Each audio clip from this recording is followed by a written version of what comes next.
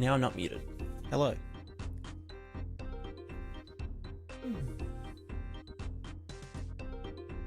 You funny boy. And another cat. Who's that cat? Who's that cat on the screen, huh?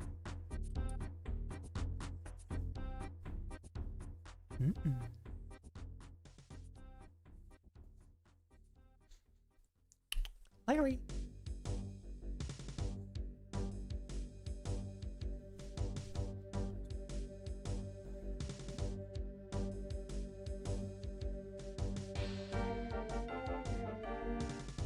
You're a good boy.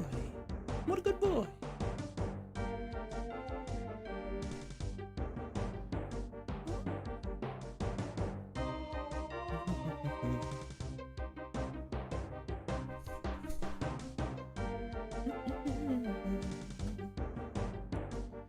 All right. Hello. Let's get the music down a tiny bit. That's so funny. What the funny? My long legs.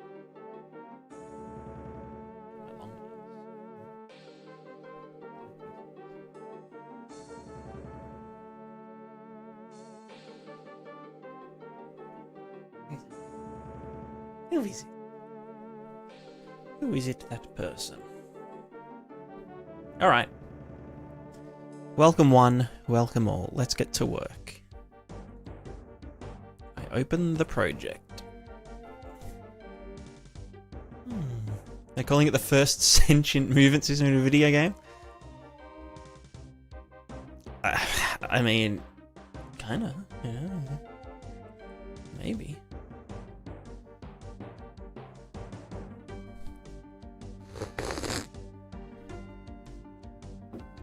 Bailiff. Is that like a bay leaf?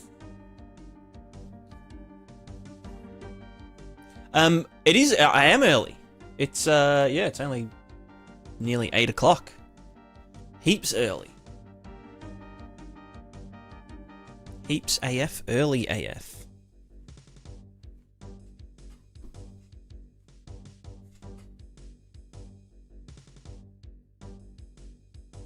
There we go.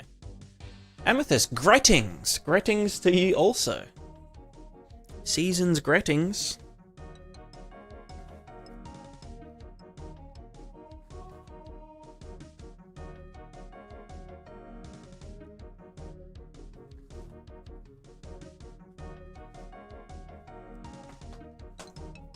Heal. Oh, there's a cat behind. Hey, Gil. Come here. You gonna sit on my lap? Chicken. Just sniffing. It's okay. He's a good boy. You can be nice. Funny cats getting along. Let me just move this a bit. There we go. Oh. Is there? I thought there's another one. All right, let us go us. Don't care about that. Let's go to this one. Plugins. It's still in the physical feat content. We go to here. All right, where did we leave it off?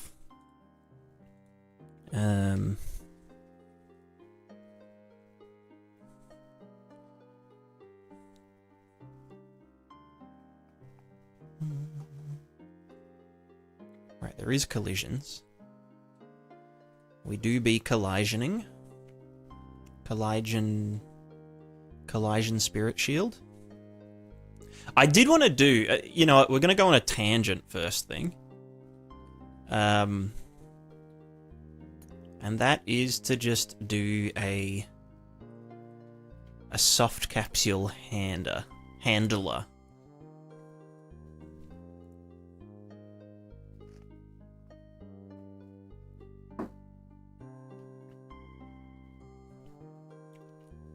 Which I'm trying to think how to do it.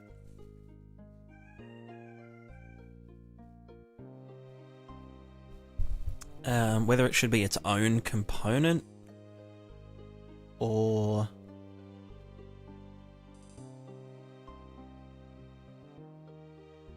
I should probably utilize the overlap stuff.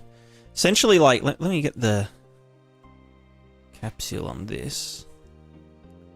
Just character. Oh no, it's in the foot thing. Or is it? Hidden in-game is false.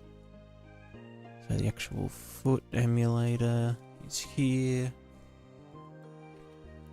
I must have done some fucked up stuff in here. Ah, right.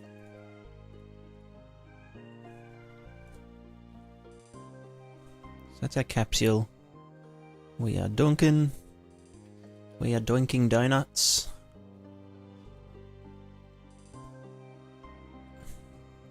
And obviously we need to deal with that as well. But what I was thinking, yeah, the soft collider.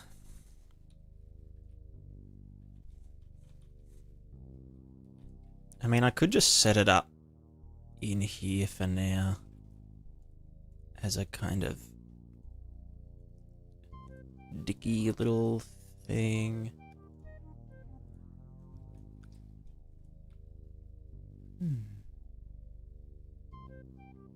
Garvey, using your plugin Prismatic Escape, wondering if it's possible to use your wind render target to make a directional wind with Niagara. If you mean like global directional wind, you could, but I probably wouldn't, because the simulation bounds is only like, you know, this big around the player. But you can use all the functions, or you can like blend it together. So,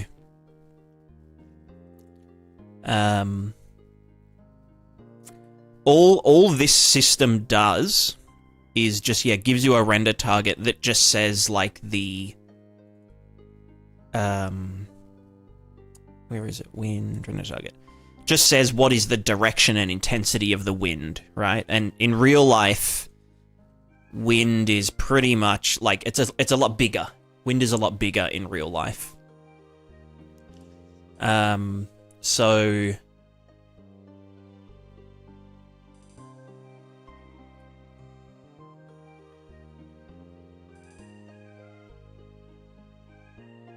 yeah, so what I tend to do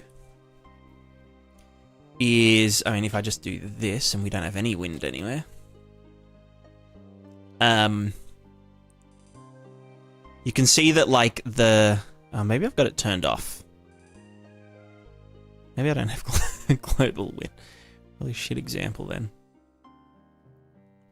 Basically, you can feed in just a global wind value.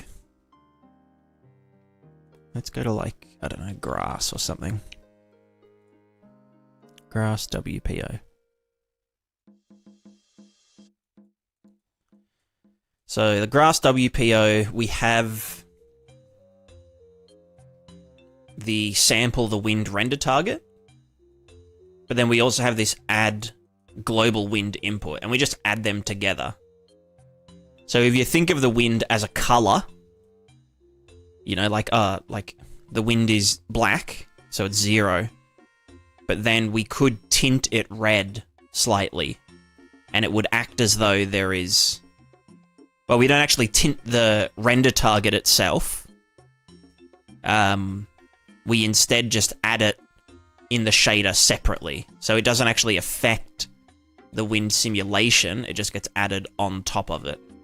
So if I went to whatever this grass is... Pardon.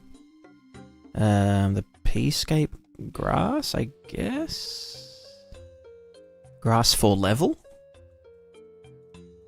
This is RVT, blah, blah, blah, blah, blah. Okay, so if I go global wind input, and I say, you know, 0.1 in the red direction, then the grass will be acting as though, you know, a wind level of 0.1 is blowing it around. And if I went and put that to, like, you know, 0.5, then, you know, the grass is now jiggly. And then the same would happen, whatever these are. I guess they're like a... What are they called? Plant? Actually, where's this from?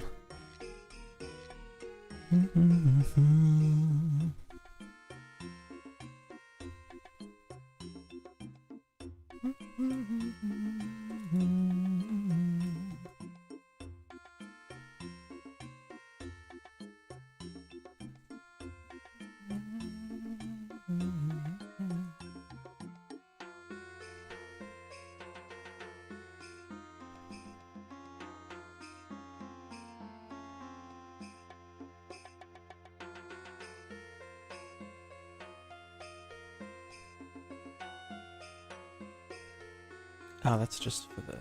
Yeah, okay. Was it to do with your tall vegetation? Yeah, so the tall vegetation... I was just looking for that. Let me just see. Foliage... Maybe it's just using the old...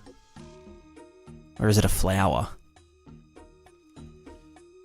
Maybe it is a flower. Yeah, so if I just gave them a global value of 0.5, then they'll act like they're always, you know, in you know, wind. And then when I actually go into the level, you know, they'll already be blowing around and whatnot. But then the wind will add to that. So I can, like, blow them back the other way still.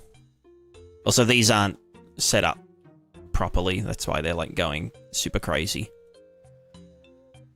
Well, I'm using a different wind algorithm, which is a bit more physical. But yeah... It can go above 1, so it can kind of make things explode right now, but yeah. So yeah, you can see everything's already got wind, and then we can add the simulated wind on top of it. That's how I would go about it. And the nice thing is that it's cheap, because I'm still using the same, you know, like in like the WPO functions that I've set up, which are just, like, for particular things. You know, they're using, like, the wiggle and the jiggle and the swaying back and forth and stuff that the simulated wind is, you know, causing. And then the global wind is just pretending that there's a bit of simulated wind. So it uses the same stuff. We're not, like, doing a... We're not doing, like, you know, a wind WPO as a whole separate thing and then adding the simulated wind function on top. Where we're just using one, you know, jiggle and bend and whatnot, and they're being driven by just a texture and a constant value. And yeah, that global value can be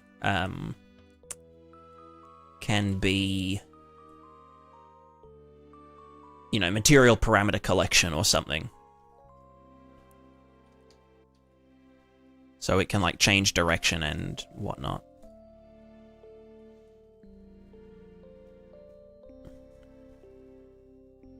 You could even do something like have a panning texture. Panning texture multiplied by the direction so that it has like gusts of wind and whatnot. So if I just got like, you know, clouds,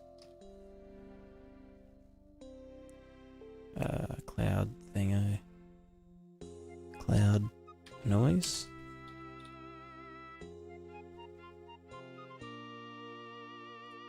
Whatever. And we just did like a panner and put that into here. And yeah, divided by some big number. Oops, wrong thing. God, I haven't done materials in a while, have I? 10,000 or something, who knows? Multiplied by this.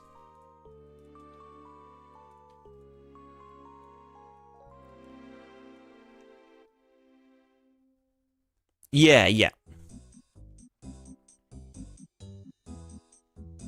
So now we've got a panning noise. I think it's panning really slowly. Yeah, let me just put that up to, I don't know, 1,000.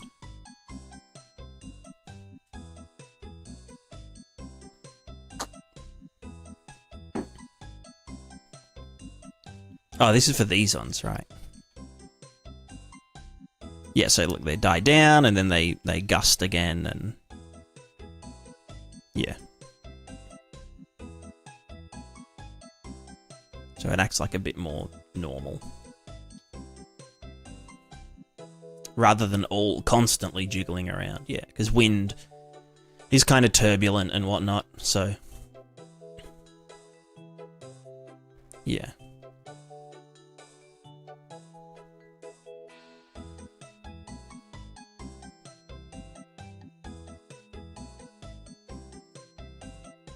That should also be,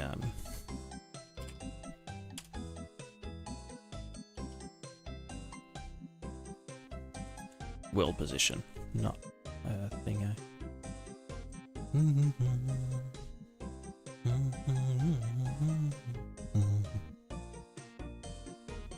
Yeah, you could also do it with like sine waves and stuff.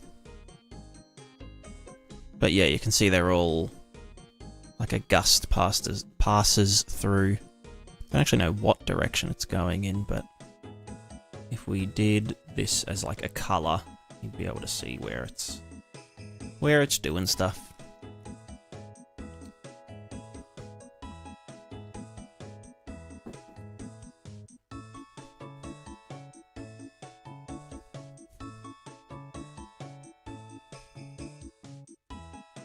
Right, it's moving this way, but blowing that way. It's not how it should be.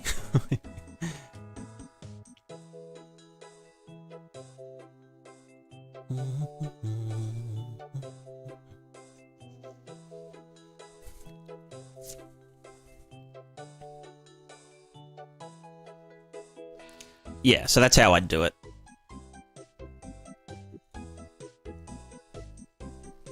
And then on top of that, we get the simulated wind also.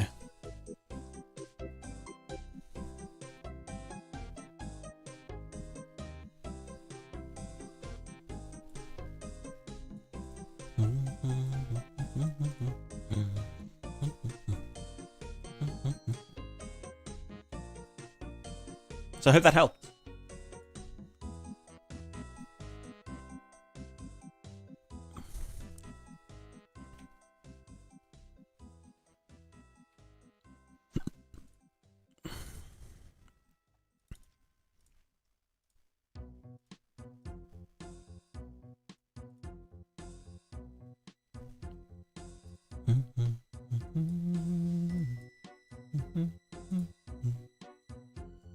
Oh good, oh good.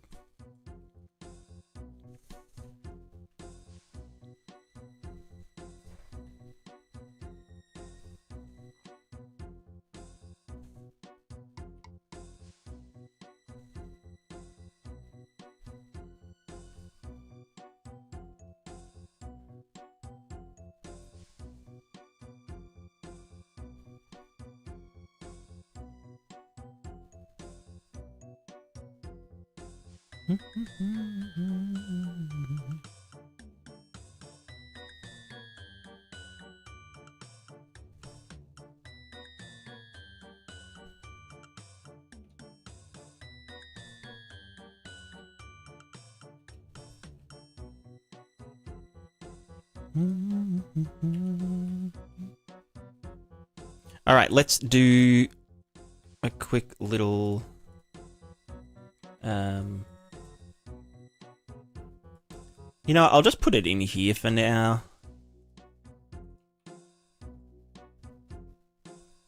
Yeah, fuck it. Let's just do like initialize the thing and get the owner and get still waiting your next video about Grid 2D. Soon TM. Soon TM.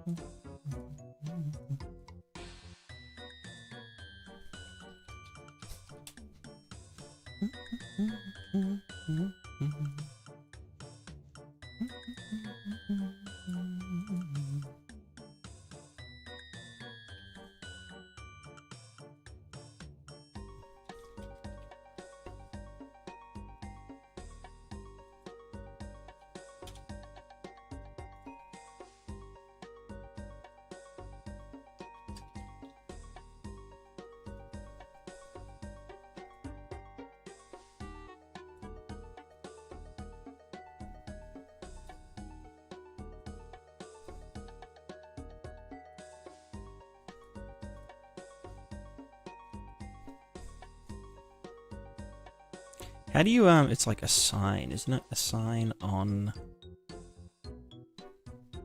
overlap.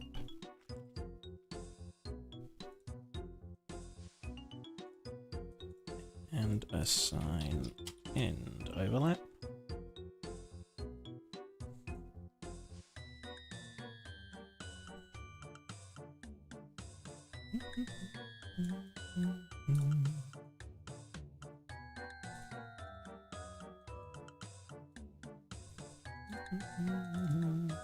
And also collision response.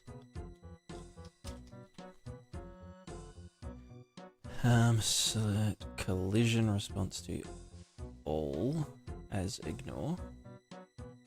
Actually, I guess it would be overlap, right?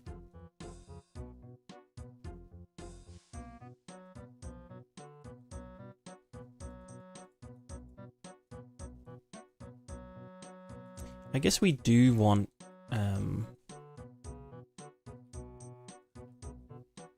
but we can't really tell.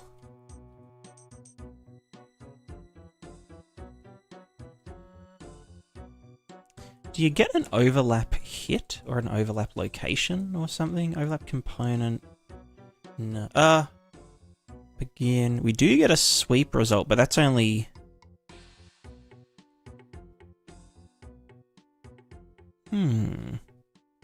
Hey guys, the character is good. It's good. It is good. I'm just doing. Well. Yeah, this is it now. Oh god, that was a nightmare. Oh, is that because... Right, because I've got this other capsule in. That was terrifying.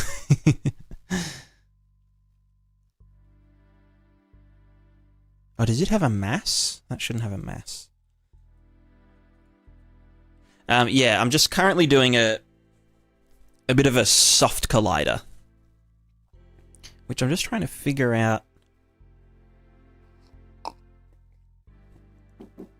a nice way to do it, because I'd probably want soft collision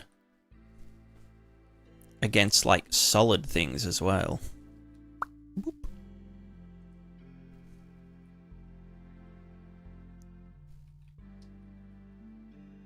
Like that, we'd want that to like push us back slightly.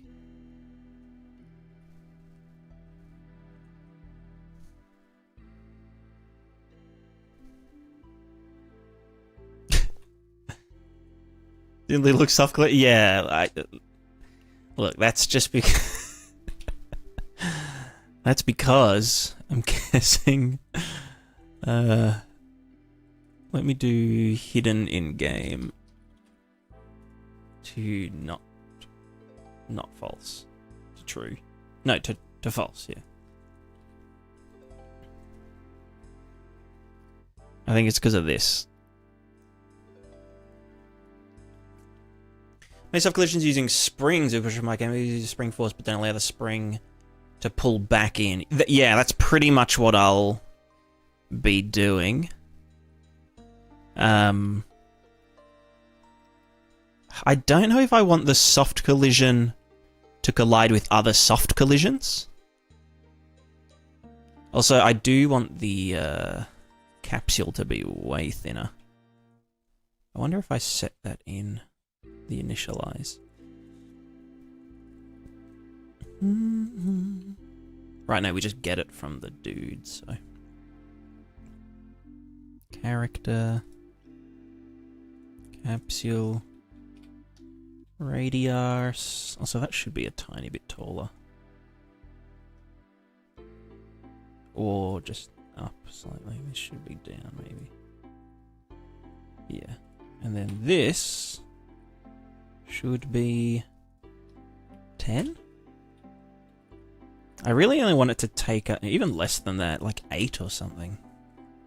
Like literally just a rod. Also, maybe I'll put the mesh back slight. Wait, why is the mesh forward slightly? Who did that? Yeah, cool. Yeah. Fuck's sake. So, she got that radius. God damn. Sticking out the gat for the Rizlaw. La Rizlarino. Whoa, sheesh. Alright, let's just set this to ignore all collision.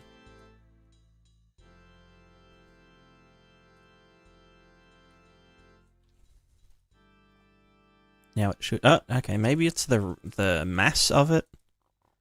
Self-capture, set mass override. In KG 0.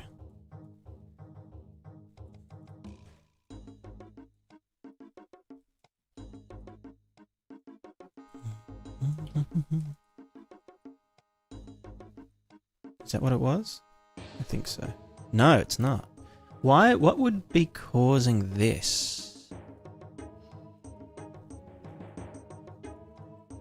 I wonder if this just happens regardless. Maybe it's the No,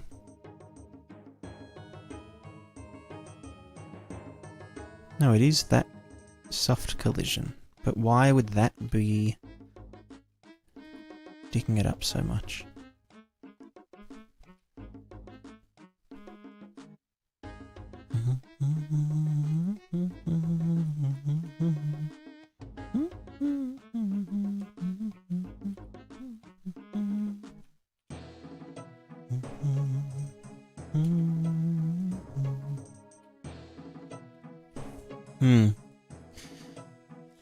Yeah, so with... you know what I could do, and it's probably just cheaper to do it this way, is just a fucking sphere trace.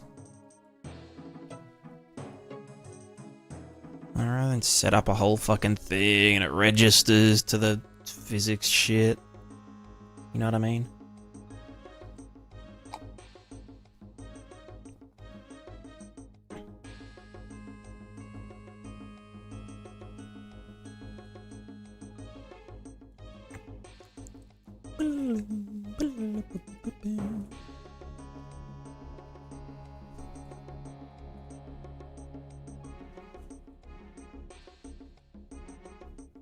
Yeah, I'm just thinking, with it, if I was doing a sphere trace, you know, and I can probably eat these now. Selecting penetration to occur. Well, so currently the character runs on a like a soft colliding, like extended point mass, or a point mass extension. So if I get the traces visualizing, or actually, Yeah, no, I can do this for one frame. So it's literally just sphere trace out the butt. And, you know, don't let it... If it exceeds... How do I explain? You know, I'll explain it. And Amethyst, you should listen, because this will explain... This is what I was trying to explain the other day. So basically we have this trace, right? And if I wasn't... right, true.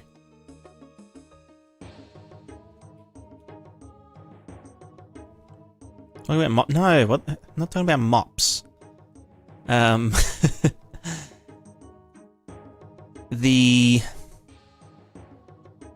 Oh, they're getters. Where's the freaking... Here, okay. So, without the stuff that I'm doing, this is what happens. Right? Not much. Not much happens. It's just character. That's all that would happen, right? This is the basis of the entire thing. Is physically simulated capsule. Oh, that's the wrong one. That's the gravity nullifier. I meant to do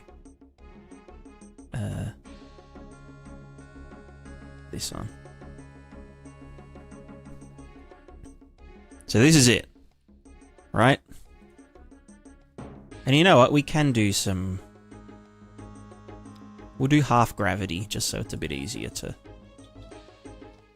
Maybe a bit less than half.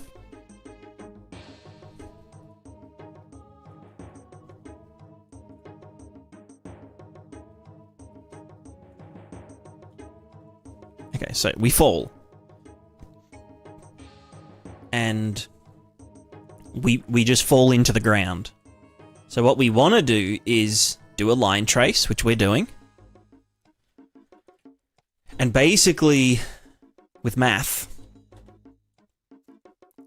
Basically, let's just say the feet are supposed to be 100 units long.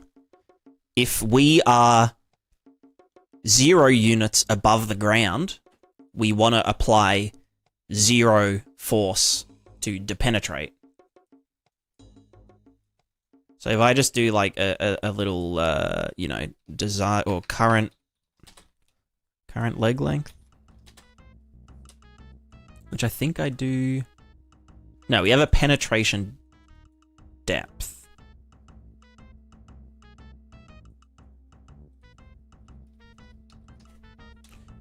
Get penetration depth.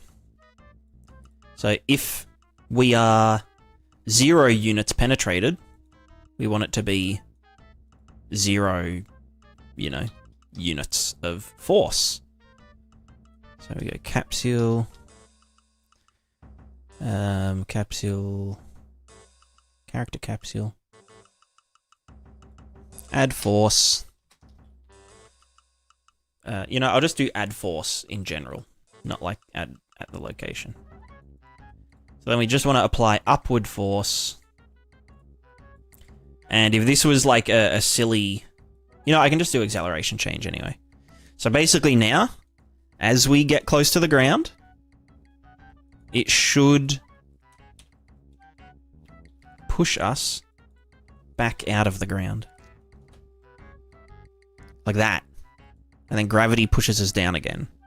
So as we get to 0, nothing happens, but then as we go 10 units beneath the ground, we apply 1,000 units of force to get out of the ground.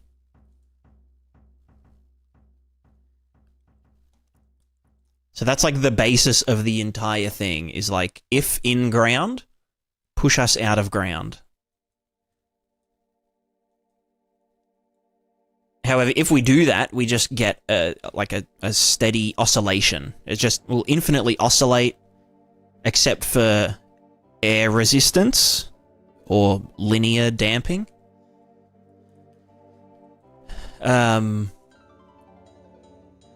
So then, to eliminate linear damping, we would get the velocity of the capsule, character capsule, get velocity, component velocity is good enough for this shitty example. And then we're going to say when penetration depth is... The depth is only a positive value, so if we use sine... Or, actually, no, we can just do depth clamped. Clamped at 1.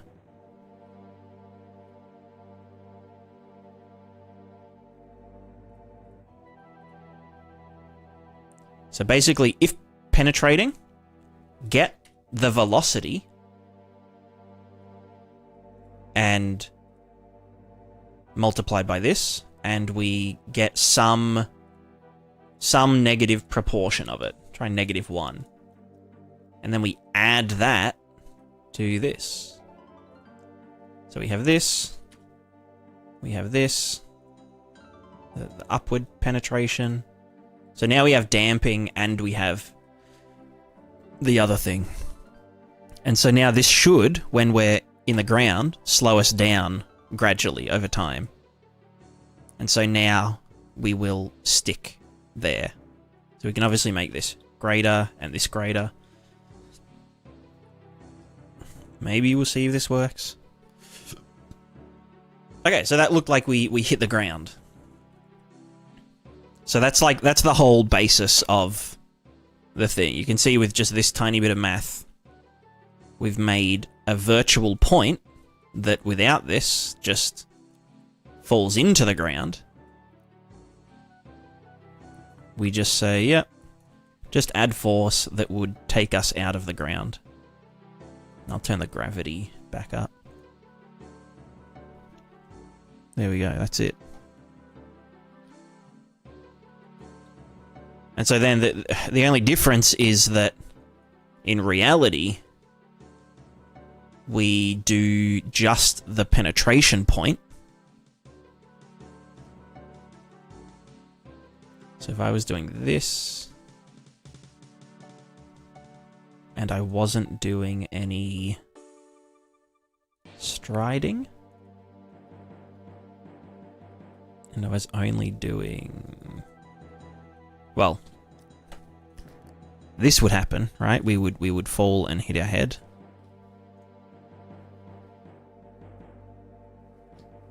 Because there's 0 friction here.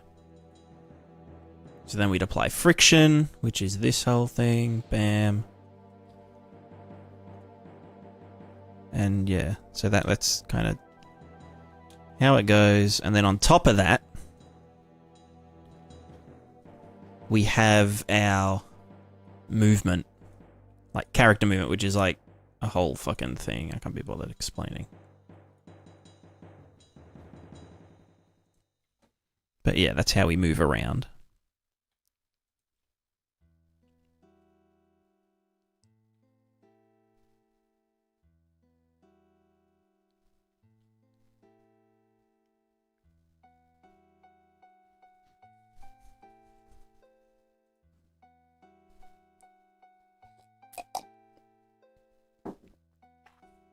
All right, let's do some soft collision real quick. You know, we'll keep that there.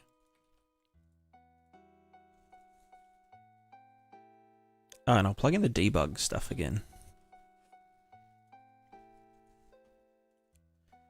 Oh, why did I unplug it there? It's silly. Now we have all our things.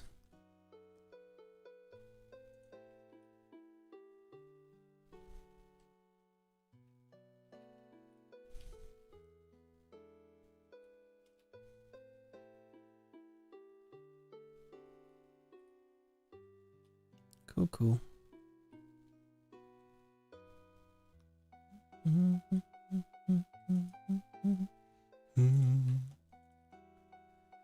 Just having clip that ignores what the character is actually doing at any time. Yeah, exactly. And the other thing about this method that I'm doing is that the character is like actually balancing. We don't just have like a locked on all axes capsule.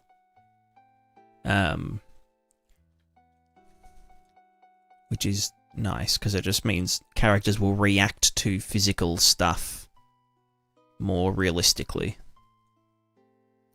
Like if, I don't know, some big-ass thing smacks them, or like boops them, like this, they can get crushed. You know, they can actually, like a mass of characters can... I don't know if I can simulate this after... Oh, I can. They can hold up a thing, you know? Like a physics thing, and like there will be resistance and whatnot. Goodbye. Is this the basis of Mover? Not quite. Mover might... I mean, Mover doesn't... Mover has like locked axes. And it's not self-balancing. Or it doesn't take balance into account. It just kind of does...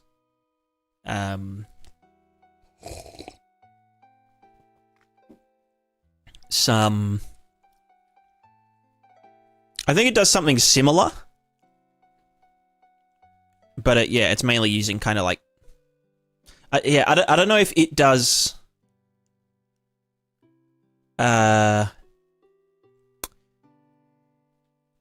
contact forces or not. I'm sure it does. Like for example, if I'm on... Oh, the other thing is that it's really easy to do two-way forces because, yeah, any force that we come up with for our feet, which is here, we just invert that and apply that to, you know, the surface that we're on. So if I'm here and I like run around in a circle on this platform, then the platform will start to rotate the opposite way because we're applying... You know, as I move this way, we're applying a backward force that way. Oops. And a character rotation yet? Not yet. Not yet. But the way I'll do it, I might even break this trace into two traces, like one at each hip or something. But I think the way that I'll do turning is... have a, like, if we imagine... What the fuck is this fucking Windows shit? So we're looking at the capsule from bird's eye. And, you know, here's like the character and the arms, you know, whatever. If we do a trace, like, yeah, at the hips, here and there, we can, if we want to turn the character, instead of using a torque, we do a, you know, if this is the forward vector, we just do this and that. And then apply that to the thing underneath us as well. So if we were standing on something and spinning around really fast, then that thing should spin the other way if we're in place. It also solves if we were on something, like a, I don't know, like a moving plank. So from bird's eye, imagine like this thing is rotating around, like some moving platform. If we were... I mean, I could do it without the 2 feet and just use torques, because I'm pretty sure...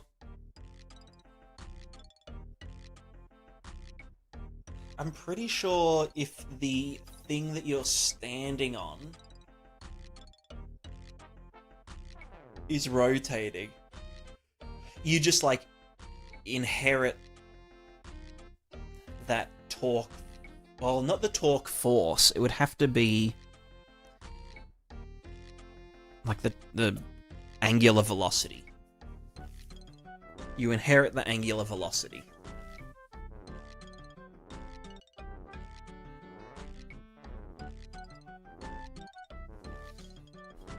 Yeah.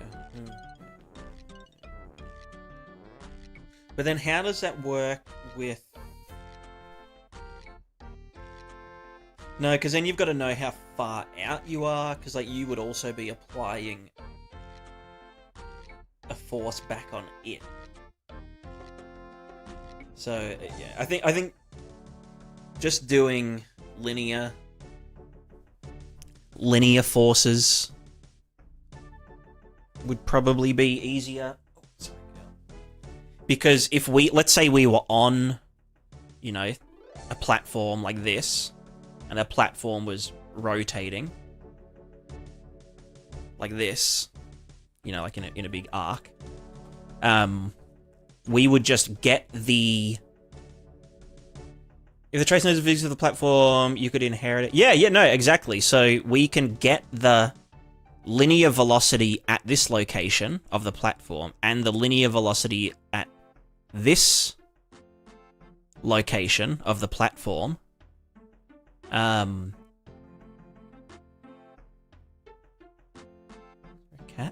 And it would be greater here than it is here.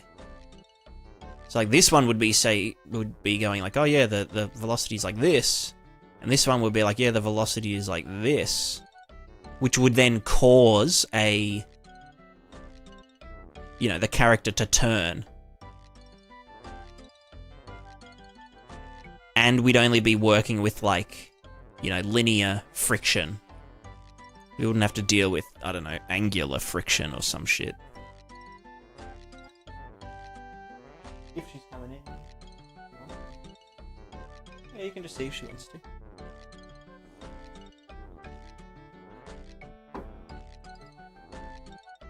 How would you put her inside? She won't let you. As in, like, just then. She won't let you. You can try. You can try. But yeah, open the door, see if she'll come in. Oh, right. Right, we'll try and get her in then.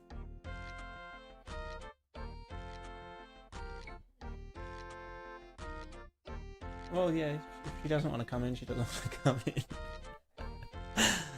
That's all good, it's all good. Yeah, so anyway, we might go to a... Sorry? It's fine. Just relax. I've lost my train of thought now.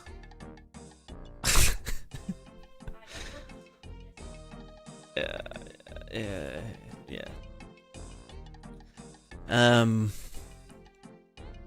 What the hell was I doing? I was going on a tangent, but I've forgotten what the tangent was.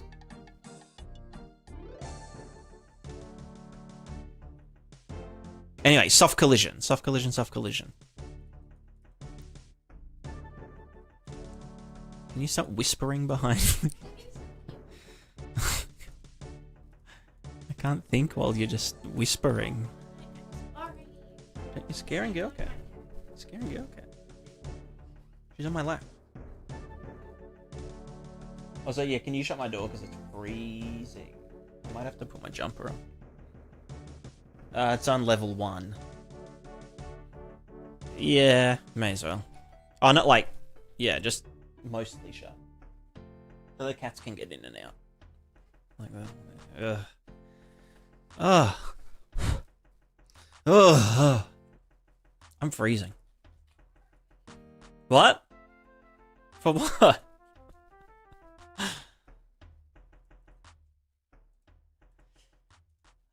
Okay. Capsule... Soft collision. Soft collision. So... Soft collision...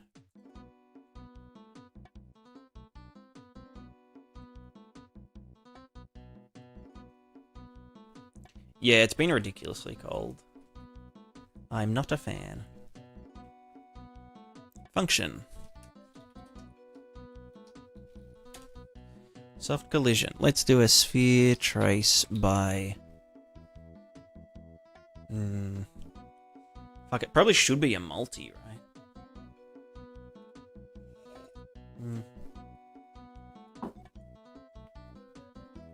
Let's get the character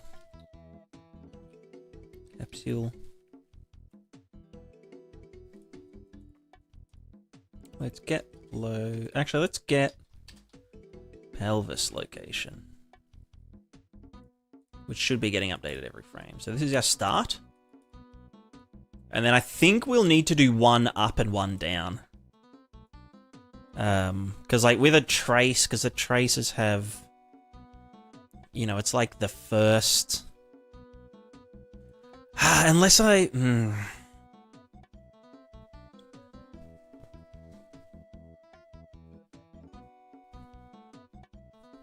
Because we can't really do a contact surface. We can only deal with contact points. Which means...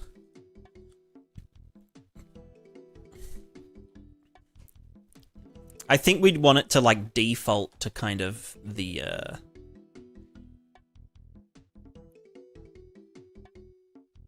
Would it be the top? Like, if I was bumping into someone...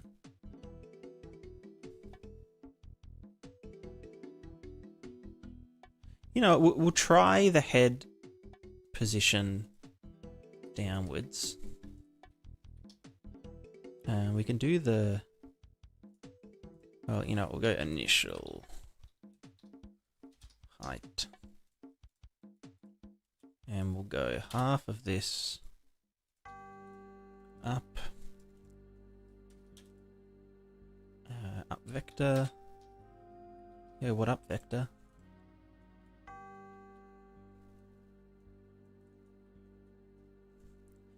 I have a question about DFAO. Do you ever notice any visual artifacts with that, like ghosting and flickering? Yes. Basically anything in Unreal Engine, there will be ghosting and or flickering because there's a lot of temporal smoothing. So in order to like make even screen space ambient occlusion will have effects like that. Sometimes it isn't as bad though, but instead of computing like a perfect, like the perfect ambient occlusion per frame,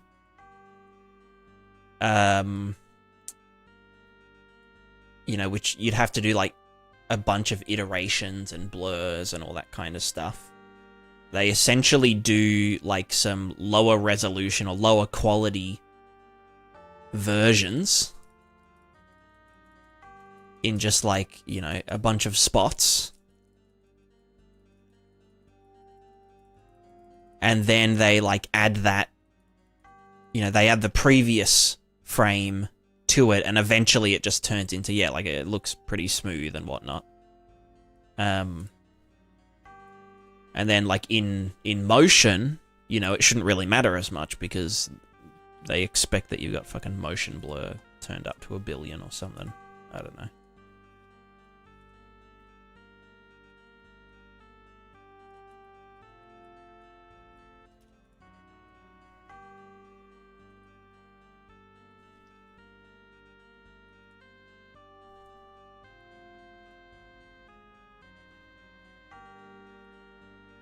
But yeah, there is and will probably always be some dickery with that.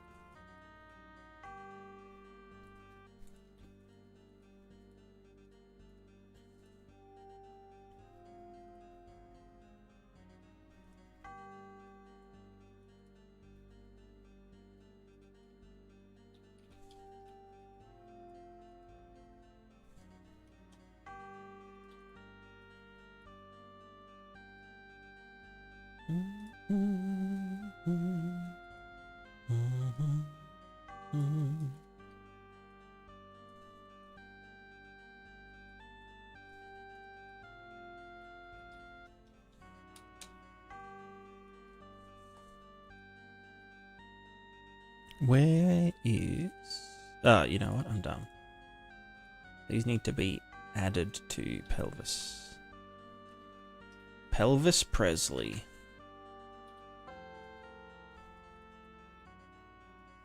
Were you jealous as you were plugging a house with that? I think, not sure. Yeah, there's ways around it. I think you can you can make it look better, but it costs more because it makes it more perfect per frame, so that it resolves quicker. Or you can just make it lower quality.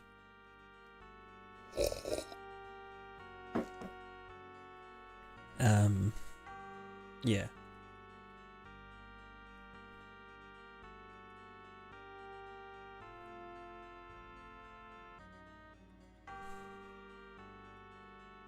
Which, like, in my project, lower quality's fine, because I just slap a fat cell shader over the entire scene. Alright, there's our soft boy. Soft collision. You know, we'll only do... Oh, because the radius as well.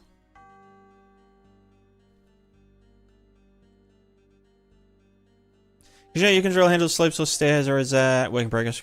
I can try and show you. Currently, you just boink up them.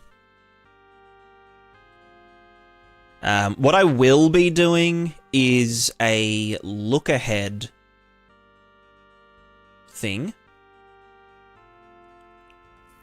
So we'll be looking ahead by whatever the velocity is. And there'll kind of be two things happening. Basically, if we are here, let's say we're red. If we're here, and we're like, looking ahead, and it's like here,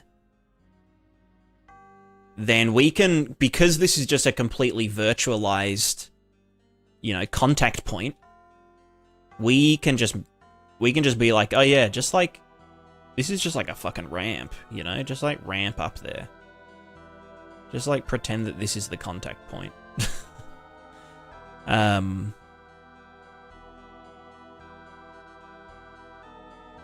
Yeah.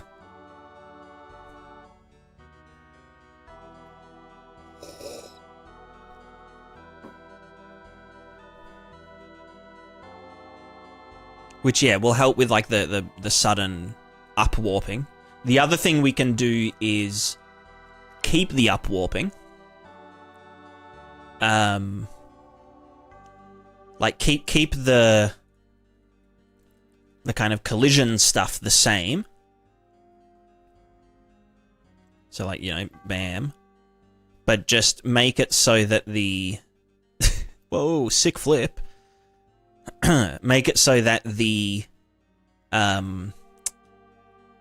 pelvis tries to maintain, like, a stable, like, velocity, I guess. A stable... The pelvis point should try and keep a smooth height from the ground. So if I did this, if I was looking ahead, then the pelvis should start lowering itself before we move off the ledge in anticipation. And then when we go here, the feet kind of spring out so that the pelvis, stays where it's... So like we would... I wonder if I can just do it with crouching. If I wasn't doing our thingo. Desired leg length. Here we're changing desired leg length based on acceleration. So if I like do this, this is how we jump, by the way. So if I was up here and we're walking and I crouch and okay, I timed it wrong. So we crouch before we hit the ledge. And fuck, I did it wrong again. We would crouch before we hit the ledge. And then when we come off the ledge, our feet would... That's a fucking... Anyway. So yeah, steps and slopes should be fine. Well, steps and slopes are fine. Actually, there's one issue with slopes that I need to try and figure out. Which is... It might just be a case of, like, a constant force. Constant upslope force, but... Let me just get this or something.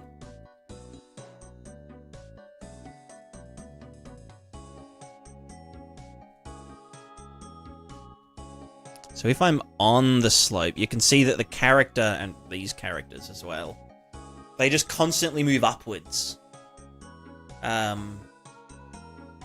Which is just like, it's a thing. It's just a thing that happens with inverted pendulums.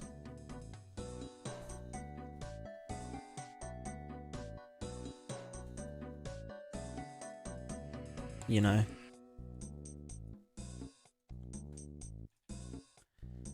How to crash out like two... Well, look, to be fair, I did crash out. Well, I didn't crash out, but I've pivoted from the initial goal and moved to a more simplified one, and I've only been doing the simplified one for like 2 days or 3 days now. So this is like fresh project. Or sub-project.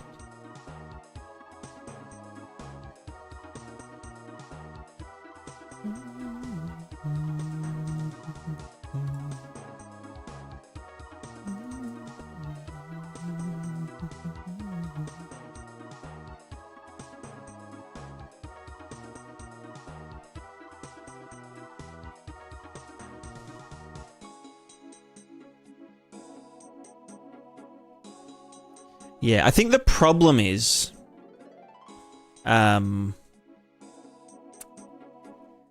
or a problem is the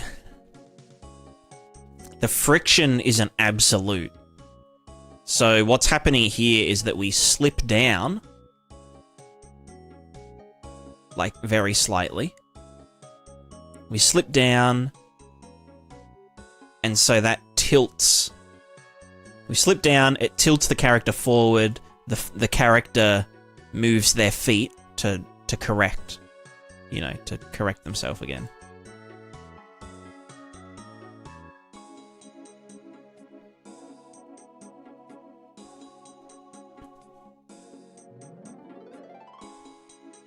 Yeah, let's just do some soft collision to get started.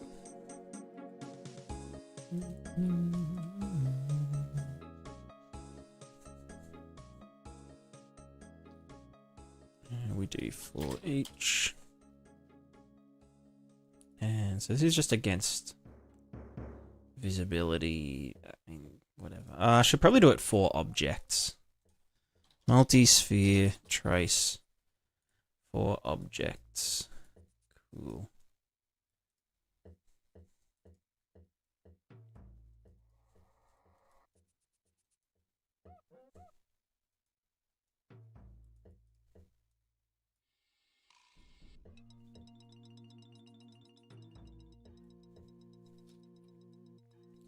And object types are gonna be world static, world dynamic, pound, physics boy.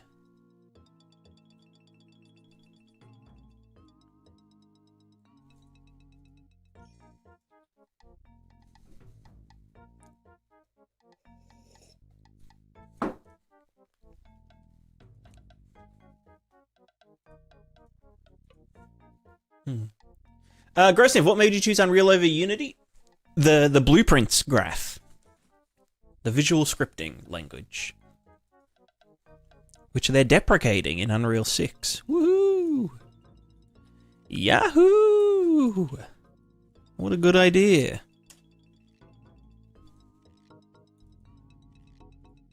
We can do length here. Or, oh no, length is, yeah. Number of entries. I think last index. So then we do the normal. Well, okay, no, let's do... I need to know what is the...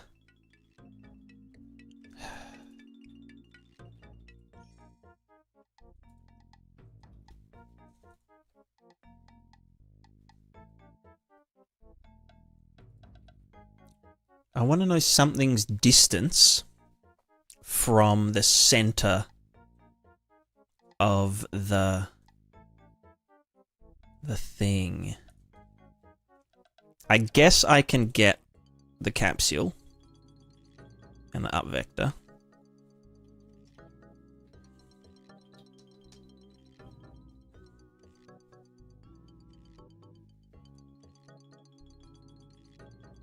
So we basically want to know if we had a capsule. Capsule. What is... we probably want to do it around, like, with the end, though. So in that case, we'd want to go here. And then be like, where the hell? So now it's like the prismatoscape. Shader logic. Alright, give me the Google Smart Search. How can I find the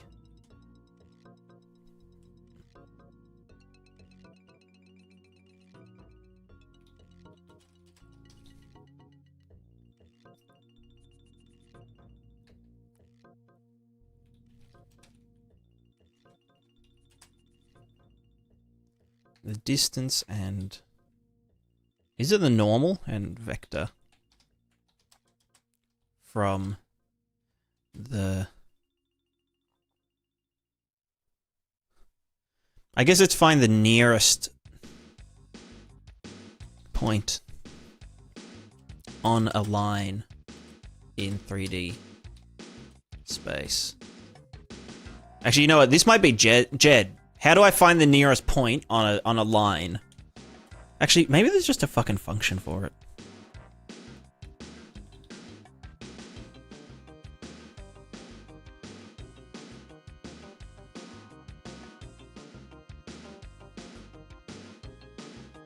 Nearest points on line segments. No, that's not it.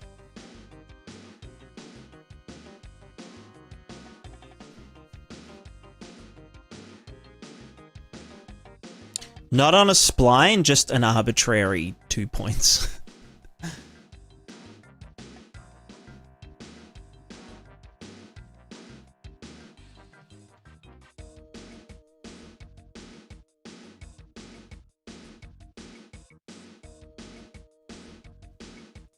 But I mean, I know how to do it like on an infinitely large line, right?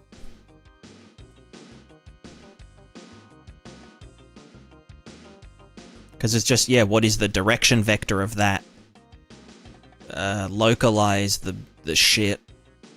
And then, like, essentially squish the point. So, like, if it's here, then it's like, okay, squish, you know, the tangent. Squish everything. Essentially scale all of these by the line, you know, and it'll kind of... No, sorry, the other way. Along this vector, which would bring them all... I don't fucking know. Find closest point online. Okay. Closest. Find closest point online. Line origin, line direction.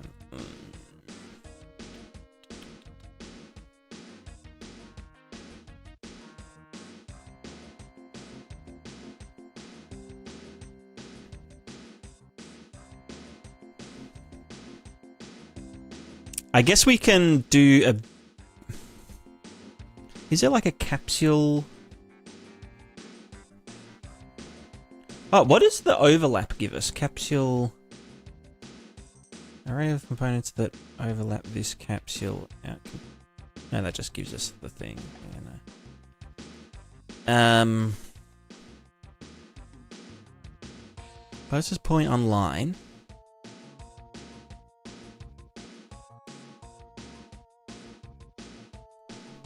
Find... How to find closest point on finite line.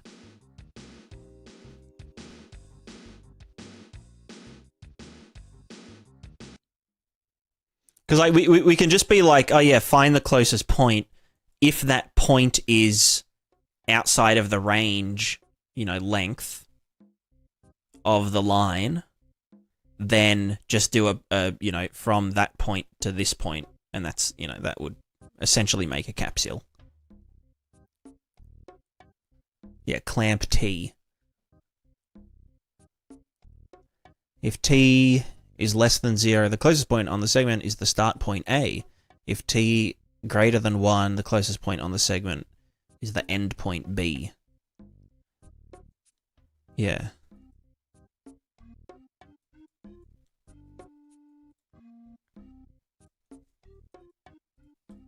You know, I can probably work with this. So the up vector is the direction. Origin is this guy. The point is the impact point.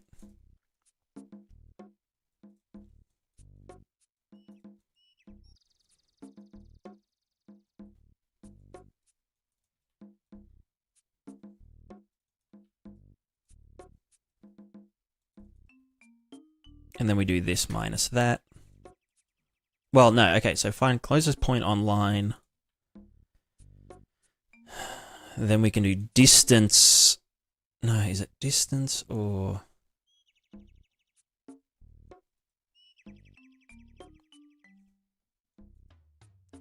You know what? Let's just fucking... Let's not even worry about capsule shit. Let's just fucking YOLO. Just find closest point on line. Then impact point minus the center of the capsule gives us the... Well, it's the direction and magnitude. So we need to invert... We have the radius that we're doing, this guy here. So whatever the radius is... let's just do a reroute. Let's get the length, sorry, length. Vector length, so it will be the radius minus the length. Gives us our push strength. Or is it? The radius of the thing, yeah, radius of our dude. Big fat thing, distant. Yeah, so that would be 0 if it's just touching. So then we want to do the normalize of this guy multiplied by this guy. That's not the fucking... Bitch, you're supposed to be a... Oh my god. Just be a frickin' float. And then also multiplied by a... some kind of force. What would the force be? Gilcat, what's the force? Fuck it, we'll just do something, 1,000, whatever, and then just for each of, oh, and then also, hold on, divided by the number of things that are thingering. Oh, you piece of shit. Divided by... Can you divide them by an integer? Apparently so. Because if there's multiple things overlapping it, then it should distribute it evenly. So that, yeah, like if we, yeah, so if they're non-moving, then whatever. So then we just do add force at like, oh, fuck you. Add force at location. Bam, bam.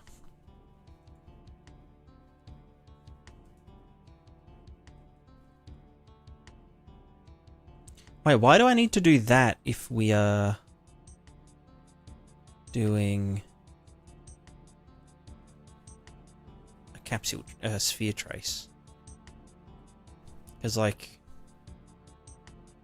the annoying thing is, like, if we...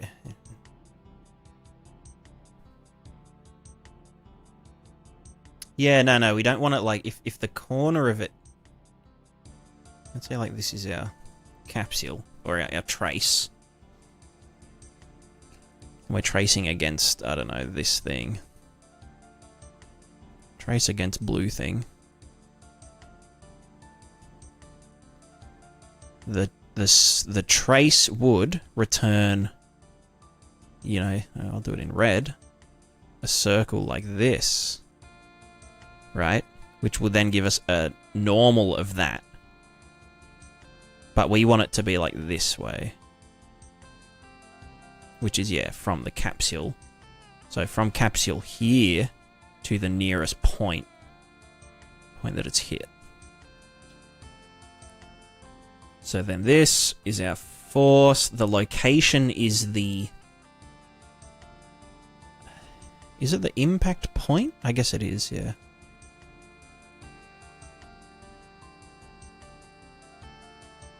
And then we just flip that around for the other guy. Hit component is simulating physics. Wow.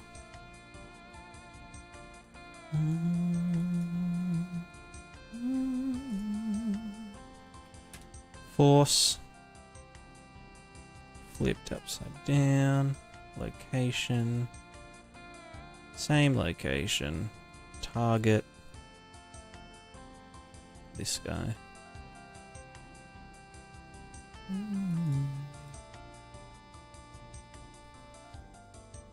Let's see how it goes. Question mark. I'm not drawing it.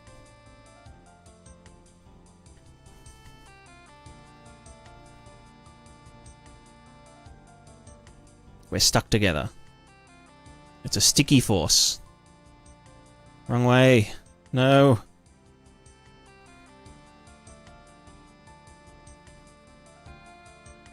It should be this.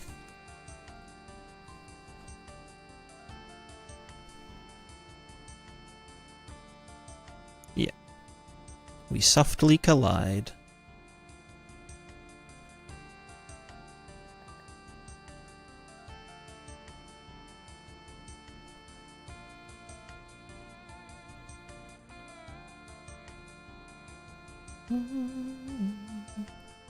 Yeah, it's not terrible. It's kind of jank, but like, whatever.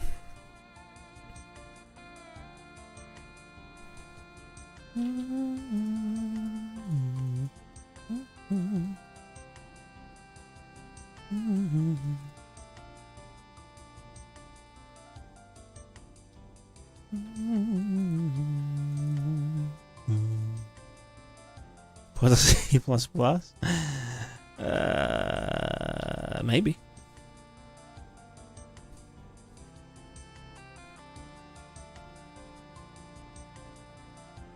It's a bit strong.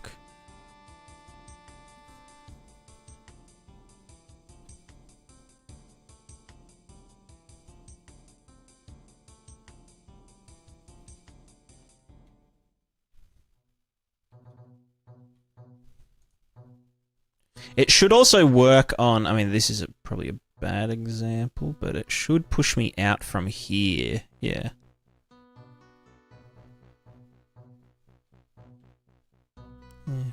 Multiply by the character. Yeah, yeah. Well, actually, it would be by the effective mass. Oh, actually, no, it shouldn't really matter. As long as it's, like, the same on both sides.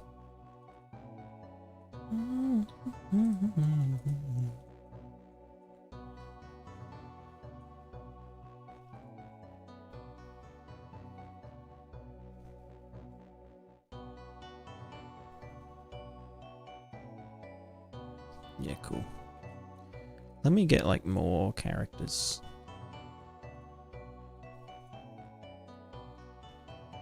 How many line traces can we have, like, being visualized at once before it all falls apart?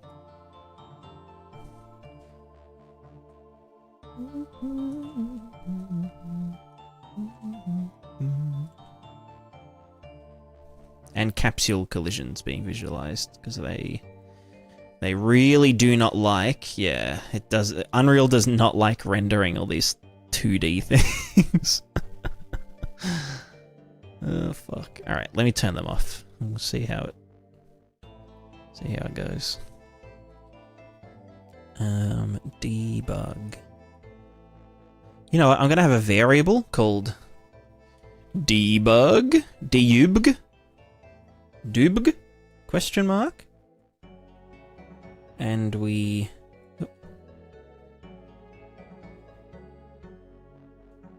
Where the fuck is the... Debug fuckfest, there it is. Dubg? Only when yes, dubg. And then we also do... On the traces and shit. Draw debug type. So, well, yeah, select enum. Select enum if true for one frame, if false, known. And then we do the same in whatever the fucking little thing is. Oh, there's also in here a set hidden.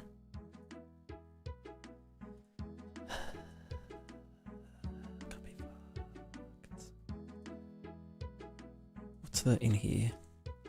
Anywhere there's a fucked up trace. There we go. Alright, we still have our collision.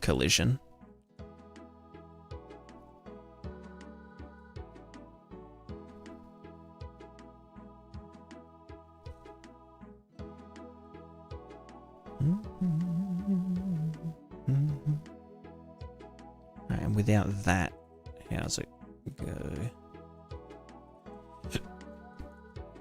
Pardon me.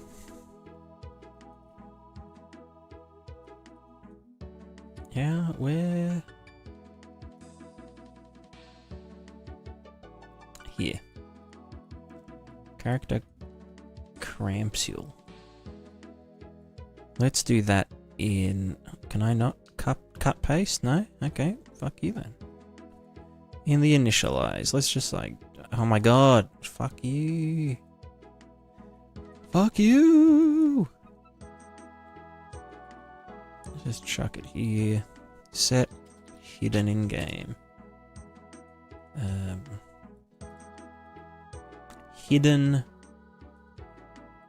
if debug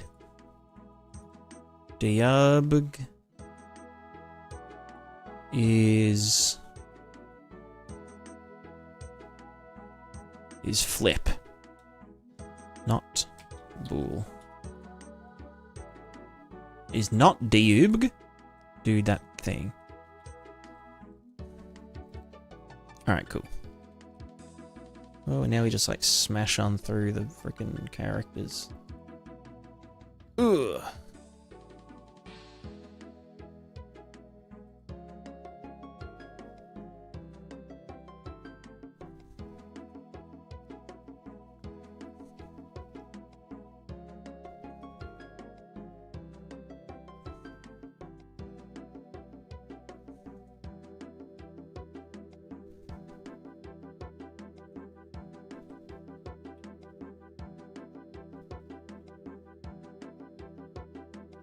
Yeah, it should probably be multiplied by the mass, but yeah.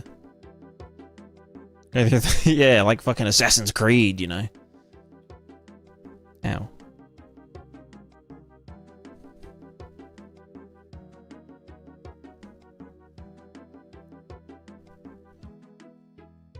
I guess I should probably also, like, dissipate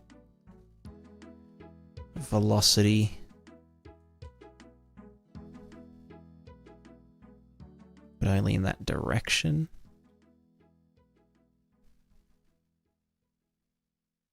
Well, actually, no. What if I did a dot product and then damped my velocity and then... Yeah, hold on. So we get the strength here. We get our...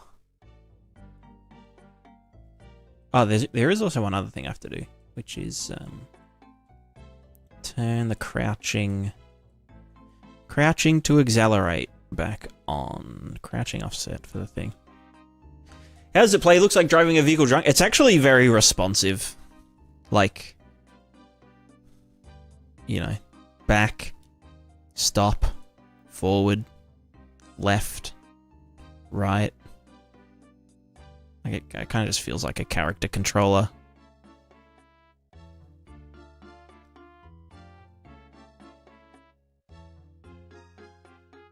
Ooh, it's chugging a little.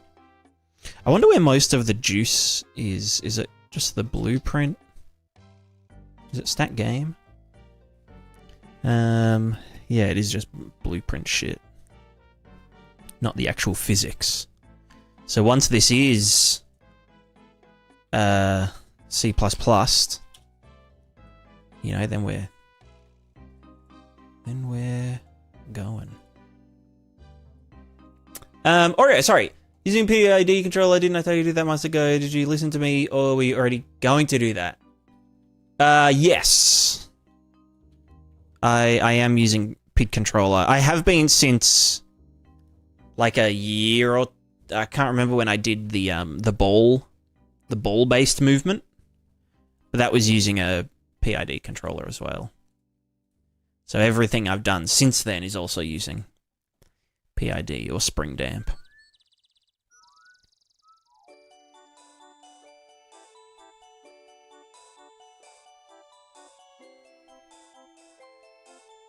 I can speed it up.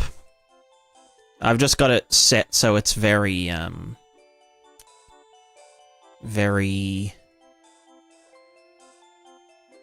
like steady and like controllable for now.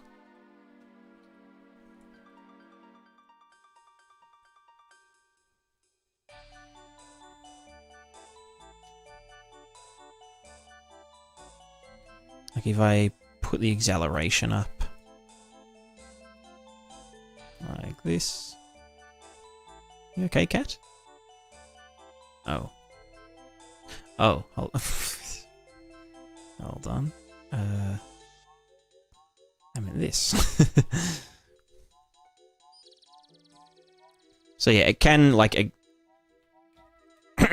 can accelerate faster and decelerate and whatnot.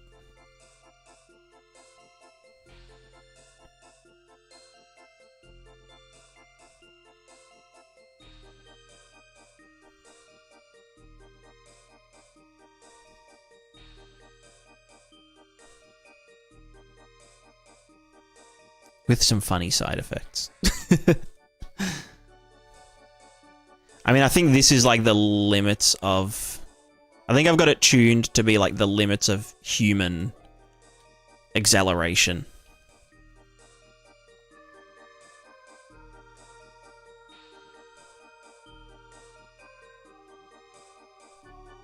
Or like, you know, comfortable human acceleration. Don't know how I'm gonna do like sliding and stuff though. That's like a whole thing, you know. Trying to get it to fall over. Oh, that was a good one. Although that's probably because this.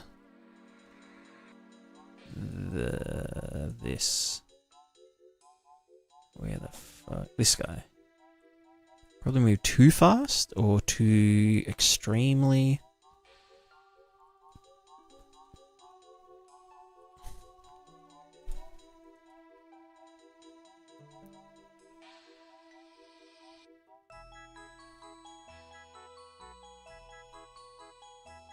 What was I doing? The soft collision.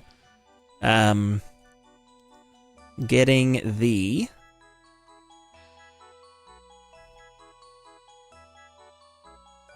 Do I just want to get the... I guess I can do it at the point, but then I have to do it for each collision point. That's probably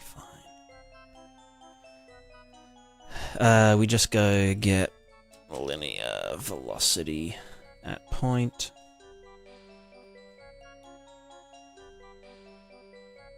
The point is the closest point on the line. And then we say some amount of the velocity, whatever that will be.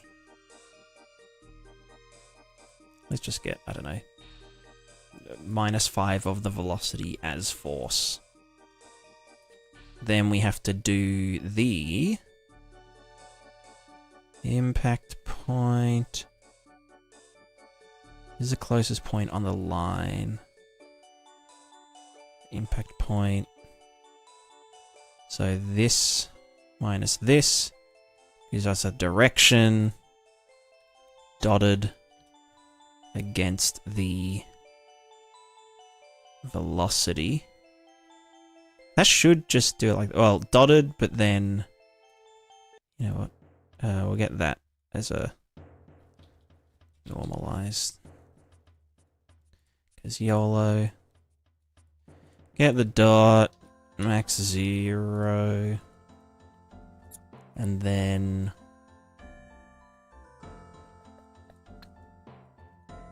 Look who it is! It's everyone's favorite YouTube commenter.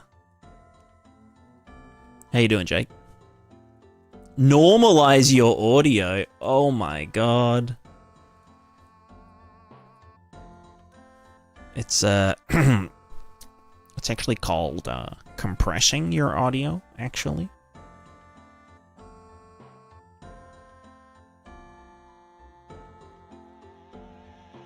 It's actually called gain reduction, actually. So max 0, this will never go negative now. So if something's... If it's something behind us, then it shouldn't do any velocity damping. Oh, we probably want this at the...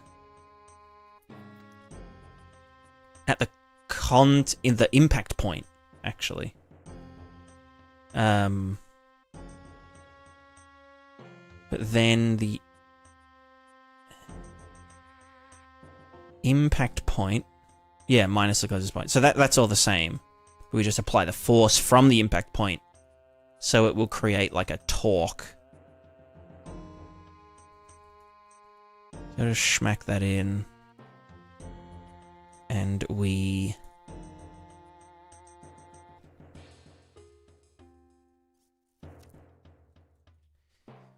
Does this need to be divided by the number of things colliding with?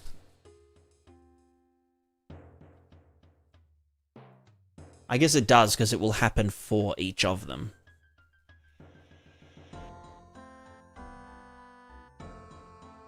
Yeah. So we'll just add that here. YOLO. Cool, cool. So wait, if we chuck this up to like, I don't know, big number. And let's get rid of some of these so they don't explode as much. I think it's the ones that are like, yeah, stuck together.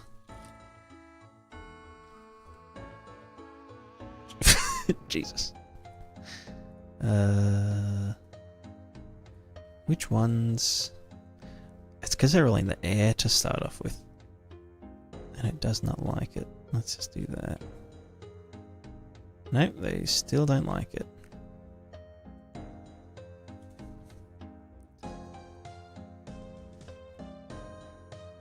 Just get rid of all the ones that are colliding.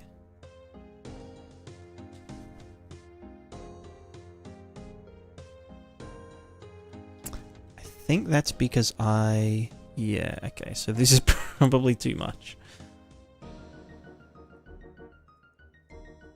Let's just go 1 and 1.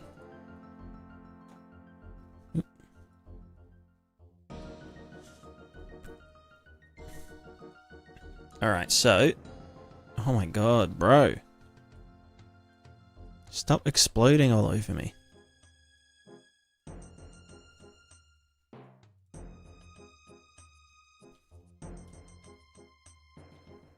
Right. Okay, so that was... I can't tell if it was a... Okay, so it needs to be positive then. So this will...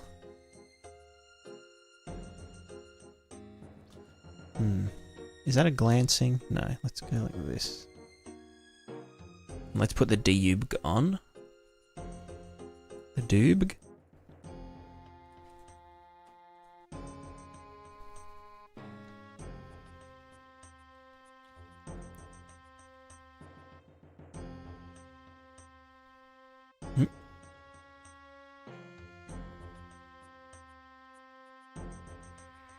Oh my god, hit.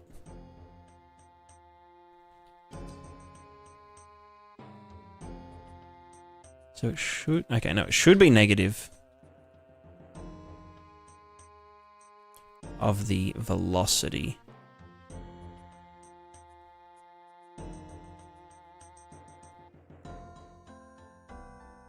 Yeah, and that should never go negative.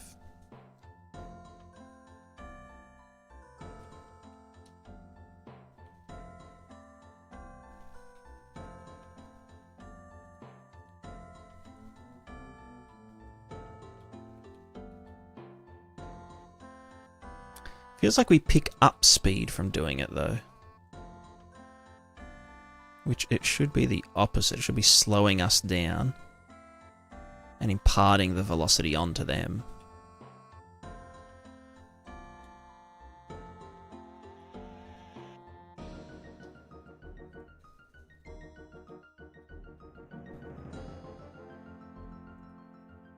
Oh, so that's better, right?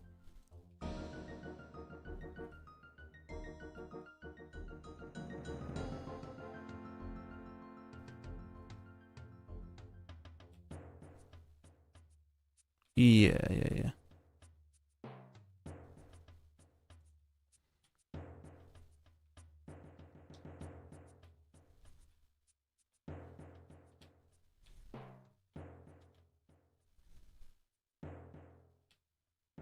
It should also impart some spin onto us. I mean, I can see it doing it to them. Yeah.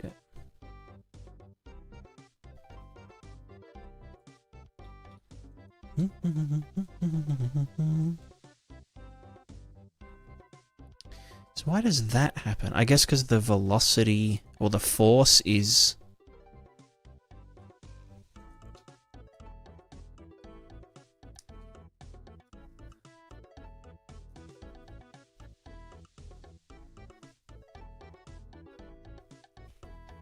I guess it's pushing them...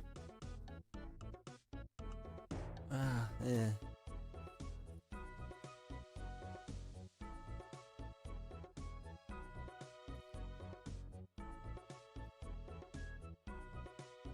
No, it's probably not worth doing that bit. We just do pushing force. But then the soft capsule has no friction, which I don't know if I like the most.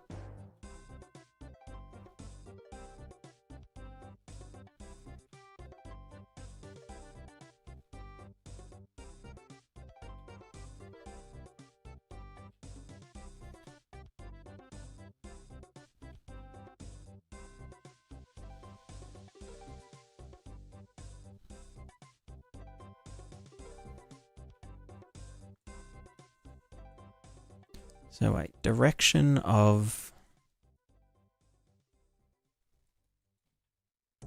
Oh, maybe... Okay, maybe this direction is from...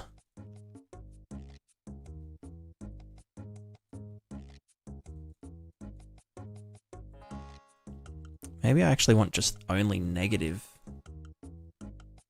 of the dot product.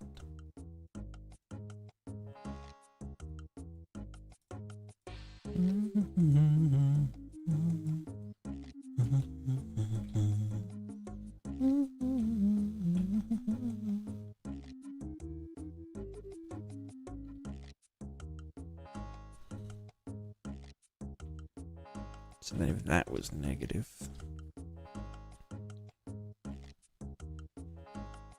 Uh-huh. It's very cursed, but... maybe a bit less. So yeah, okay, so velocity damping, it was just the wrong way around. Because we were measuring from the... Yeah, so we impart our velocity as well as... So there's a repulsion force and a... some kind of velocity damping. Let me just make the capsule, like, fucking huge. Now we're repelling the floor. Great. That's what you want.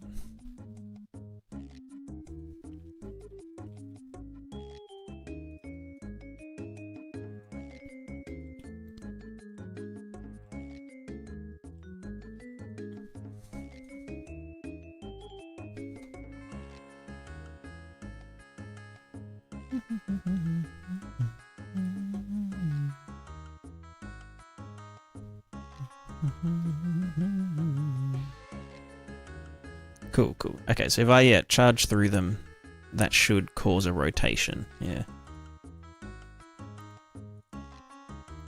So then we can be like, okay, less of that and more of that, probably. Yeah.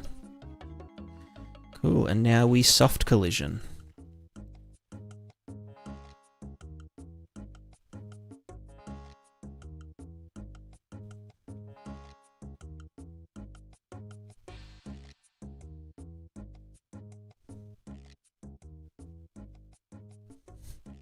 Yeah, sick flip.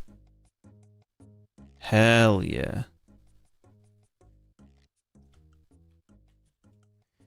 Now, obviously, it doesn't need to be that big, and it probably should never be that big.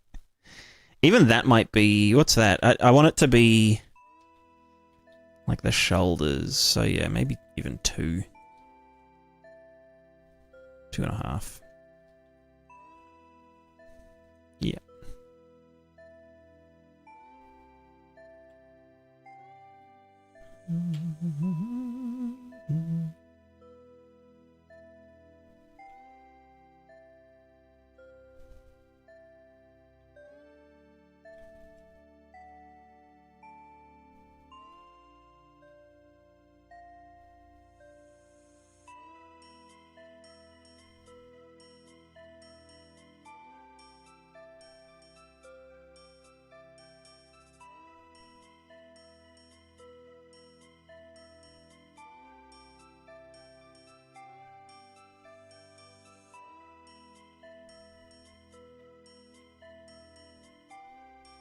Oh, we probably also want it to...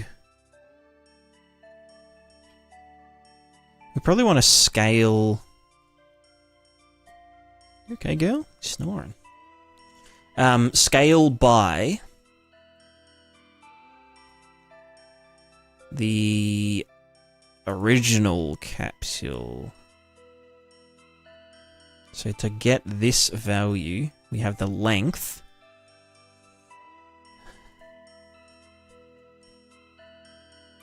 We want to do, you know, we can just fucking map range. Clamped, whatever. Outrange between, no, sorry. Between this and this. Oh, fuck. Between this and this. No, what have I done? This and this. No, wrong way. No, yeah. The thin capsule and the big capsule give us a 0 to 1. Or actually, no, a 1 to 0.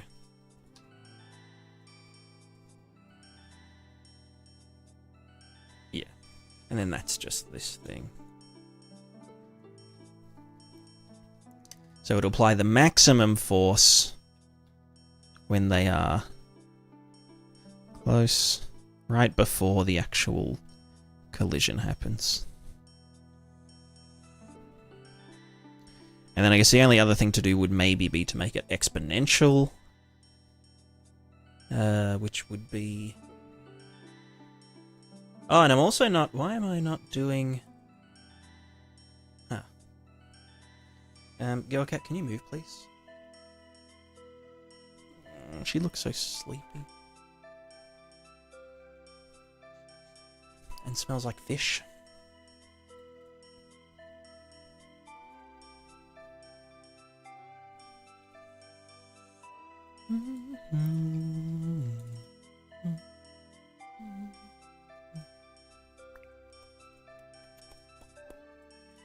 If this is just getting used for... Well, that's getting used for the direction. But let's do this and that. So that that's a positive repulsion force. And then this is a positive dot product, which then makes this a positive velocity impartation force. And then that also needs to be scaled by this. Excuse me, girl. Up, up. Alright, I'm going to take a quick break. I need a little snack. BRB.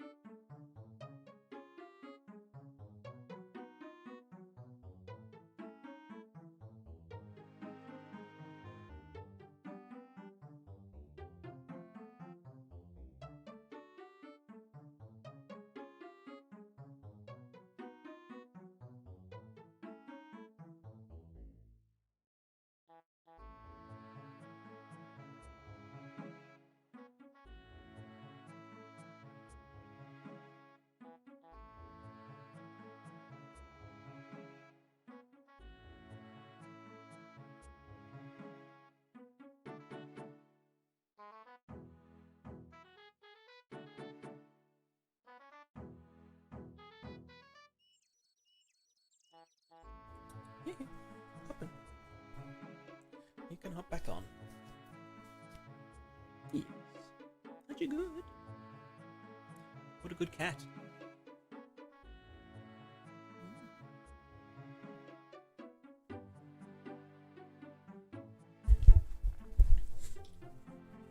We've been letting the cats outside for a play, and they are loving it. They're fucking loving it.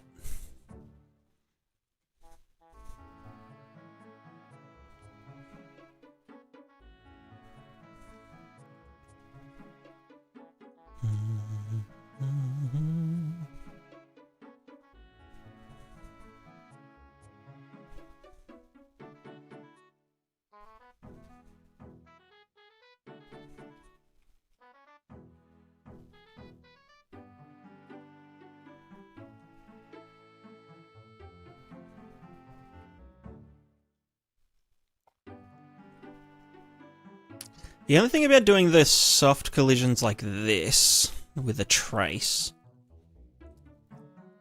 is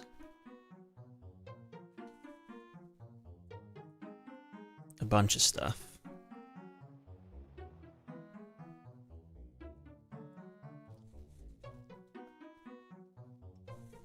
You know, it's good enough for now for testing and stuff, but yeah, if we... Like, it should be... pressing against that. Yeah, it is cool. Spinning. Spin to win.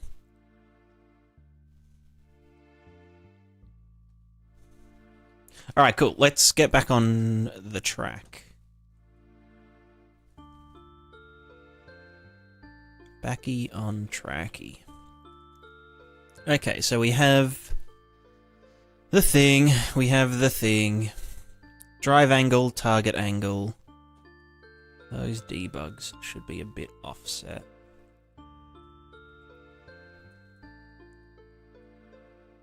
Absolute target drive angle. Let's do you.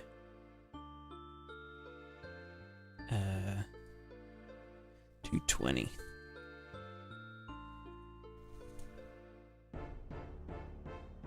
Cool.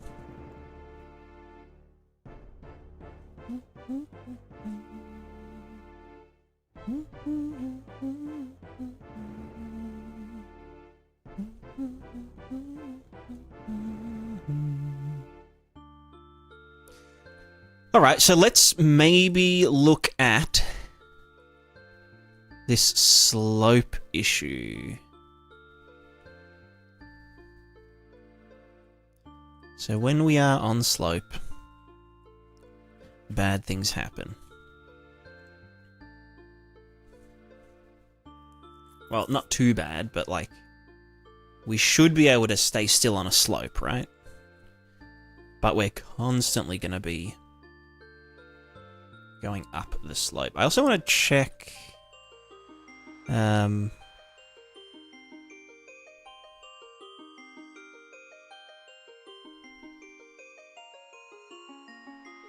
Okay, even when I just move something, it still gives me a velocity, even if it's not physically simulated.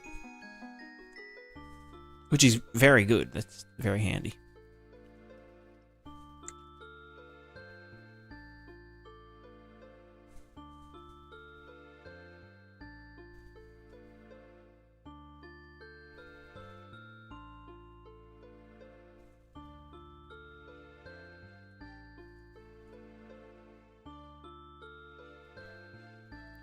I think step 1 is going to be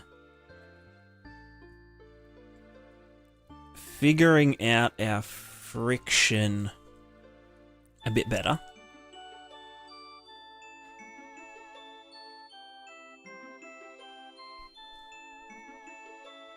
We probably need to do a little cleanup as well, because it's a big fucking mess.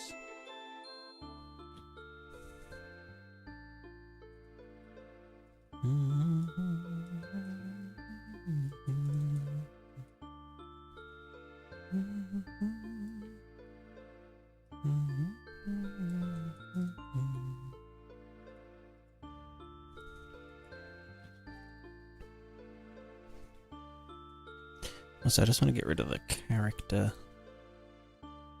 mesh. No more mesh. Cool. Where's the debug? I should have a debug for the feet position.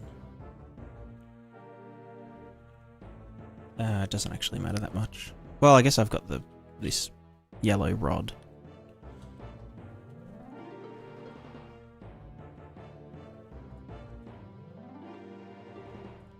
Alright, so we have our thing doing stuff. That's just doing up and down. So if we have a very slight angle. Yeah, so that's friction being kind of fucked up. So we have...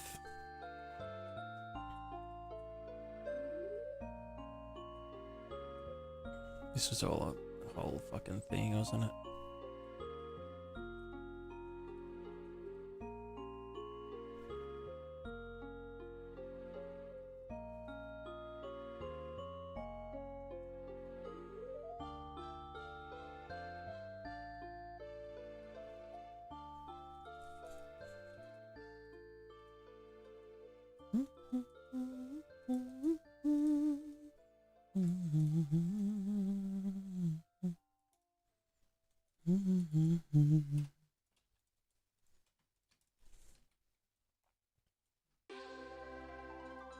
So we wanted to act as though if our rod is penetrated, we apply all the forces from this point now. We don't really care about the contact point. Aside from if this is the contact point, how deep this way is the end point. So that if we were on a very steep angle like this,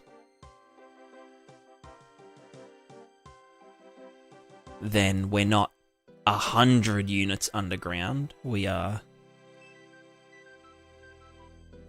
10 units underground or whatever.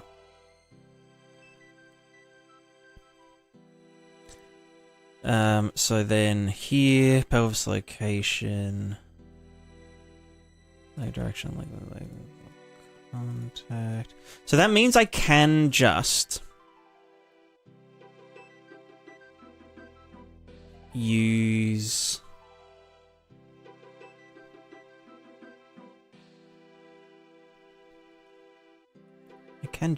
this. Because the current contact velocity is just the velocity of the point. And this, I think this gets it before physics.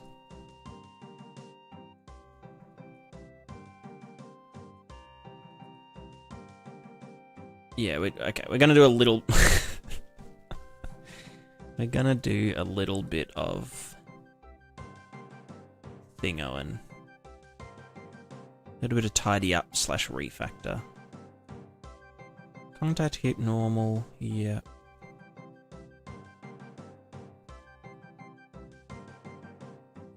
Actually, the contact hit normal should be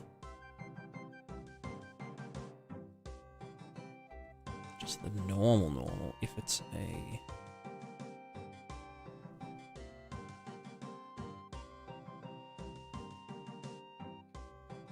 if it's a sphere sweep.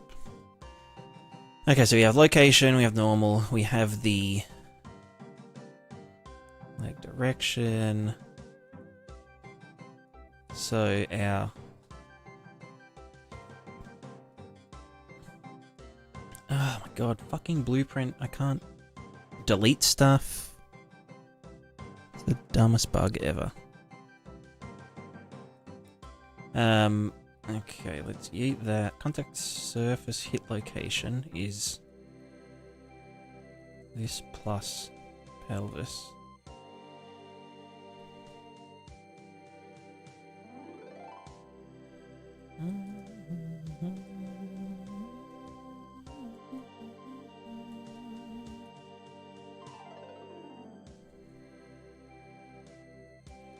Cool.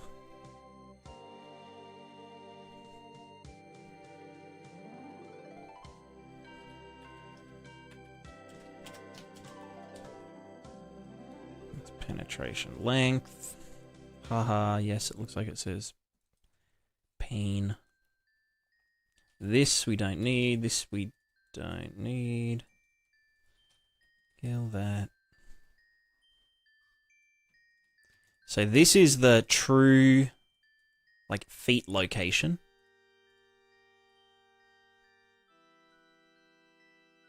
We don't need the penetrated hit location. It should just be hit location.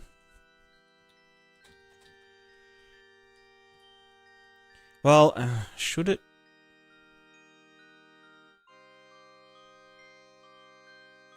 No, you know what? Let's do both. But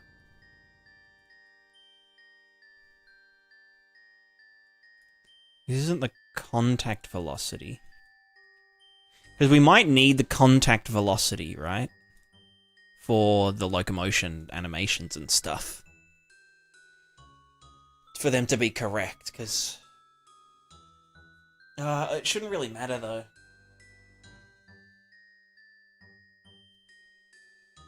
Yeah, no, fuck it. Fuck it. Hit location. So it's this. So this should be getting set before that.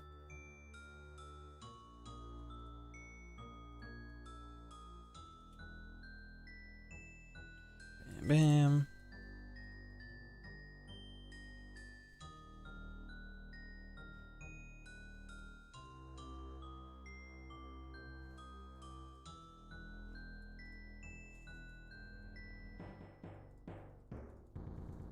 Probably 10,000th time, but what do you think about verse? I think it is probably the 10,000th time. But I think that it's essentially a rewrite of the engine, right? Of the entire, like, game architecture. I think that is a good thing. I think, like, the whole engine is just like a gigafuck fest in general. So I think, you know, moving away from, like, actor component and, like, there's just so much bloat stuff on actors and components that hopefully they can, like, you know, get rid of. And look, this isn't directly about verse, because I guess this would also apply to the C++ side of things, you know, like the scene graph shit and whatnot. But, like, if you just look in, like, you know, an actor, there's just, like, so much shit in here that, like, just isn't relevant to, like, heaps of stuff. And, like, I don't know. There's just a lot of stuff, you know, like I don't know. Hopefully, like, there's like a built-in engine thing, like, hard-coded into the engine to, like, apply damage. But it's like, what does damage mean? Like, damage means a completely different thing for every single different game. You know? And it's like, no one is using that hard-coded damage dealing whatever thing. It just doesn't make sense. Unless you are, you know, good for you. But yeah, hopefully it's like a chance to sort of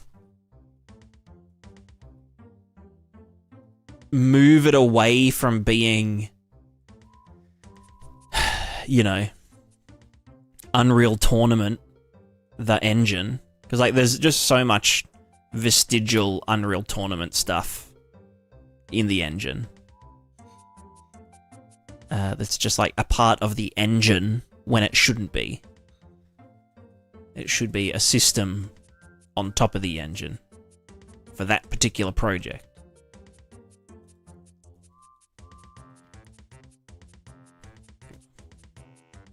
So yeah, hopefully it's a good chance for them to sort of start fresh and start, you know, build it as an engine first and foremost and whatnot. In terms of verse itself, I think it's a steaming pile of... I don't know. It just... From what I've heard, the language itself is dumb as fuck. And I think the decision to not do a node graph, especially considering, you know, the material graph, it's node-based. The animation graph, it's a node graph.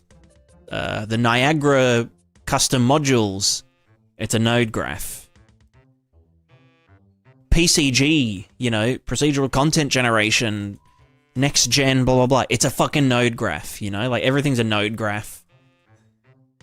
And if... And since they've described it as like, you know, it's like, it is a scripting language. So it's like pre-compiled nuggets of C++. And it's supposed to be able to be like, you know, like retraceable. So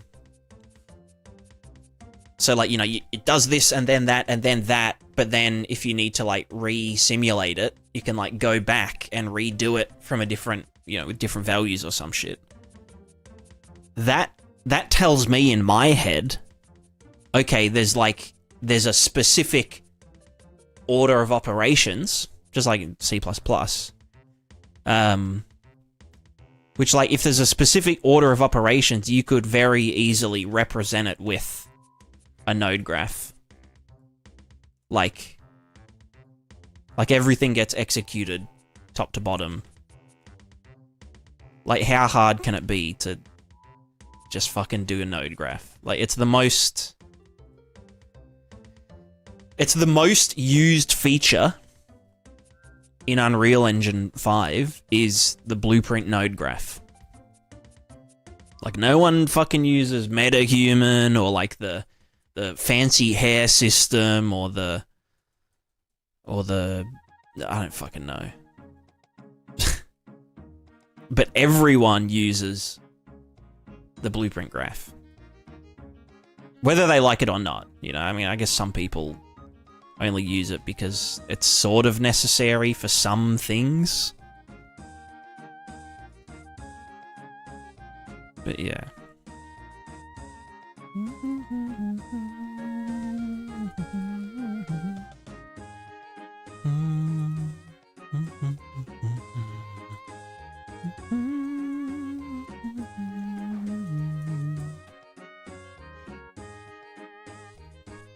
Alright, where are we? We are here. Let's try our contact normal force. I guess we're doing it down here, aren't we? Yeah. So with no friction, we get this. Cool. And then with the friction, so this was velocity damped friction.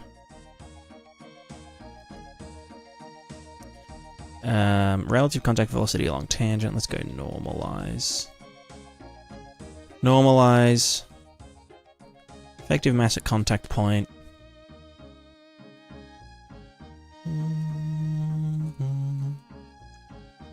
Relative contact velocity along normal.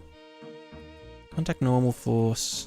Oh, sorry, along tangent. Relative contact velocity along tangent is just the contact velocity.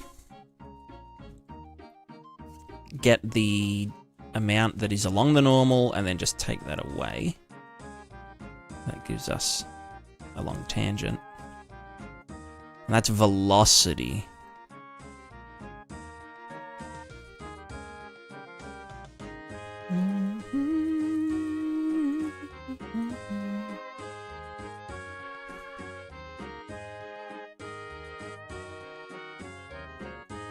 So effective mass at contact point.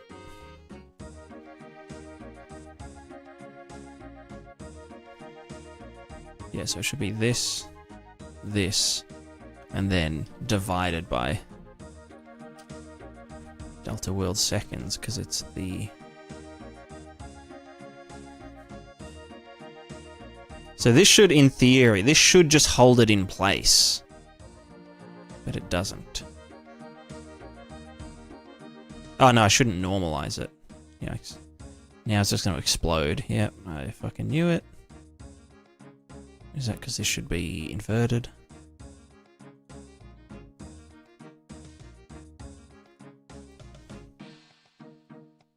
Nope. Should it be less than 1? Nope.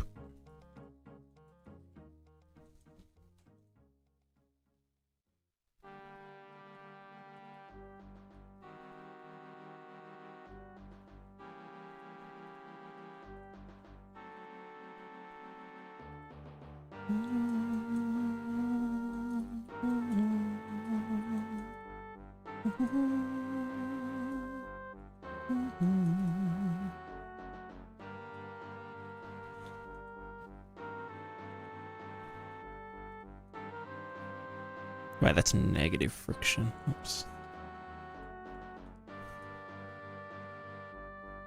Jesus, calm down.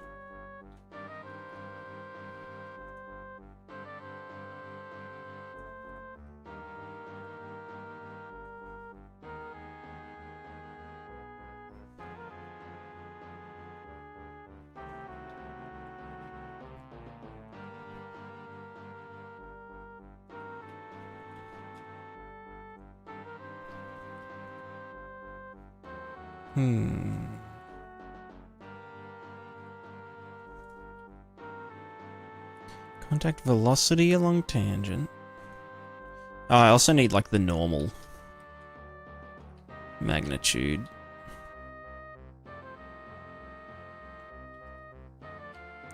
The fuck did I call it? Normal. I guess total normal force length. Right.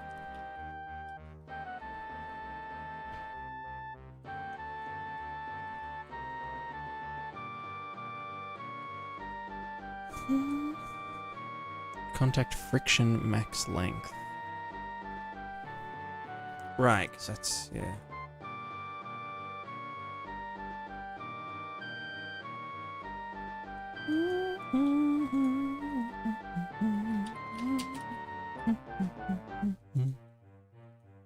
I mean, that's just what this is for. So we're literally just back to this.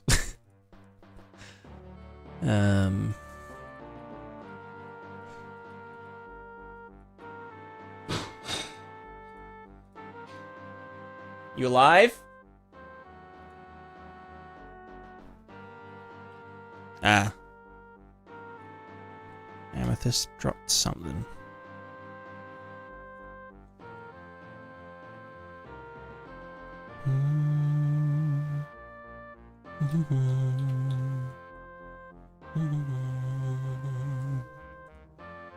Why is it so jittery?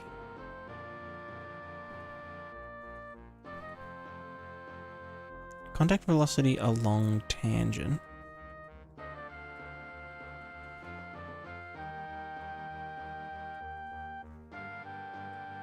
So it is contact surface hit location, which is just the...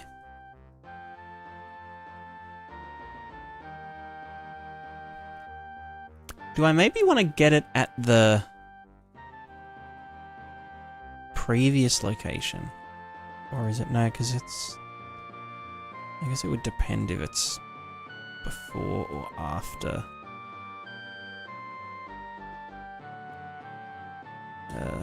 Thingo. Post-physics, pre-physics.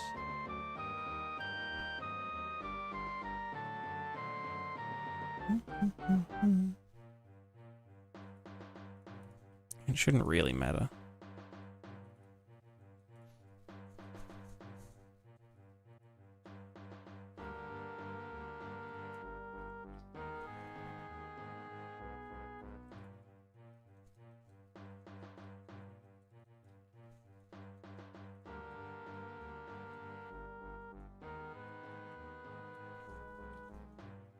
Yeah, I don't know how... I mean, I'm pretty sure in the physics engine, it almost like creates like a physics handle to represent like static friction and shit.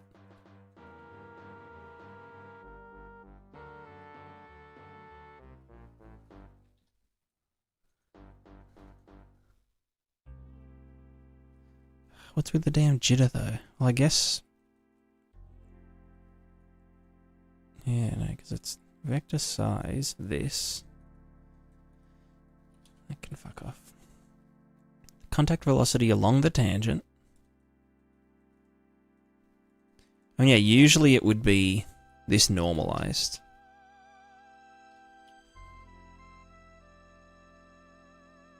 Which I could probably clamp the vector size of this. Instead of normalizing it, just only normalize it when it's below a certain thing. And then if that gets multiplied by some giga number, clamped by the thing.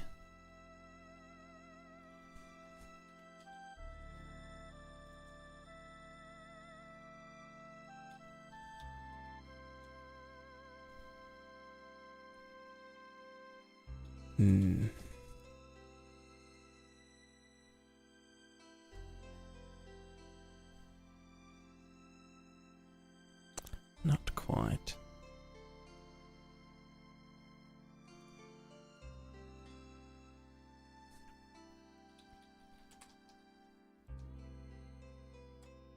Not inverted pendulum. Let's do like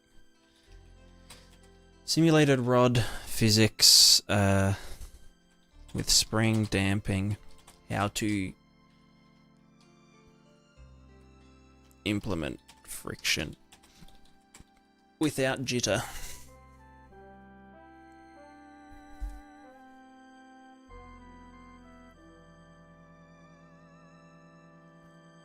Friction depends only on the direction of velocity, not the magnitude. When the node slows down, friction force overflows, refers to the velocity, causes force of action in the next frame.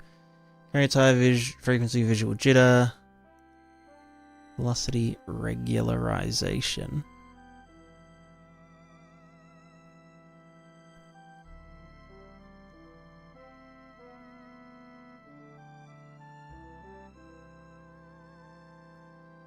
Creep slowly down slopes instead of stopping completely, yeah.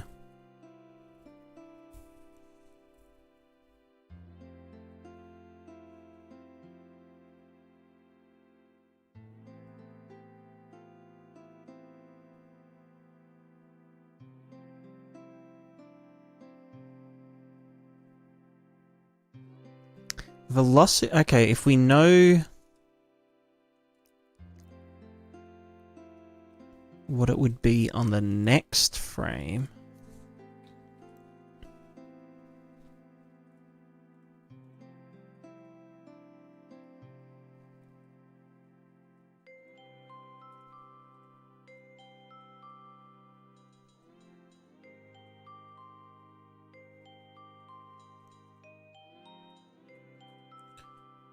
That's an interesting idea. Hold on. So we can still do this, but if we were doing it delta time, what's the fucking delta world seconds?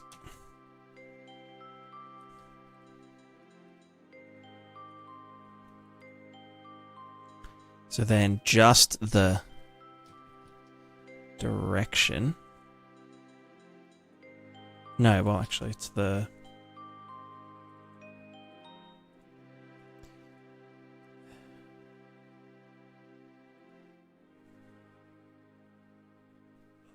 Sorry, girl.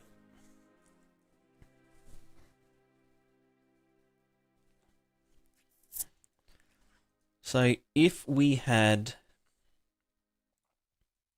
the velocity along the tangent, multiplied by delta world seconds multiplied by the effective mass at the contact point.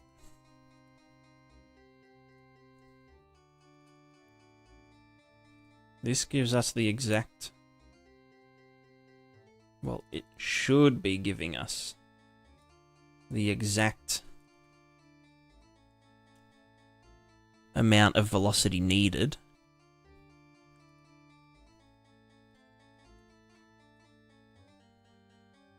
sorry, not... It should be fucking divided by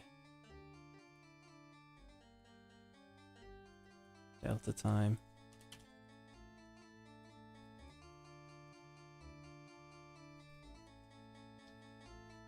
In theory, that should be giving us, like...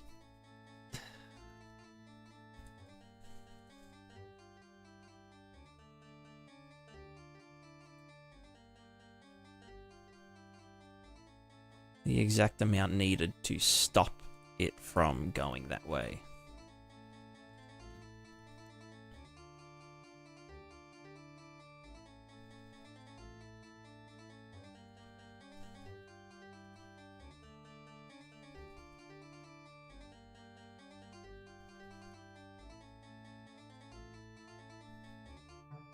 Verlet integration.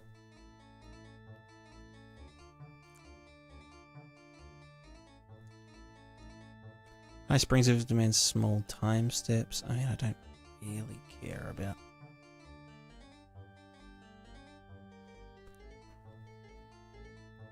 Predict the velocity of the rod node for the next frame. If friction would reverse the direction, clamp the velocity to exactly 0.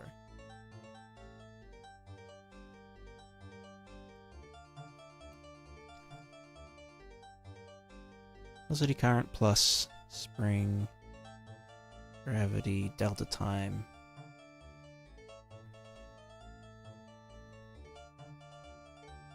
Current velocity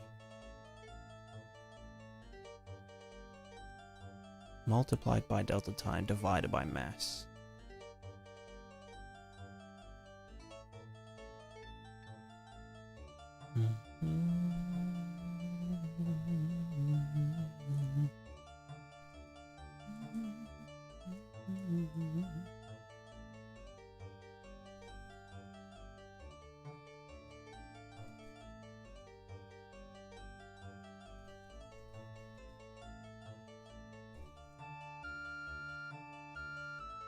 Can I do impulse at location?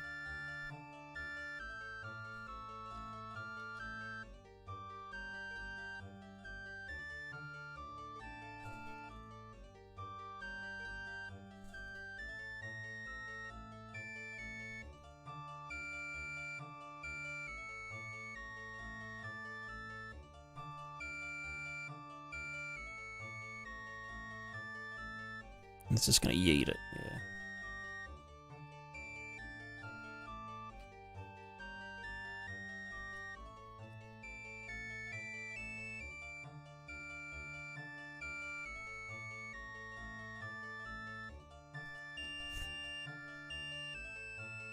I wonder why...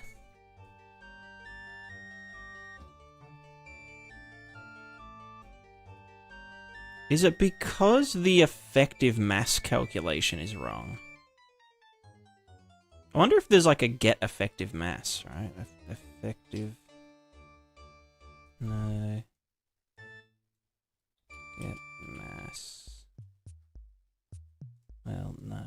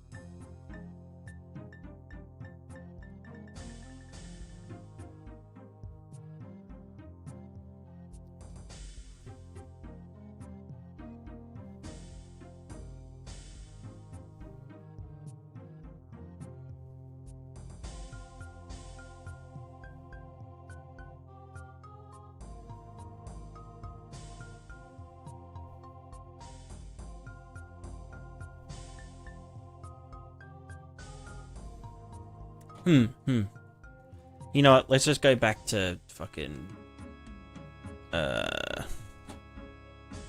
damped. Velocity damping. Friction. Way more chill. Way more chiller.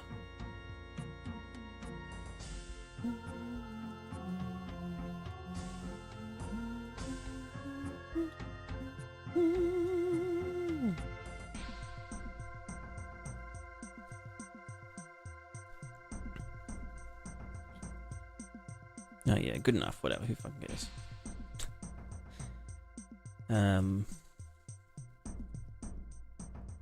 Yeah.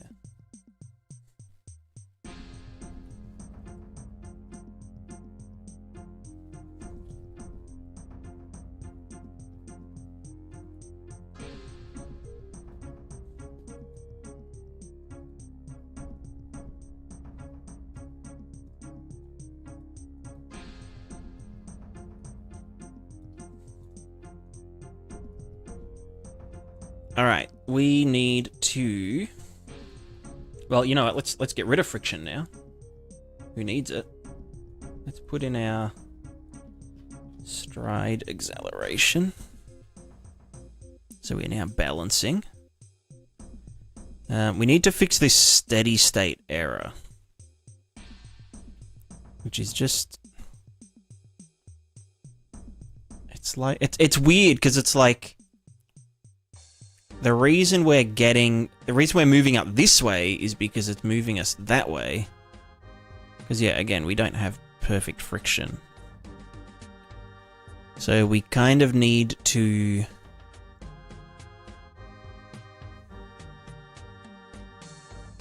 almost apply, like, a force this way. Yeah, to stop us from going up that way. You know, kind of fucked up manner. So we just get the total normal force.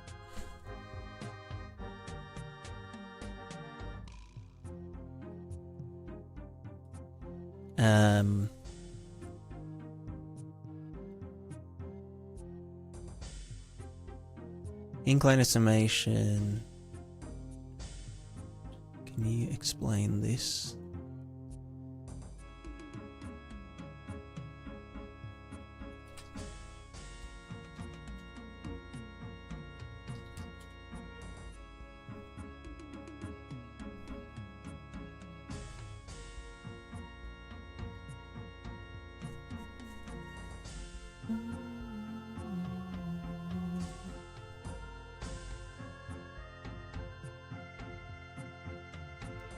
Mass of the cart, mass of the pendulum. So that's the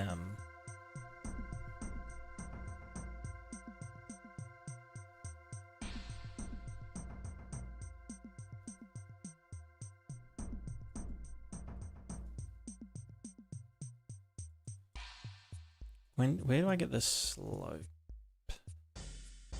Where the fuck is the... Here.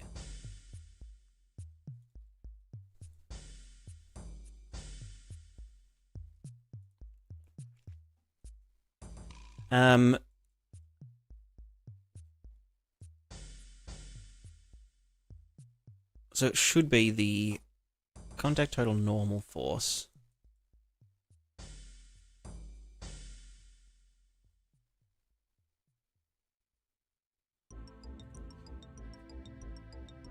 But then what's, yeah, gravity along the normal.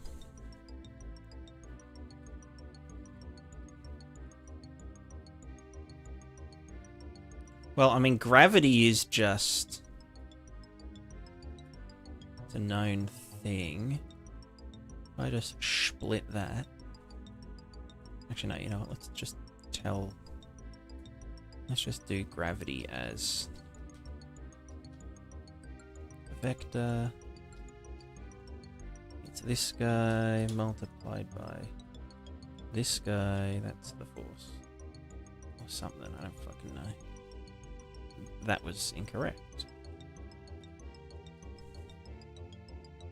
That was incorrect.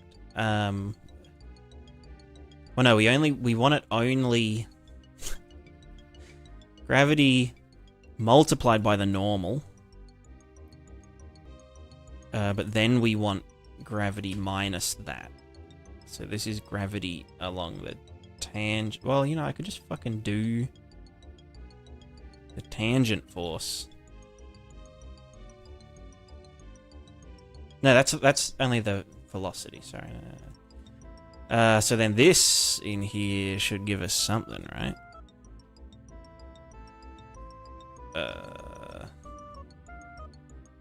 Nope. Is it this?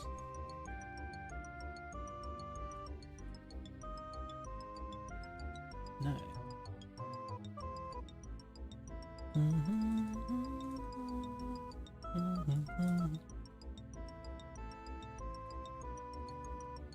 Should this be normalized?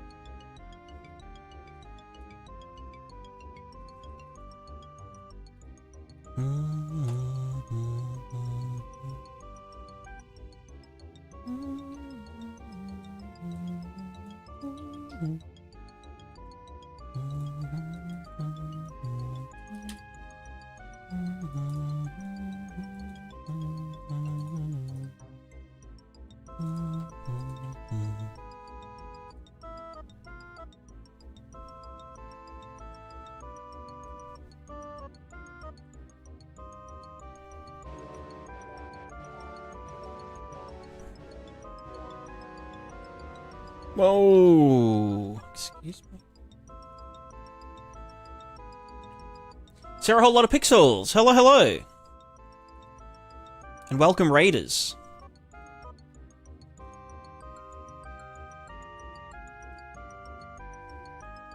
Welcome, welcome, welcome. I'm currently doing...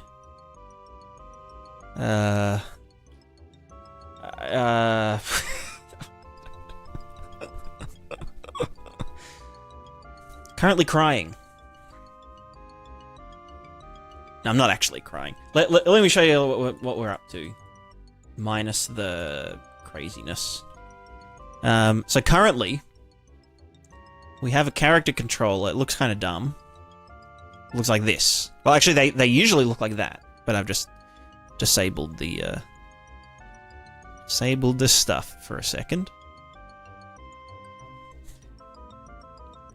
But we wanted to do a fully physicalized character movement system with no thrusters, and it balances, and it's quite silly. But sometimes silly is good. Sometimes silly is pretty good. I have Unreal Brain. Yes, I have Unreal Brain syndrome.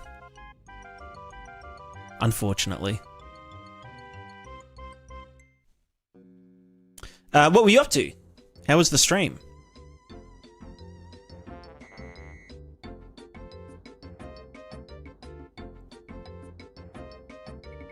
Does the grain have any friction? I want to know, like, normal soda would have some material in it that would allow friction unless you were on glass. So, the material does have friction. It's just that we're not in the physics engine, sorta. So, like, usually, if I simulated this, it can friction perfectly fine, you know, like, you know. It's happy to friction. Like this. Bam. But since we're like virtualizing the contact point, we kind of have to do some silly stuff. So I think what I'll do is Just whenever I'm on a slope, I'll constantly apply a force against gravity. Which should just be friction, right? Like, yes, that should just be what the friction is doing. But it just doesn't. Well, what it's doing now, it isn't frictioning. Oh, this isn't frictioning. This is walking up. Which is kind of what we do in real life, right? We walk up a slope at the same rate that gravity's pushing us down. So that's what we need to sort of figure out. Reckon by a new follower? Hell yeah. Okay. Someone doing some free publicity.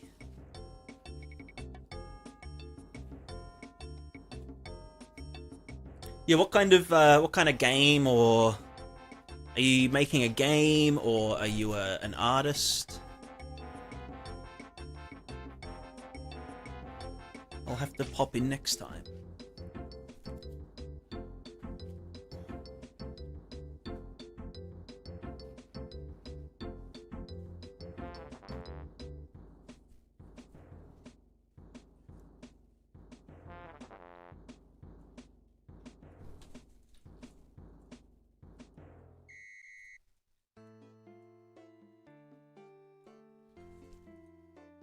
You know, I should be able to get, I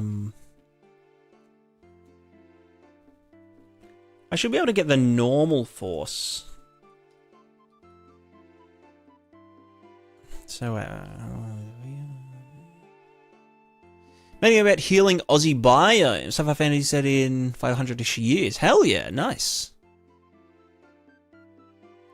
Topology, the main character. Pog. Wearing law cards and talking a lot. Talking a lot is, we do that here as well. We do a lot of talking and getting sidetracked and drawing stupid diagrams. Yeah, I'll need to check it out.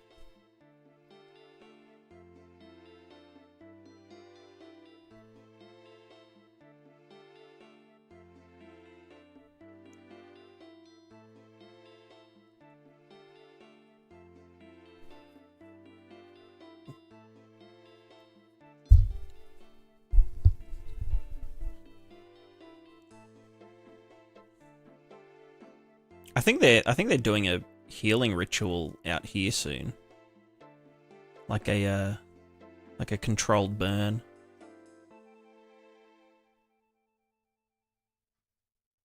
Which, you know, it, like literally most of Australia's like flora needs fires to like germinate. Which is an interesting strat. Interesting evolutionary strat. Specced into the... I mean, everything in Australia is kind of fucked up. Just like... What is it, like 80% of native animals in Australia only exist in Australia? But it's the first known human on Earth that they know of after living on a space ark containing all the flora, fauna, DNA, eggs, etc. Hell yeah, okay. So yeah, it's like a... Yeah. Yeah, cool.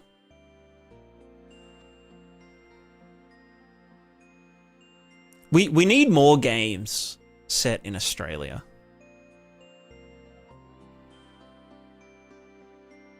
I'm trying to think of like a single game that's actually set in Australia. I guess like the Mad Max games. If there's, are there Mad Max games? Surely.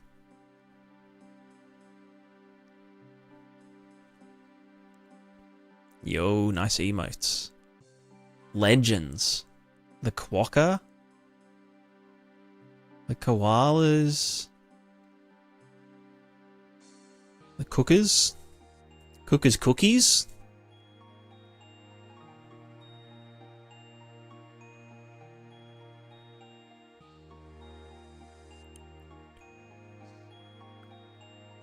So then how much of this is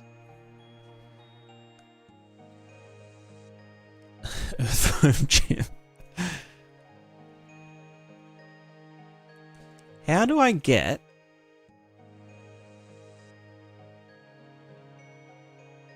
the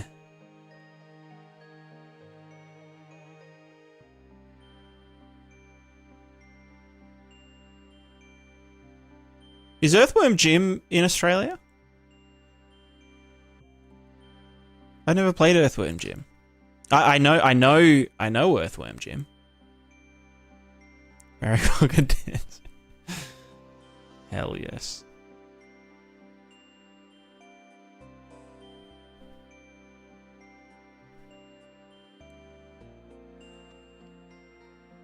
What would this be? Sorry, normalized. Normal force. Well, actually, we can just get contact normal. Well, no. Never played Earthworm Jim. Divorced? Can't divorce what ain't married, love.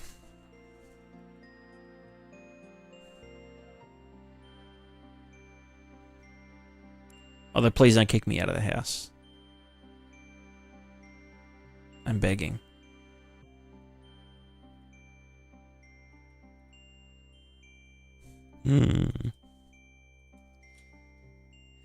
Well, you know what? If you do that, I keep all the cats. Because I said so. You only get to see the cats on the weekend.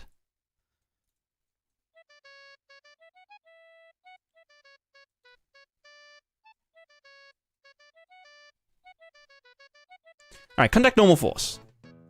Normalize. Well, no. We have contact normal. Contact hit normal.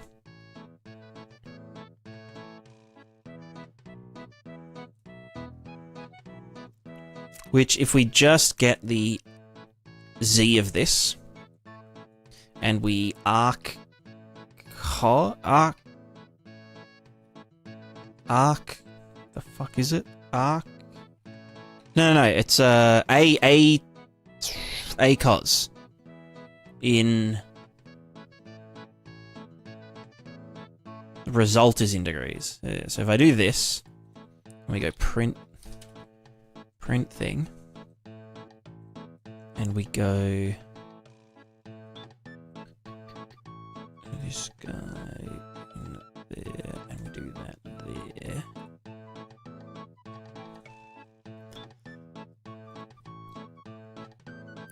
Two 14-year-old cat brothers. Aww. We've got two brothers as well. Amethysts. Amethysts boys.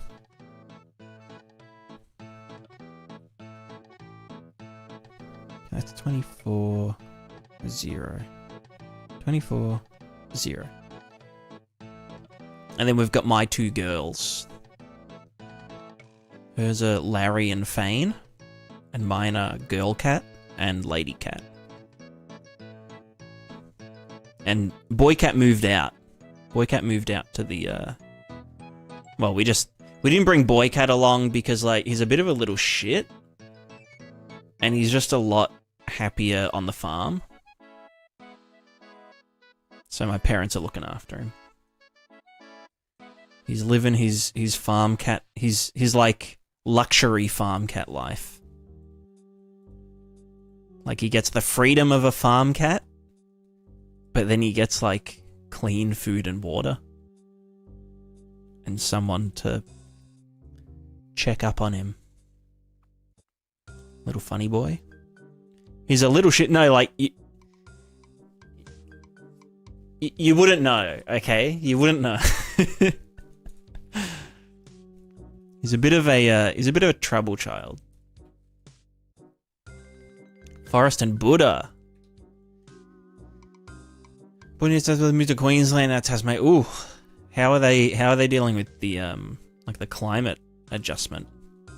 I guess they probably I mean, to a certain degree, they probably don't. They don't really care, do they? Maybe the humidity would be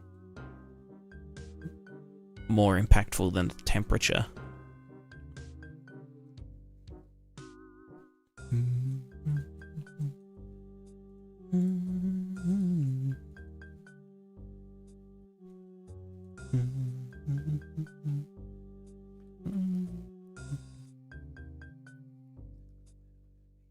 No, I don't want to do...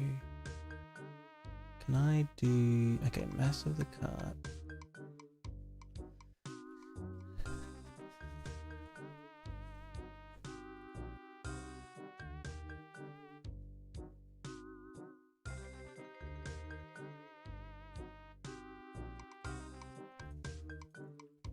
Guess I did 15 from cancer. Sad. Epic Sag.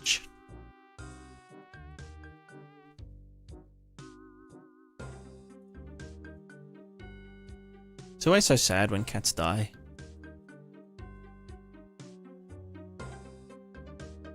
Where did my... Here it is. Okay, angle, angle, angle.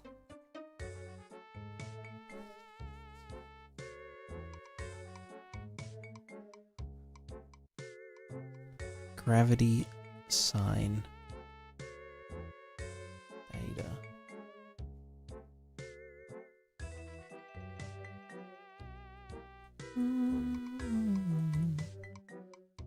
So this is our angle.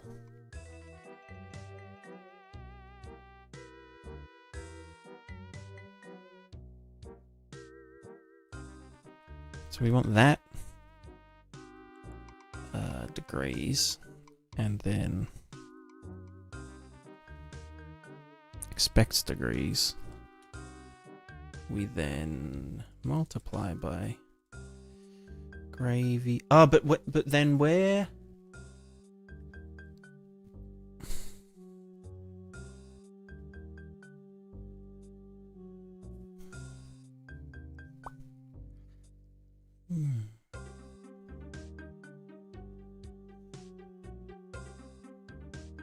Whew. Yeah, that sounds nuts.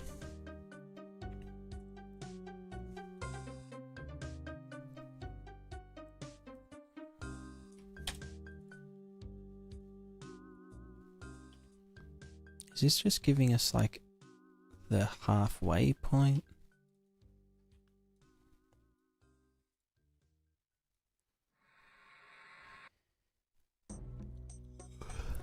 But yeah, 8 years is ages. I don't know if Amethyst could be away from me for 8 hours. You know what I'm saying? I'd be fine. I'd be fine.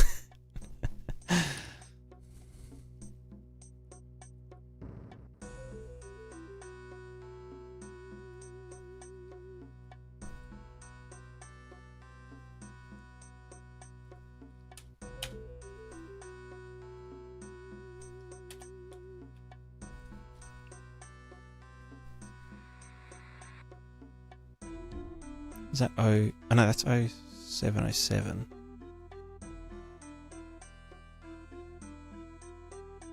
Sorry, that's literally just the Z normal, so I don't I need to fucking do this. Get out of here. You dumb dog. Oh, wait, no, but it needs... Wait, hold on. Fucking... No, wait. Maybe I do need it? Or is it just the...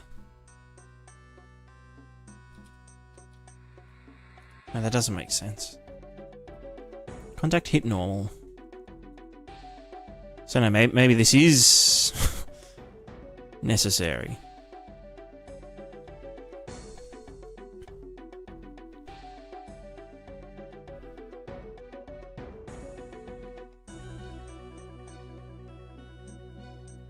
Because yeah, now it's 0. And then 13, 23, 45 degrees. Yeah. Then it wants the sine times gravity of that.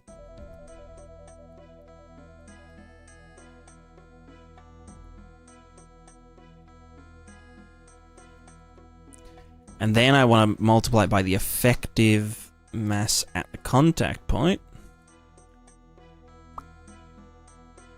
And then, what the fuck do I do with it? I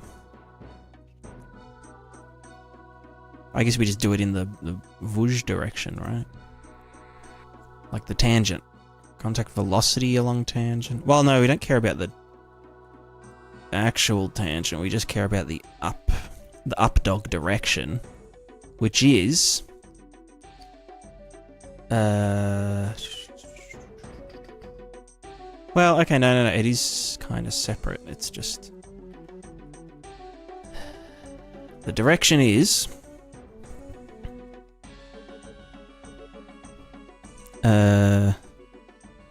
hit normal, cross,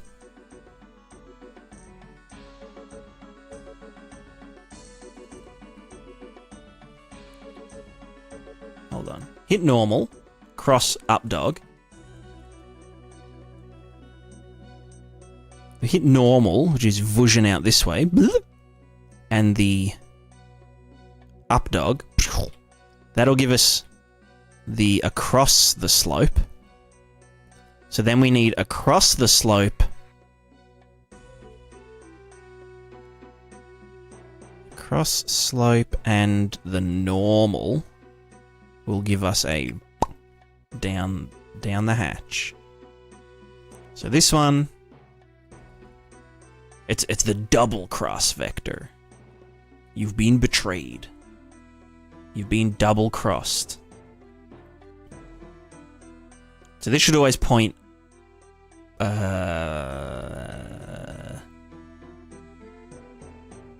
me just multiply this by like a gazillion.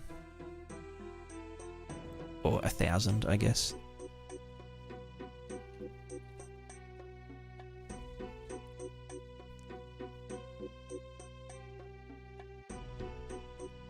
What way is this going? Please tell me.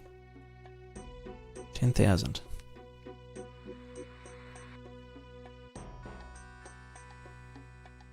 It is going up. Yeah, it's going up the slope, right? If I did it here... Yes, okay, that's up slope. Yo, what up slope?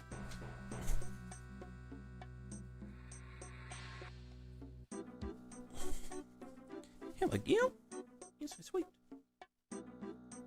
Yeah.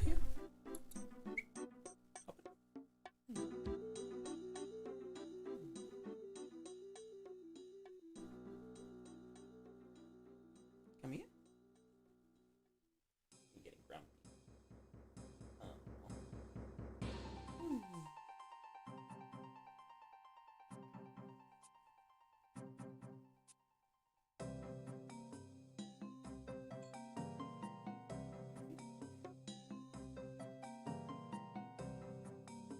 Another cat.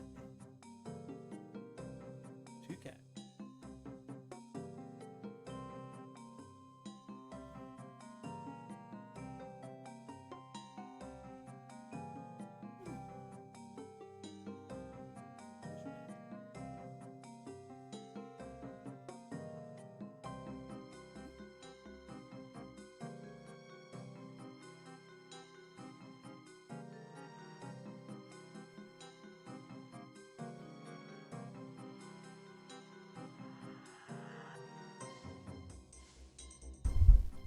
Use some one-handed blueprint.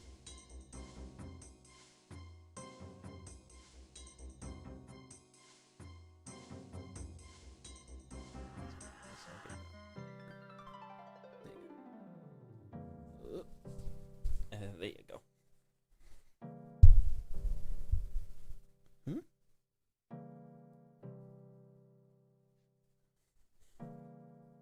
Why do cats smell so good, you know?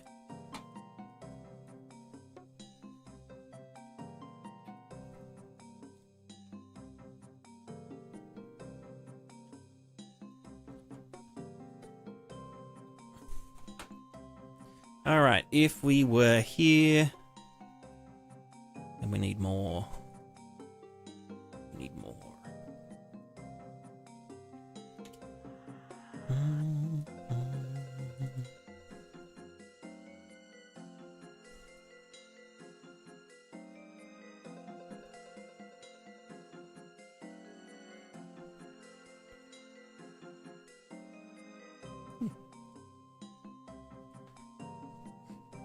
Cats are whinging. True, true. Yeah, likewise. Likewise, I'll chuck you a follow when I wrap it up.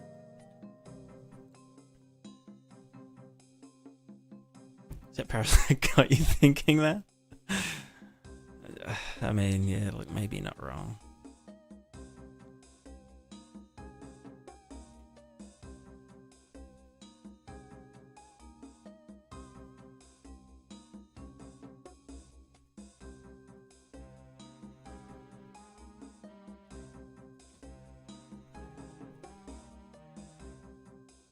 Just thinking, like, is this making it better or worse?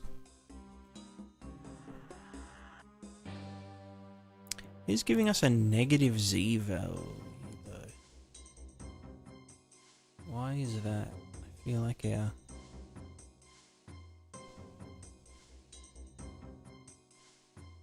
Does it just need to be the other way?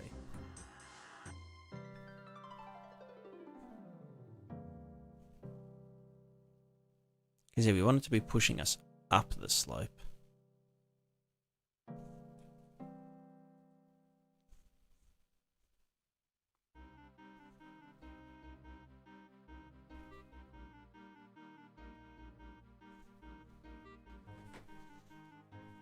You know what I maybe could do?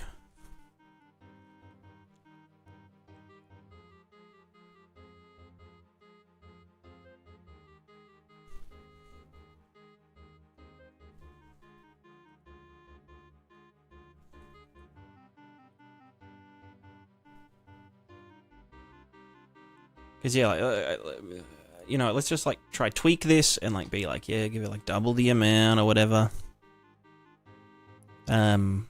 We could try and like, yeah, almost hard code something.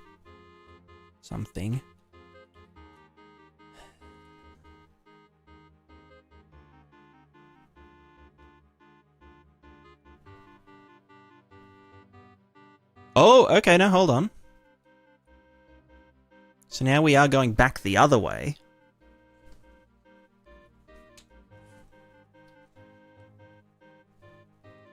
So then what is the perfect balance? And why is that the case? That's what I want to know. Why? Oh, fucking hell, Jesus, that was lit. Did it fucking flip? So now we're going down. Try 3.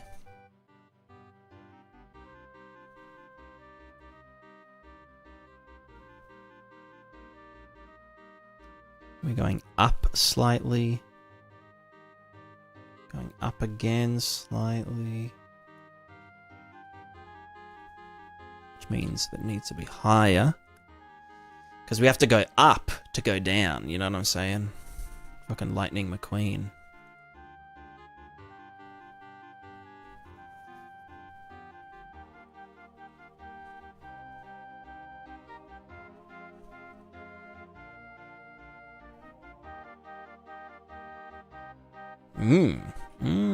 I see, I see.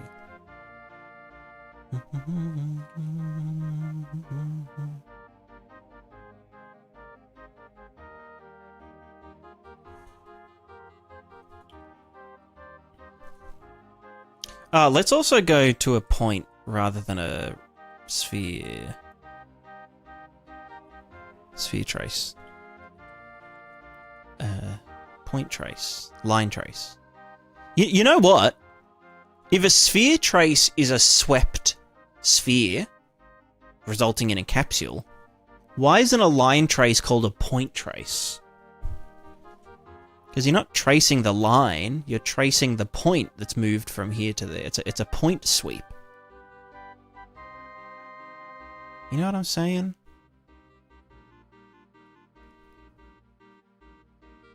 And then I think what... Oh, fuck. It's very close. Does it work on all surfaces, though?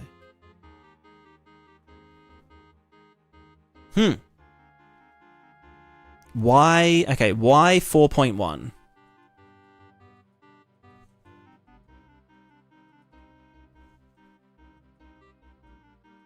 Oh, fuck, I didn't normalize this.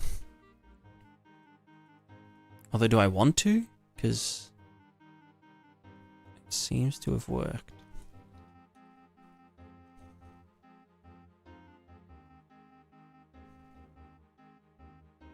Yeah, I need to give the... Okay, fuck you. So then, we're going down. Then we need less. I bet you it's 2. I bet you the number we're looking for is actually just 2. Because it's like 2 gravity. 2G. 2G, 1 for you, 1 for me.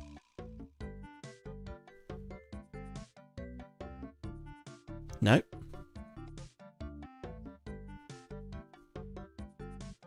Is it doing the same thing down here?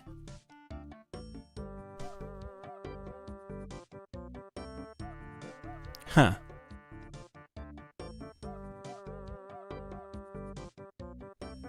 So draw a line from one point to another and then check the collision. Yeah, but see how you've said from one point to another? Because a sphere trace will do this.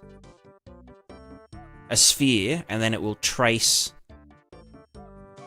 from one position to another using that sphere. So, and like a capsule trace does a capsule and traces a sweep to another, you know, another location. And a box trace does a box and traces to another box location. So why is it that line trace isn't called point trace? There's a definition of that. No, but why isn't sphere trace called capsule trace? And then why isn't capsule trace called rectangle with rounded edges trace? And why isn't a box trace called a hypercube trace? Or a, I don't know, a it's not a rectangular prism. It's like a... Do you know what I mean, though?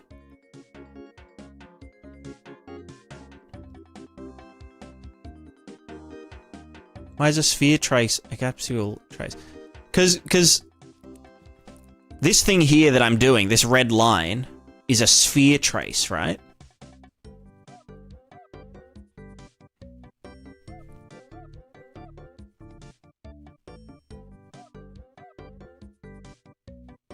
But it gives us a capsule as like the kind of the shape of it, you know?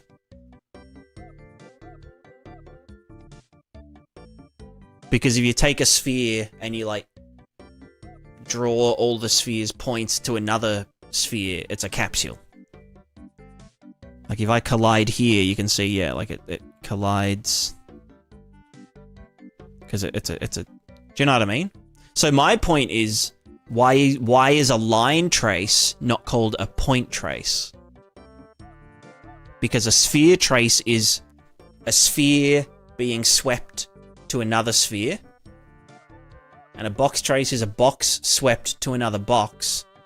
And a capsule trace is a capsule swept to another capsule. So a point trace is a point traced to another point. And a line and a line trace should be a capsule trace of radius 0. So it's like tracing from,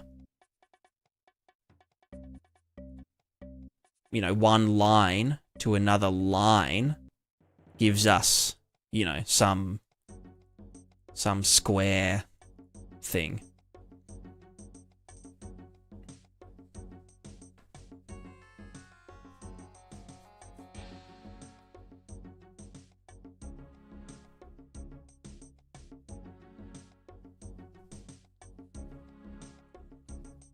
I want answers.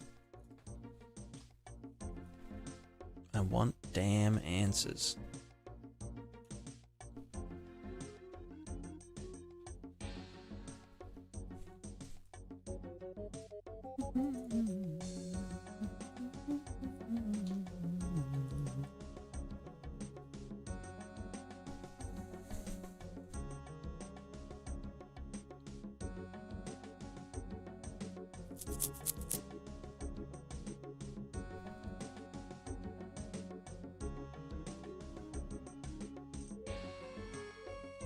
I wonder if that stops... You know what? I need to do something.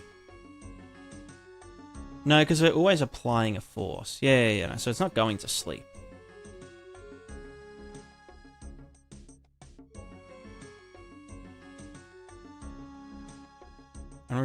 Start and ends radius trace. Let's start and then another... Yeah, exactly. Yeah.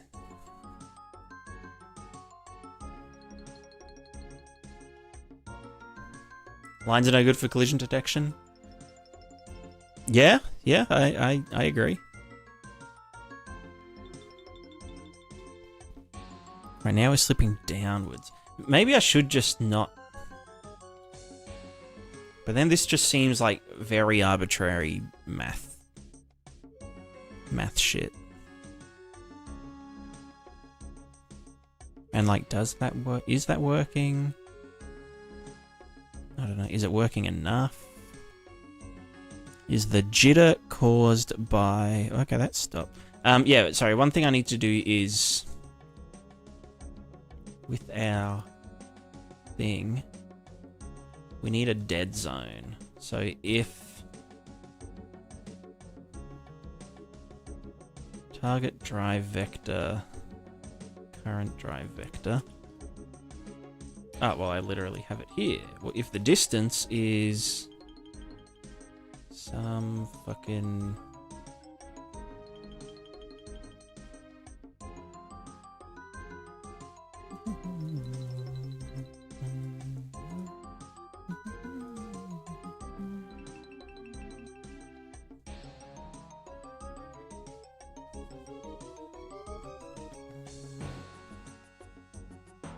Oh, you know what, though? This here should probably be the target's multiplier. Because that's what's causing it to kind of explode. Although it should be on both ends. Well, whatever. It's funny. Right, I wanted to get the distance between target and current drive vector.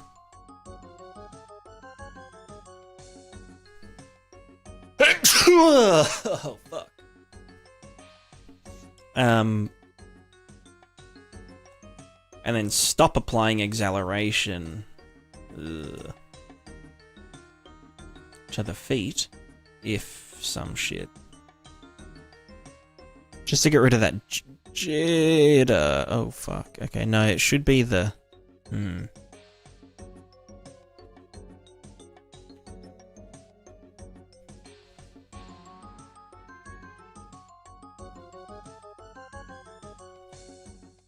Just trying to think...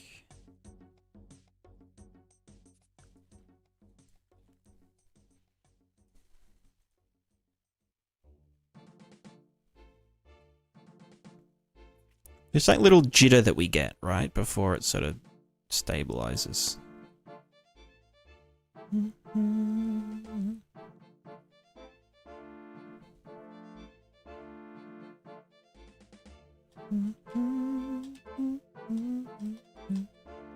Ah, this also...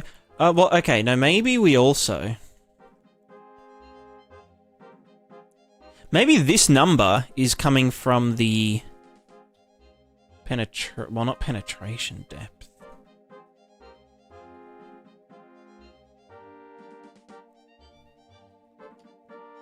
You know what, let me just print this out. What is the penetration depth when we're on those slopes? I have a feeling it might be once we stabilize.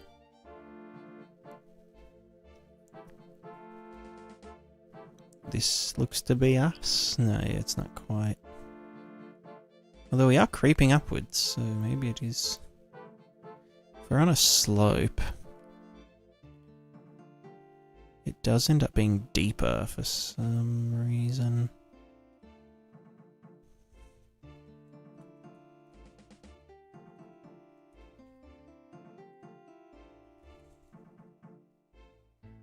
I have a feeling because we...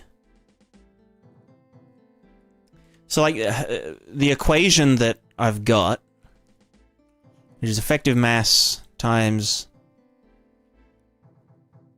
gravity sine theta.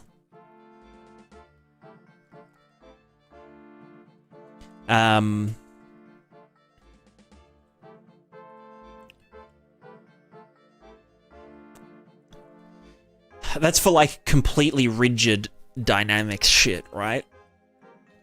But because we're spring dampening,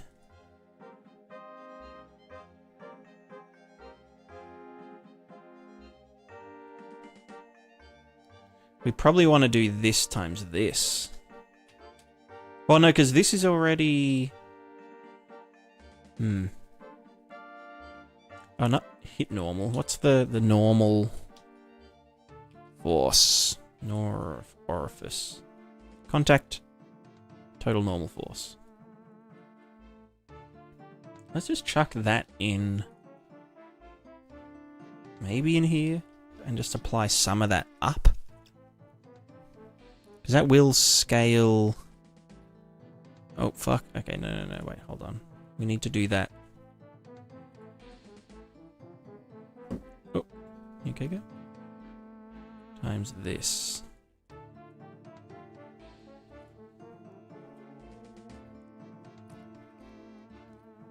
The point trace is a line. If you think a boss trace, you get a 4D box. You can't do trace all corners of a point. I don't know. I don't know. I don't know.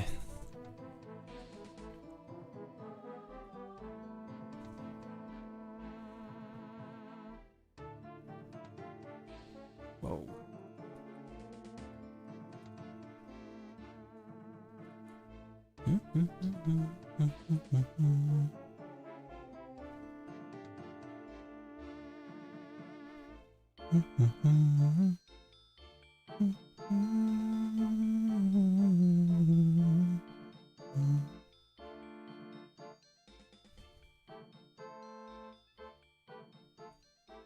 Is this supposed to be negative? Right, because gravity's negative. Isn't that funny how gravity's negative?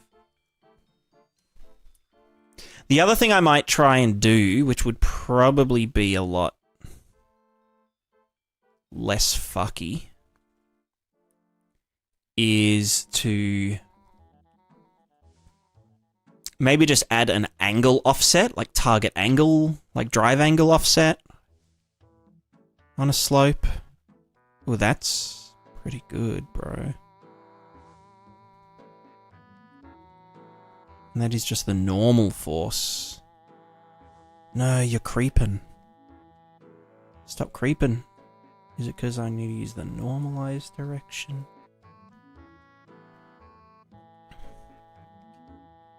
Let's pass through one other without ever colliding or triggering a collision. Yeah, of course, yeah. Oh god, what the fuck is that?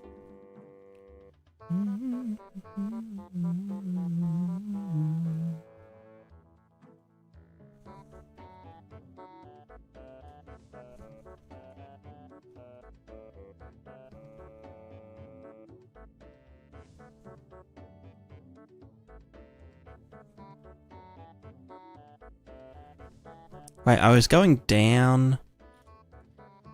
Going down, then it's too...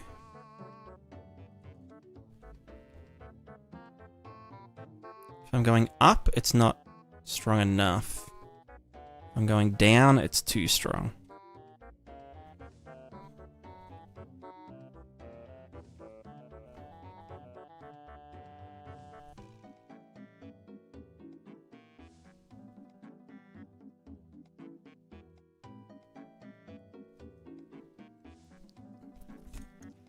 I mean, look, we could just like fine tune this weird fucking whatever this is equation.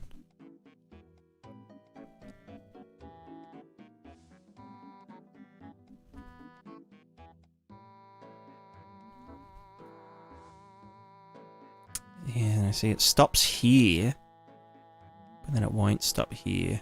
And then yeah, I should probably do another angle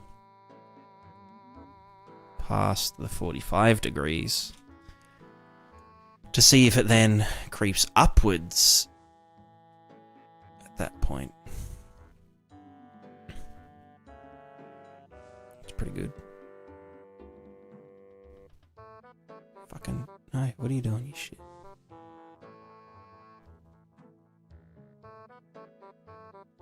Okay, that one's chill. That creeps upward.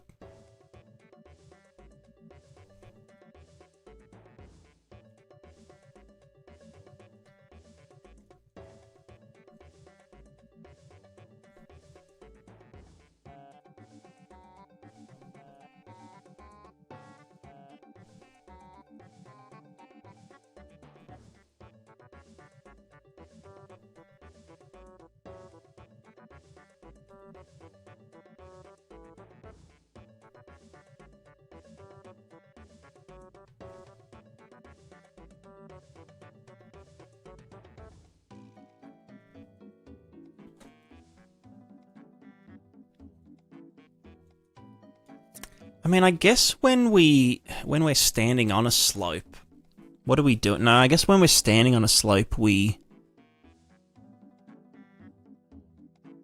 just letting friction, and we've got like a fucking fulcrum and shit, like a big contact surface area.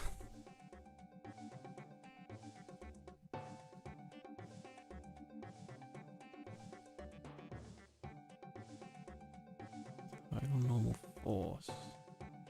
I guess it is just the contact normal.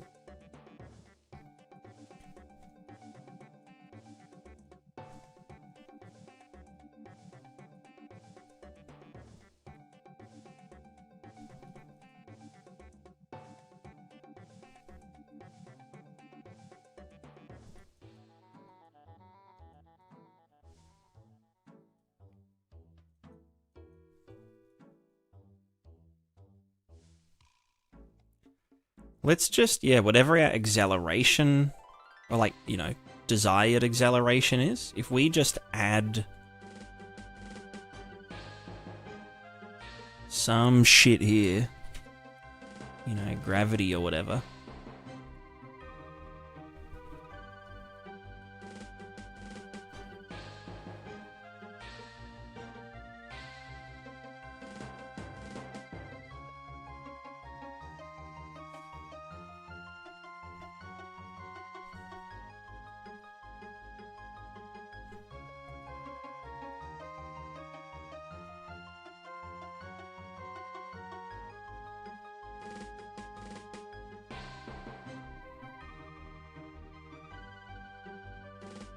Also, should this be... because that's... I guess this just means our acceleration is in meters per second. Okay, let me just try one thing before I... we do that, blah, blah, blah. If I just said... 980... well, then nothing will happen. But then if we multiply this guy by 10... the values in this are like dummy small.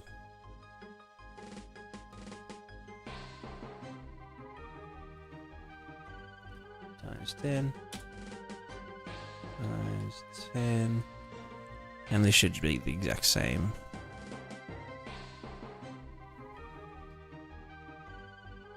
Sorry, times 100. Fucking idiot.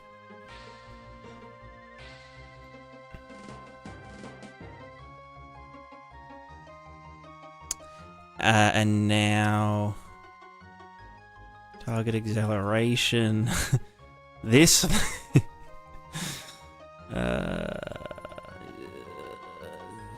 fucking times 100. No, what's 10 times 100? 1,000. Cool. Where else do I use target acceleration? Okay, well now it's normal again. Cool.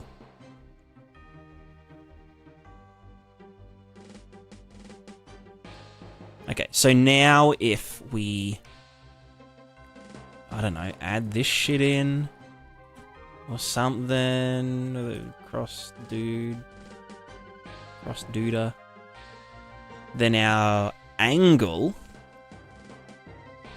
should change. Oh. That's the wrong way, bro. It should be, well, gravity.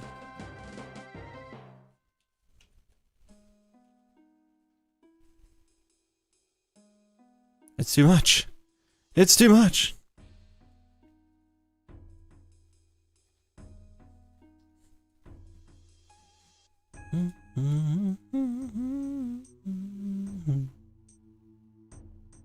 Basically, we want to lean into or away from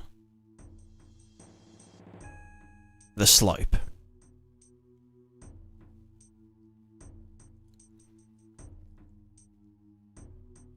It's pretty good. Do we need it higher or lower?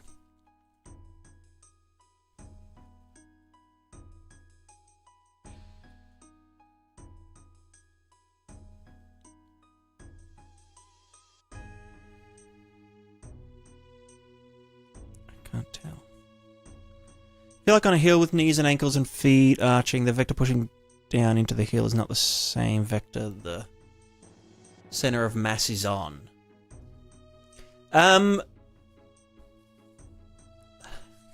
Technically with... I mean, yes. But I mean, yeah. I mean, you are correct, yeah. Because, like, if you've got feet and you're, like, on a slope,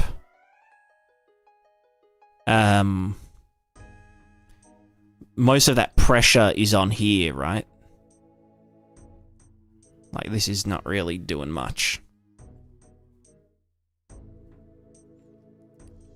But I would argue that, yeah, the center of mass is above this.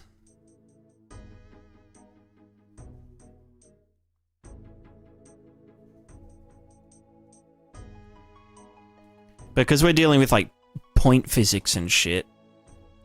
Theoretically, right? If we were a two-dimensional rod sitting on a slope... So we're like well, we've only got one, we're infinitely thin. And if both have infinite friction, and we're perfectly balanced upright, we wouldn't move. As long as we were infinitely thin, right? As soon as we have, like, you know, like, if we zoom in, if we have this kind of thing going on,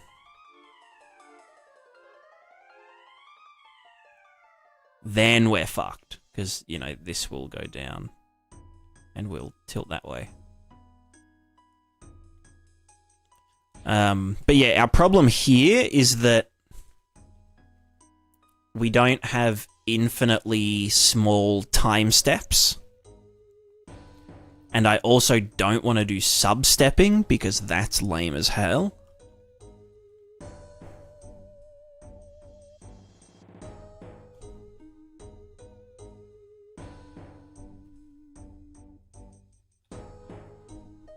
And expensive. I don't like expensive. Okay, so that's making us go up the slope. So if this was positive 200, we would go down the slope.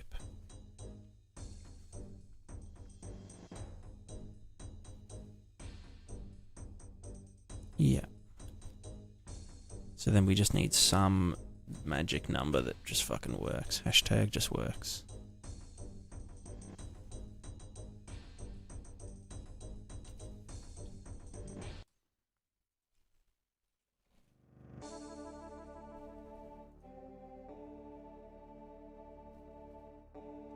Okay, that's still. But then that falls down. Okay, is that because this isn't normalized?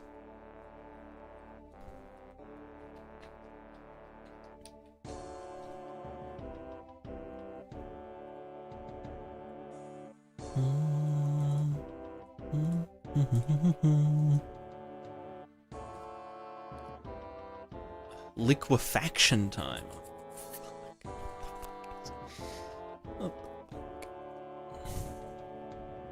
Okay, now we're just falling down. Here we're probably falling down more. Yeah, I mean, I can see the angle.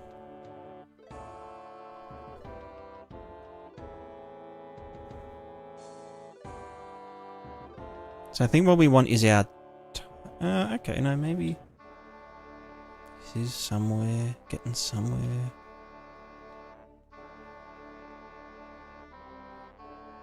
And then what's this angle? Okay, fine. And then, hold on. Moment of truth.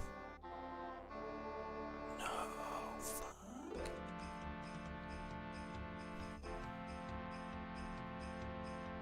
And then up here, I'm guessing it goes down more. Yeah. And I don't think... Yeah, okay, yeah, we got...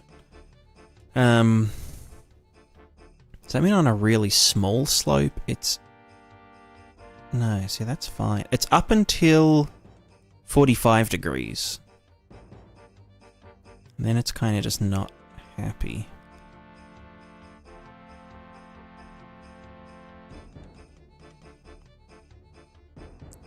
Why would it be 45 that it starts to die? I mean, yeah, look, we could do this guy. So get the angle of the slope. And then sine degrees gravity. Probably don't need the contact normal force. Because this is to do with just the controller, not the actual contact shit. So blah blah blah blah blah. Sorry, we were up here. Look at this big fucking spaghetti-o.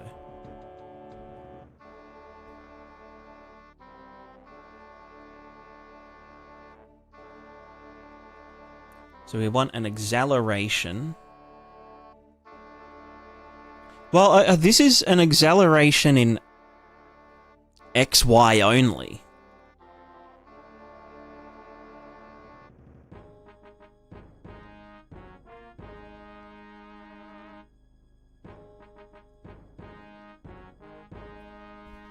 Let's smack that into there.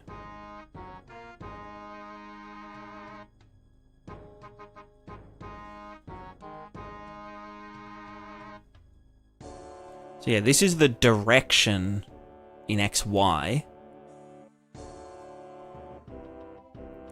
And this is the extra length, so this is, yeah, our acceleration stuff.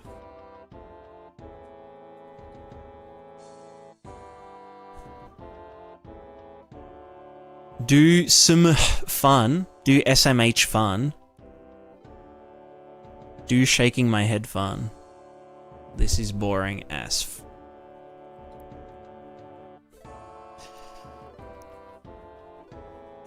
Sorry, I'll get Subway Surfers up on screen. We can do Subway Surfers.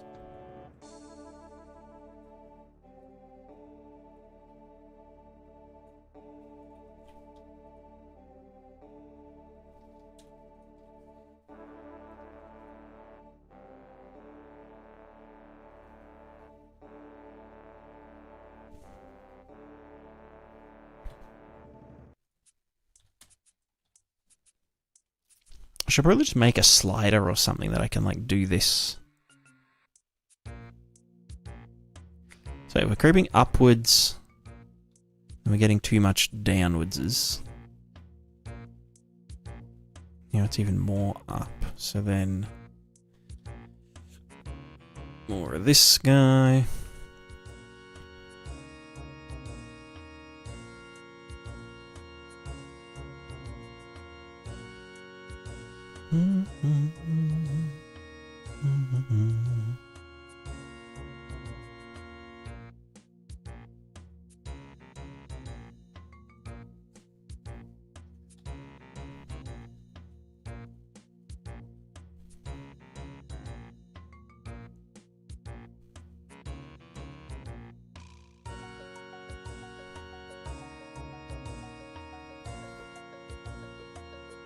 Isn't that sophisticated anti-brain rot content? I never claimed it was.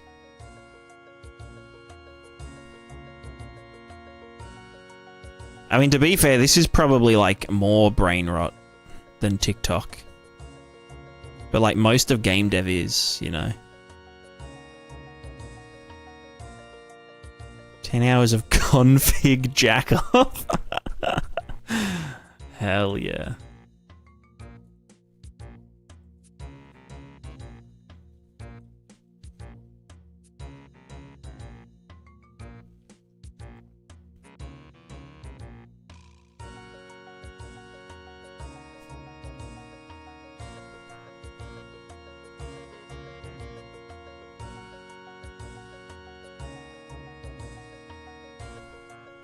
Next stream title? Yeah.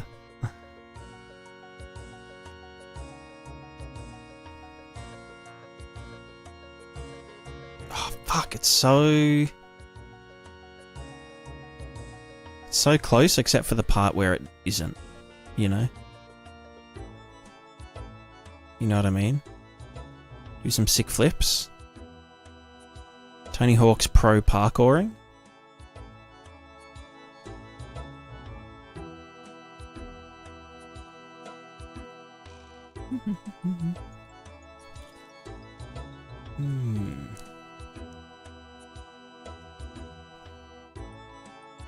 The controller handle the character walking on a flat plane, spider walking up a wall.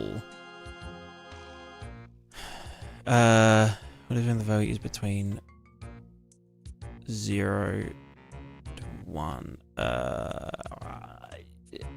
not sure.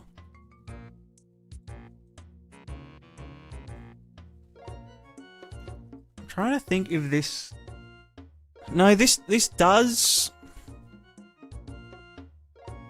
But then we're getting the previous frames shit. Which is probably fine.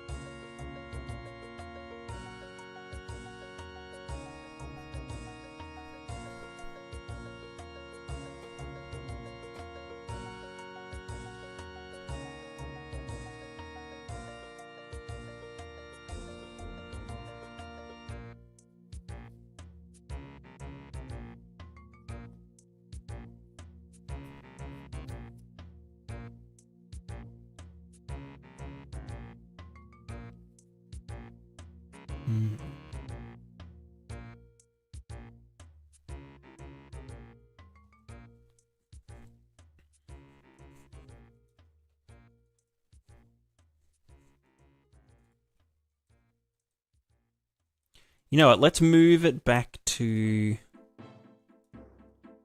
a... Just add force. So no... Thingamajiggin. No tilting. Oh, wait, fuck. What are you... Right, because now it's... Alright, hold on then. If we were just here...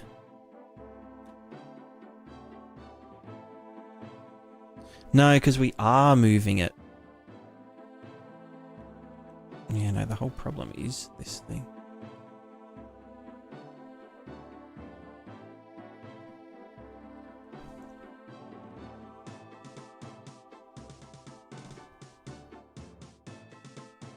Hmm.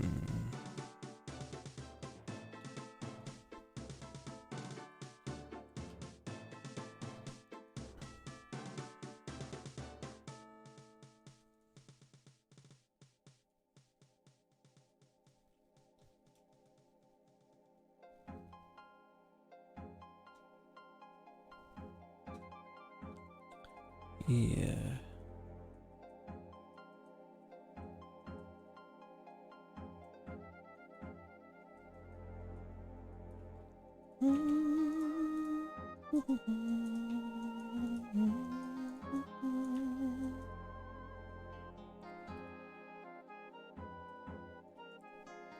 The thing is, I think with this,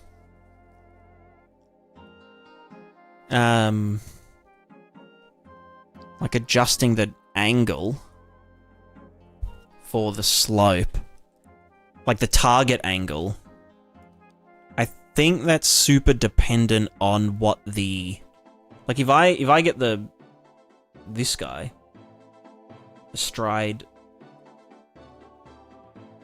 Where the fuck is it? That's not the. There we go. If I pump this up more, right? So like the character is essentially like the feet are stronger, right?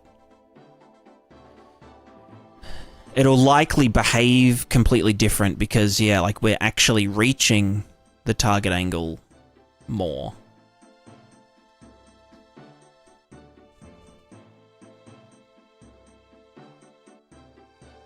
It was 20 and 05.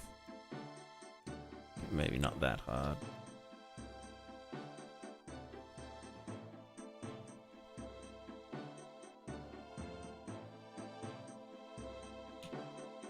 If it was like way lower, then we'd probably see, yeah, like a faster creep upwards.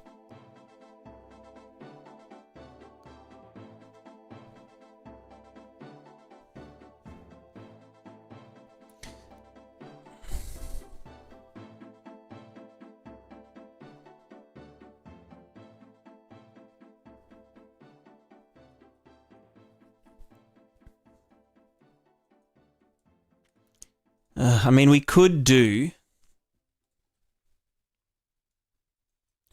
leave all this, right?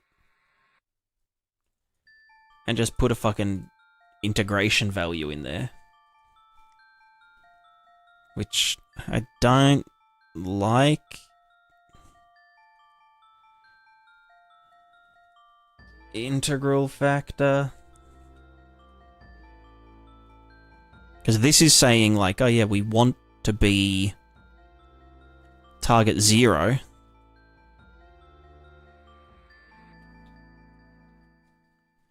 You know, target is 0. Okay, that's too much. Can you do integral smoothing? Like integral damping?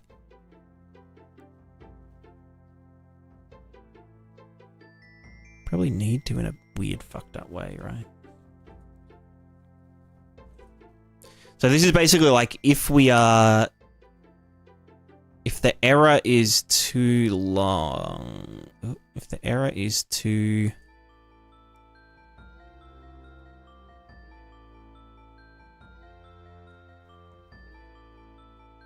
If there's an error for too long, this will build up, essentially. But even that doesn't... Well, yeah, I guess it would reach a steady state here-ish. Like, it figures out the steady state.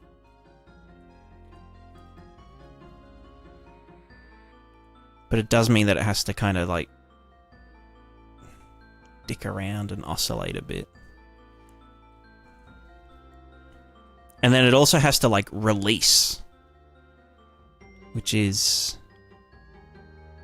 can just cause some issues. Well, like that. And that.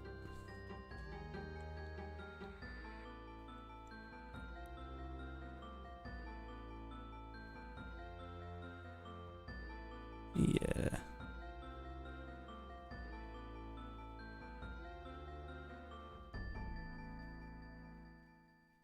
So I feel like that causes more issues than it solves.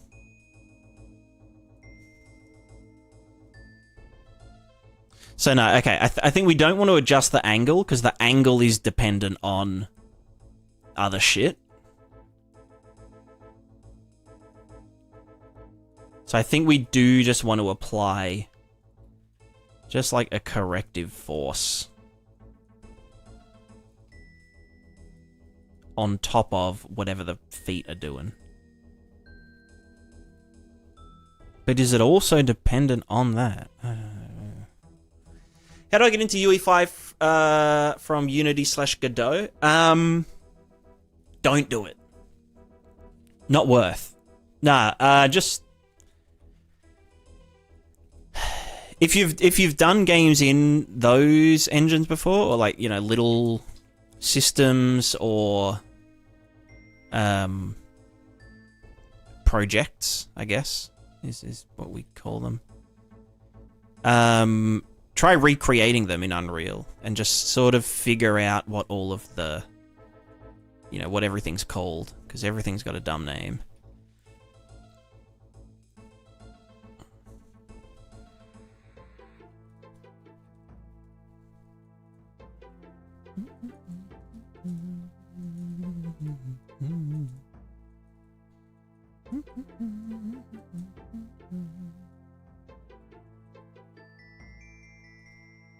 Removing VP? I think they won't do it. I think they'll go back on it. I think they're just a bit silly, you know? It's just a phase, Mom.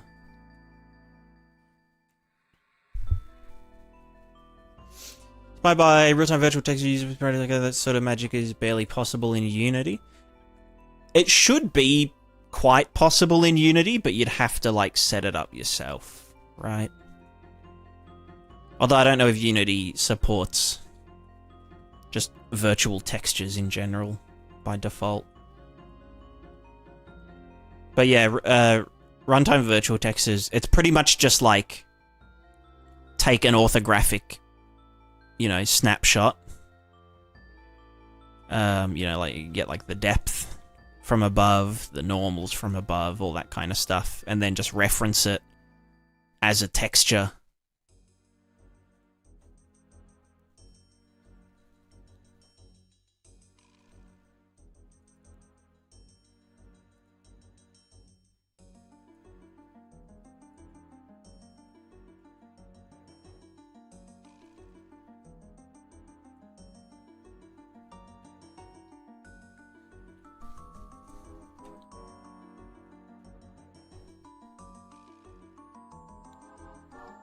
Here's why when it comes to prototyping, code will always be superior when it comes to performance. Yeah, absolutely.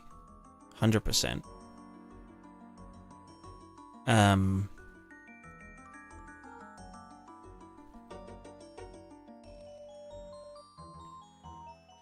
Yeah, blueprints run like shit, you know? For like, you know, mass repeated stuff. I think blueprints totally fine for like, you know, one-shot code. Like, oh, I don't know, moving an item from this inventory into another, and it's just like an array list.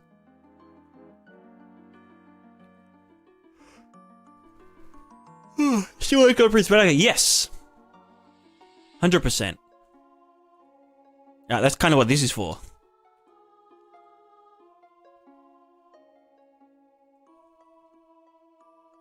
For some sick character movement.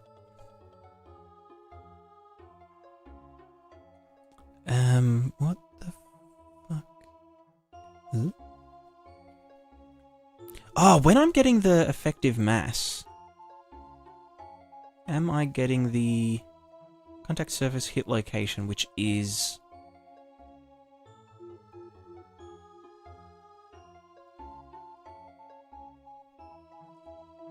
yeah, the feet location, okay. Yeah.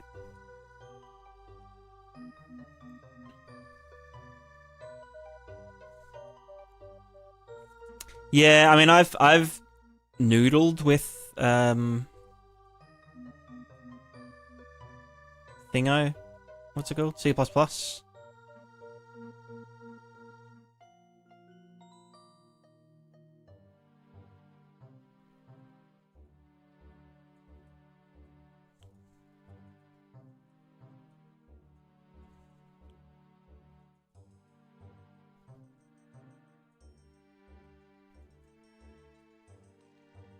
Where the hell am I? I'm here.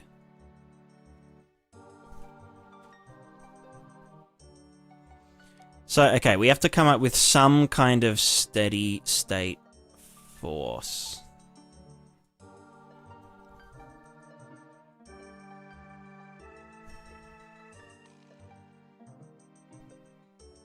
We should probably, like, measure...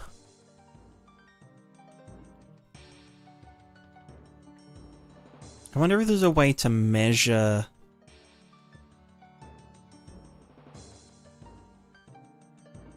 I mean, we could look at our speed.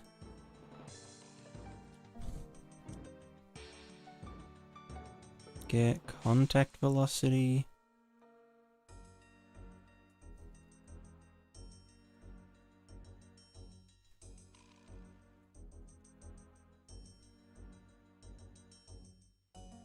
But it's like a weird kind of torque thing.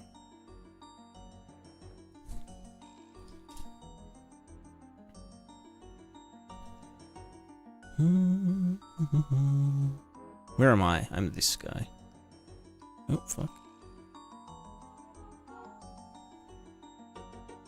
Should probably get rid of all the other characters. Alright, so I'm on... So on...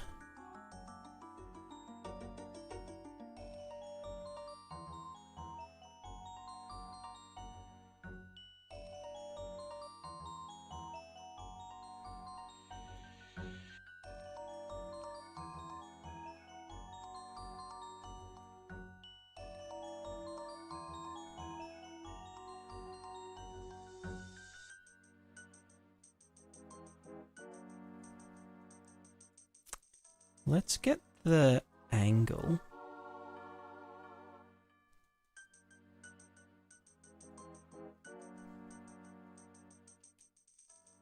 Because the velocity that we're sliding upwards at, but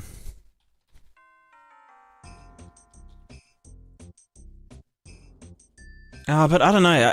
Maybe that is very dependent. I mean, it is dependent on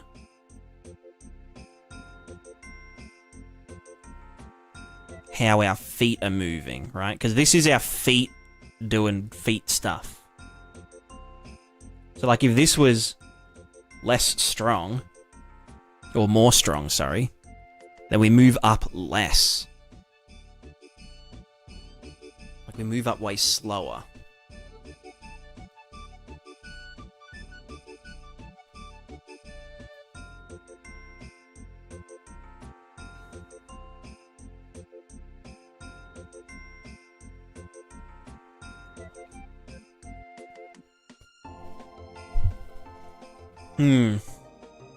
I'll be right back.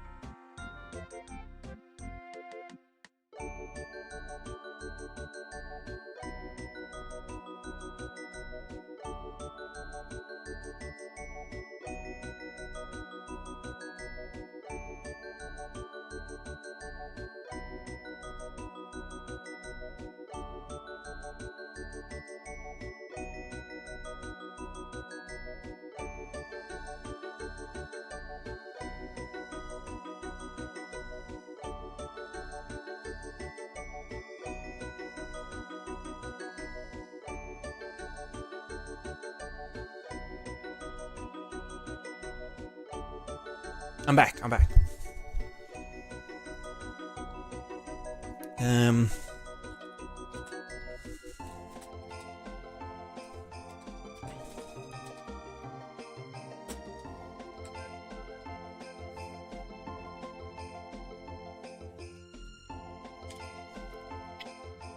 Let's see if Google's got anything.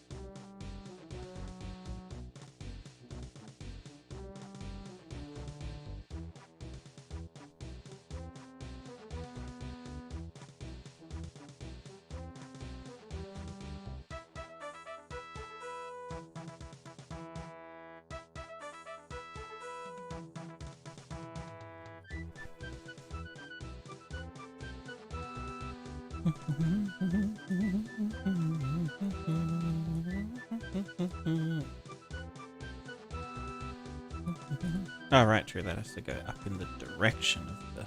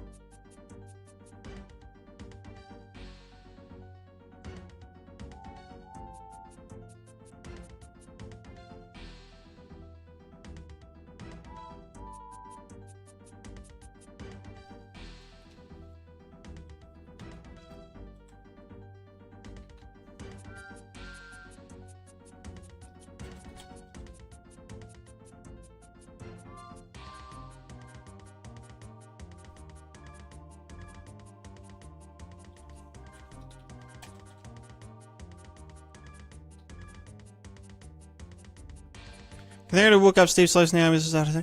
We can walk up and down slopes fine. It's just a matter of staying still on slopes. Because there's just a constant kind of... like, here's the slope. Here's the character. Character's touching the ground, the feet are touching the ground. So the slope pushes out on the feet in this direction. And so then the character gets tilted because, you know, it's... The character can tilt. So the character gets tilted slightly. So then the character tries walking to catch itself back up. Like, to balance itself, to stop itself from bouncing. And so we just keep creeping up this way. So I'm just trying to figure out the exact force needed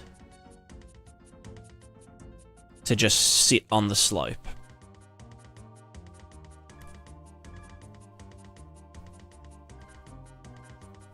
Like, to add. So like a, I think it's called a feed forward. Which should just go in here.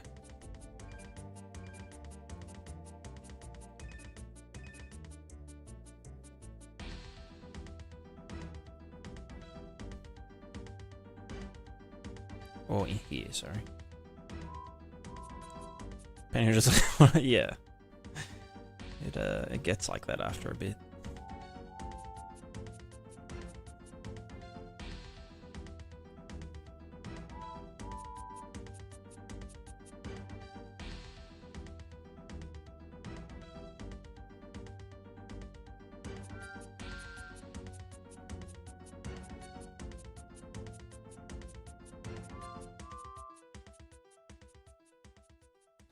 Where was all my other shit? That's like friction shit. This guy here.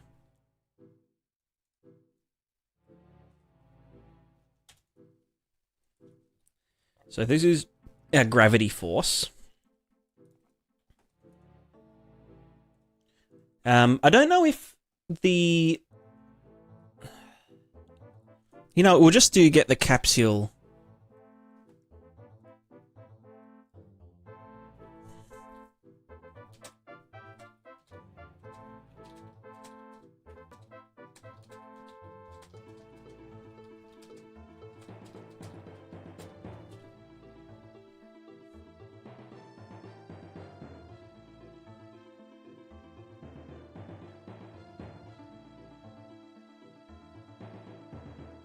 Yeah, okay, so maybe I don't use the effective mass, it's just the total mass. Because that's what gravity is acting on. Get capsule UE5, there we go.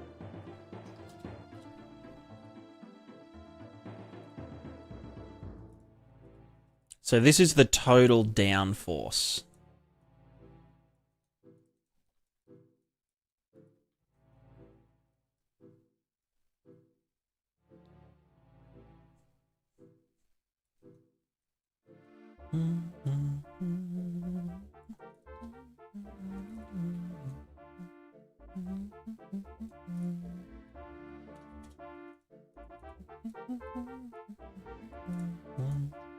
So this will probably explode. Not quite. It is jiggling. Should that be negative gravity?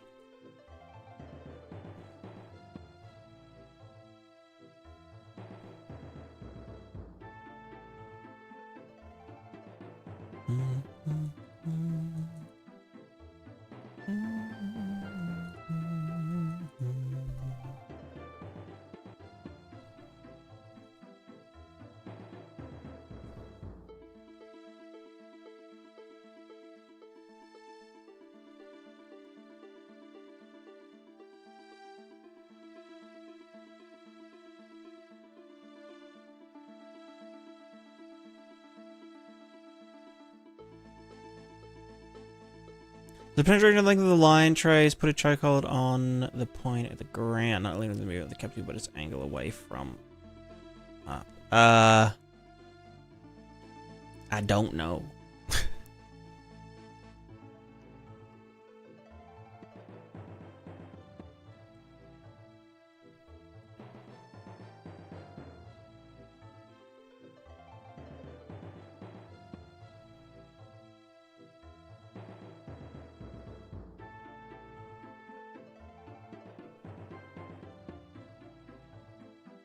I'm not. I mean, I don't understand exactly what the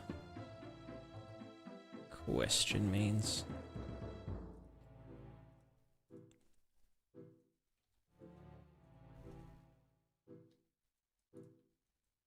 Alright, so we've got just the regular old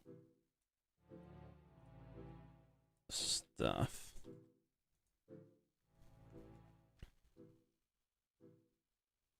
Mm-hmm. And we're going up, which means that we're getting pushed down. Maybe I should just, like, put the torque stabilization on.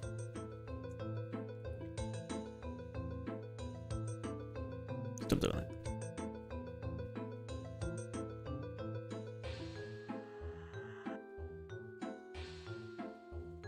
It's whatever.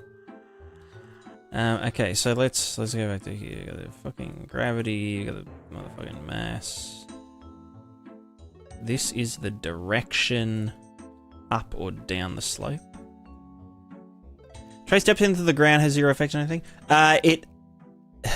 It does.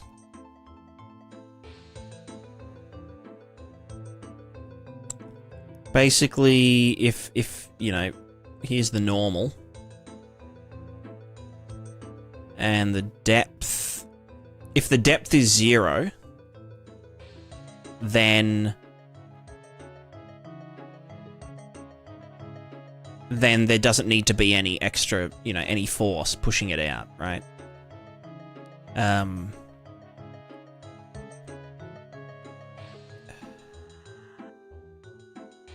Whereas, yeah, the deeper it gets, the harder the ejection force needs to be.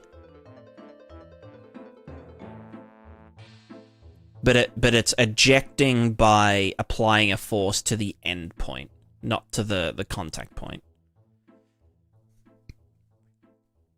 Which does kind of always mean, and this does bring up an interesting point.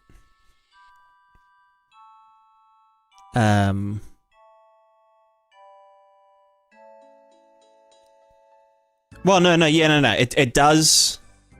Yeah, it's in there. It applies this force out. It will slide down over time until we apply friction. But for now, we're just trying to counteract, yeah, that falling motion by essentially applying gravity. You know, let me try, like, length, right? No, not length. Like, length of... Give me a damn print string. Because, yeah, maybe the magnitude of the normal force is important. Possibly.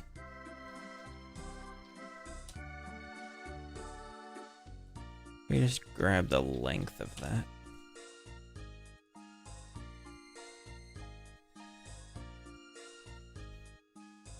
Let me just get rid of all these other fuckers.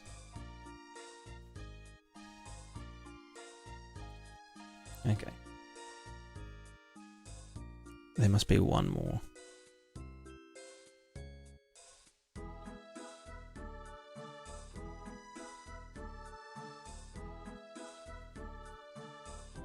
There can only be one. Oh, am I doing multiple print strings? Yes. Wait, no, hold on. Where's he? There, okay.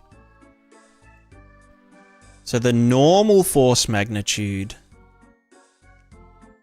like on flat terrain, if we're just completely still, is 49,000. I guess it's in joules or some shit. If we are up here and we wait for it to stop chilling. Well, now it's, yeah. Now we're creeping upwards.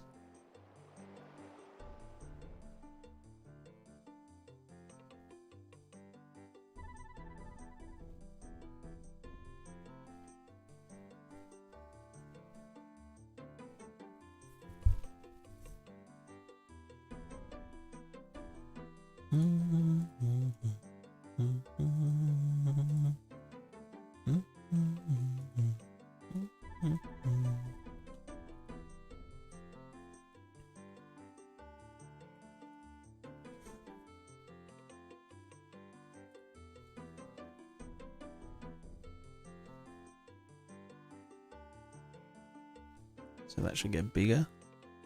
That gets smaller. Yeah, so this is the exact direction of the slope. And that's 45 degrees. Bam, bam, yeah.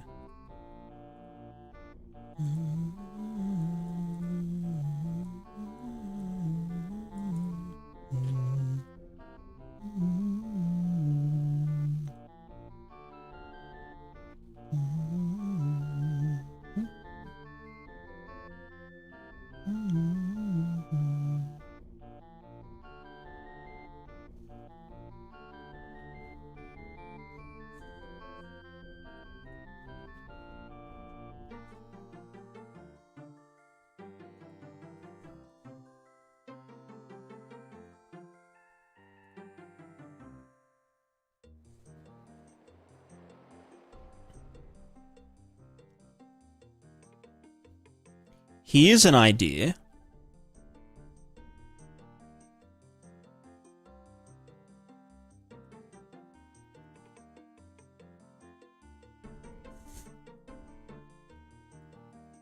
This is stupid, but you might be able to reverse engineer something.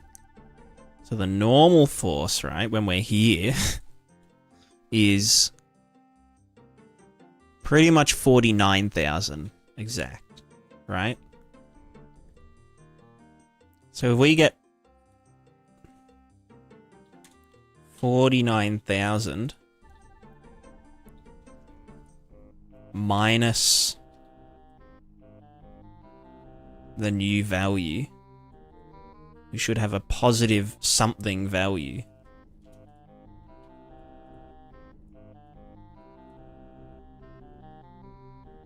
And then just add that in here.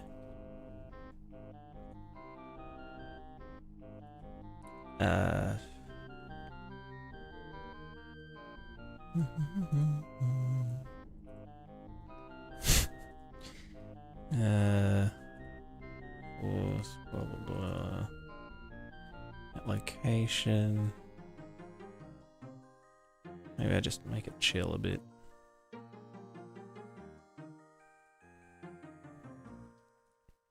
Basically, I just need to find, like, yeah, a steady state, like, feed forward force.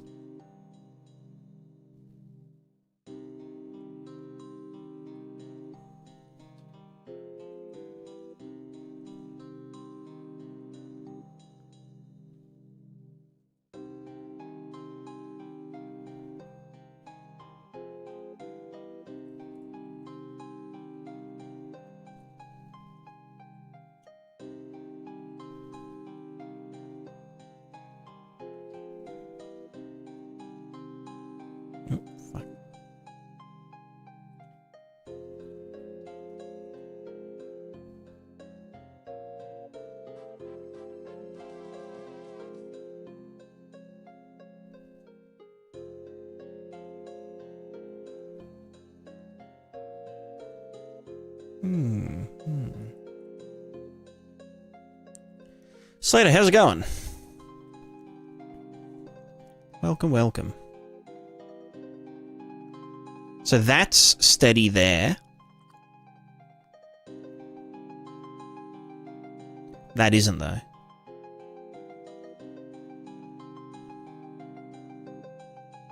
No, there's that, and... yeah, no, there's that. So this is... yeah, let's just... that's not plugged in, that's good.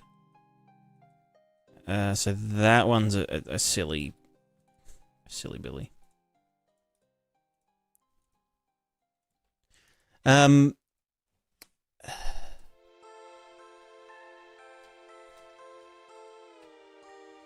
me Google.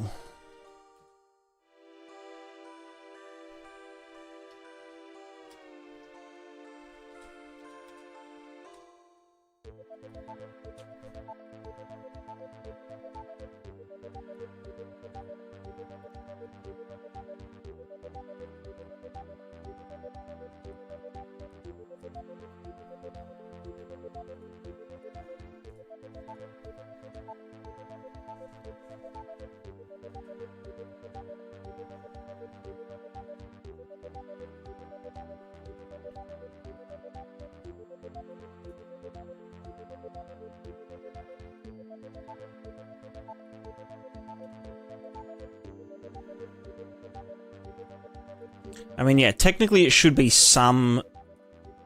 It should be related to this.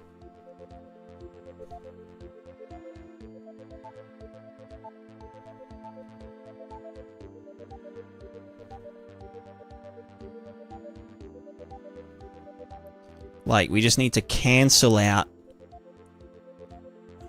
how much gravity makes us slide down.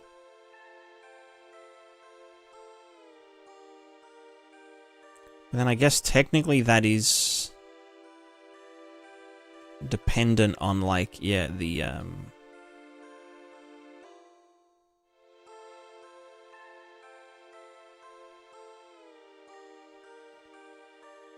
should that be a negative value? Right, because gravity goes down. We want my thing go up.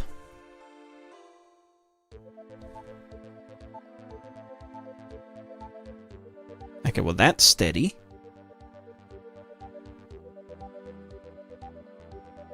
That's steady.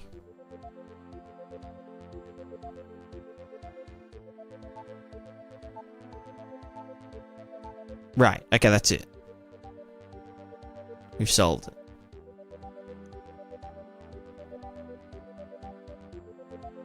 Yeah. Alright, cool.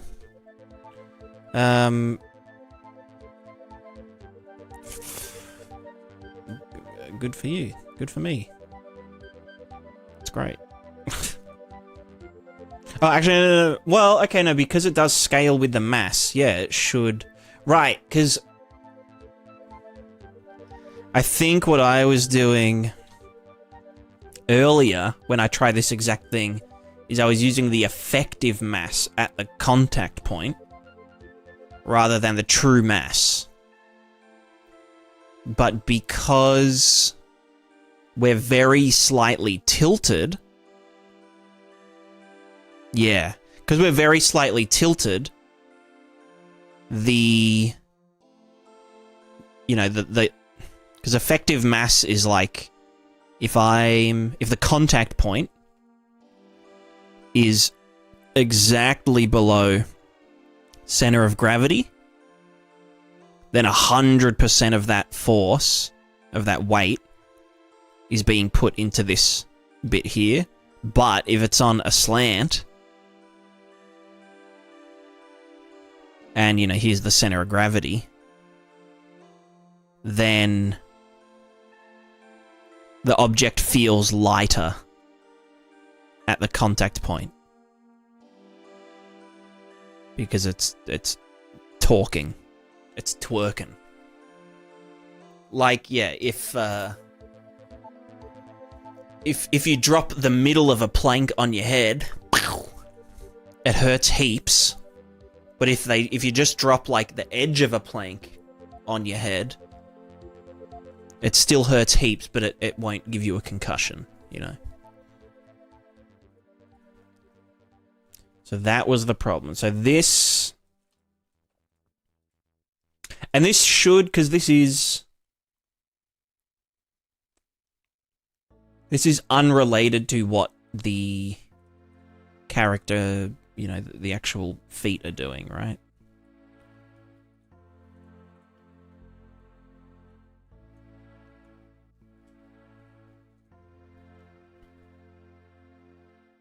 What happened to the animations? Right, yeah. There we go.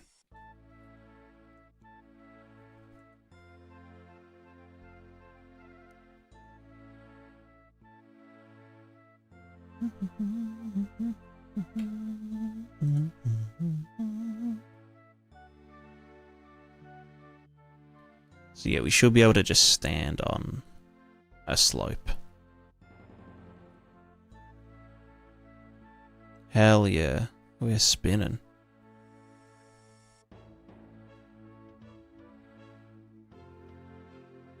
I'm gonna make this soft collision smaller. Or just disable it for now. It only really matters if there's other characters anyway.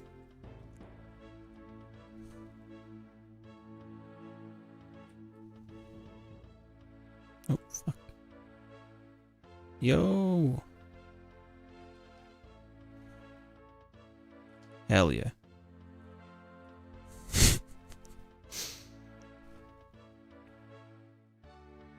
We do need to make it less fucky. Or less explosive. Because, like, at the moment, our feet have infinite force and infinite friction. Which can do some real fucked up shit.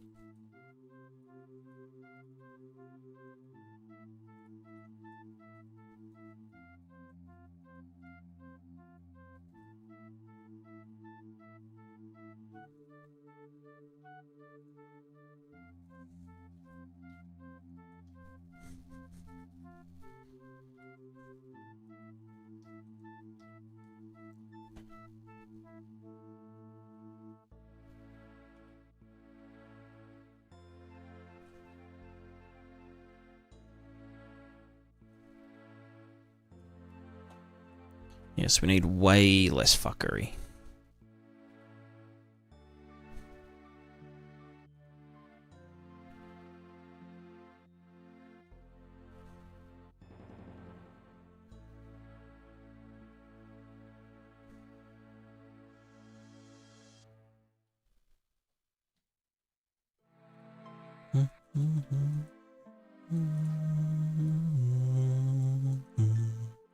Alright, disable soft collision. Kill and kill.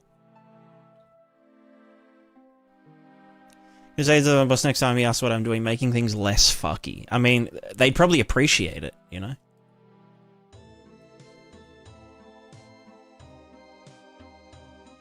Then they know you're really getting stuff done.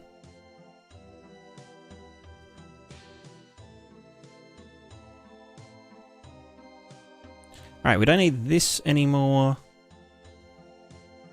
Fucking piece of shit. Let's go this here. Why does this bug happen where I can't delete my spaghetti without, like, closing and then reopening?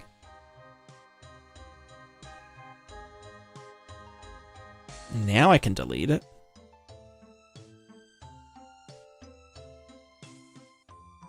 You get that too, Jed? What version are you in?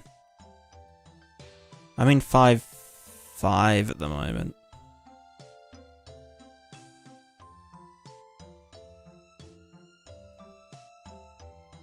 5.3, okay. Yeah, well. Oh, sorry. He's so sweet. Such a good cat.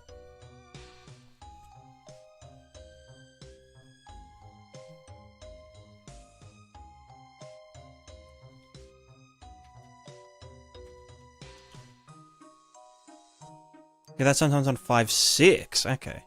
I wonder if they'll ever fix it.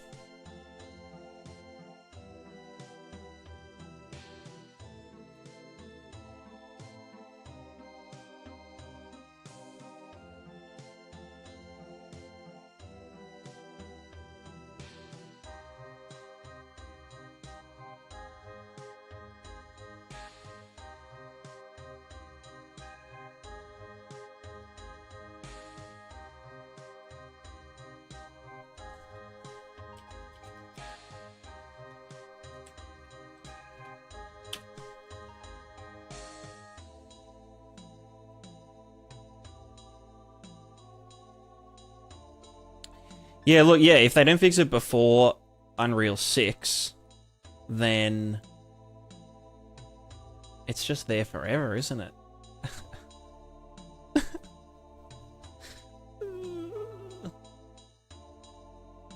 Maybe, you know what, maybe we should do a fork of Unreal 5.8 called Unreal 69 XD. Unreal XD. And we should just fucking, you know, just... I feel like Unreal's gonna turn into fucking Linux. Like, they're bringing it upon themselves. Like, no one's gonna use Unreal 6. Or no one's gonna switch over to Unreal 6. Except, like, AI bros, maybe. AI Fortnite bros. AI Fortnite streamers are gonna use Unreal 6. But the rest of us are just gonna be like, it's gonna be like fucking Mad Max, you know? We're all gonna have our little colonies of like our own Unreal Engine forks.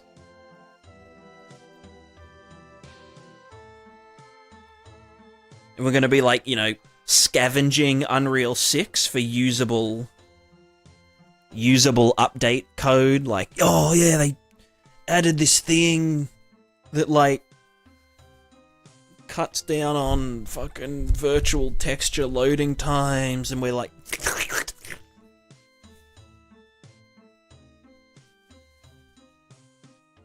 you gotta be the first to get there and implement it. Then we zeroed away in 5.4 and 5.6. Yeah, I mean, honestly, like, I don't know. Fuck. No, you know what? I don't think I'll need everything from like 5.3 onwards. I haven't actually needed for my game. And then everything that I do in Blueprint, I'm eventually just gonna like port to C++ anyway. And so like I you know, like yeah, honestly I don't even think I don't know. I don't think I need Unreal 6. I don't even need Unreal 5, honestly. The only thing about 5 that's nice is meta sounds.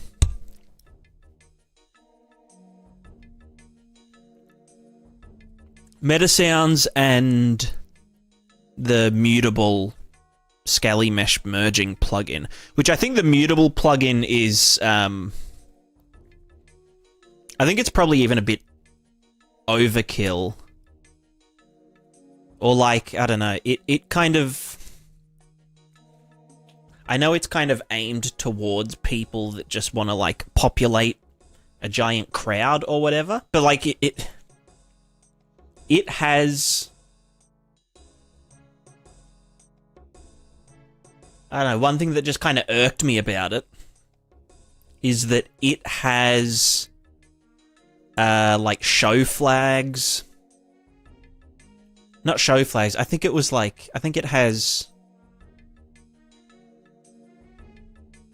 like conditions built in to it of like you can build in to the mutable whatever asset, you know, the hat, the baseball cap can't be worn if you've got a bike helmet on or something, or like some other thing that would make that not, you know. But it's like, why? That's not really within the scope of that plugin. That's something that people should be deciding outside of the plugin before you tell it, hey, I want to put all these meshes together.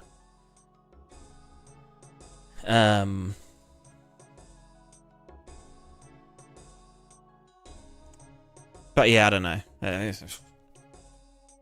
Like I feel like with plugins and stuff, you should never be asking the plugin, can I do this thing? And then it tells you, yeah, you can do this thing. It should just be a one-way, like, kind of thing, you know? Like, you tell it to do a thing and it does it. And any kind of decision-making beforehand, you should be doing in code and shit. Or something. I don't fucking know. I don't even know who I am.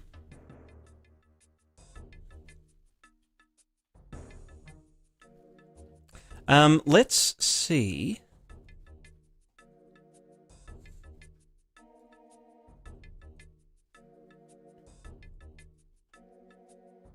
I need to put a clamp on...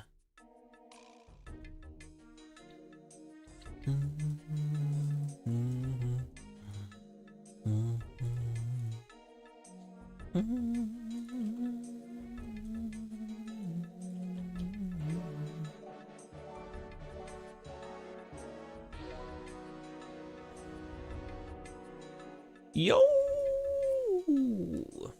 Yeah, Gwen, how's it doing? And Fane. I'll wait for him to message. Oops. Zuba, how's it going? Praise the sun. Praise that MF sun.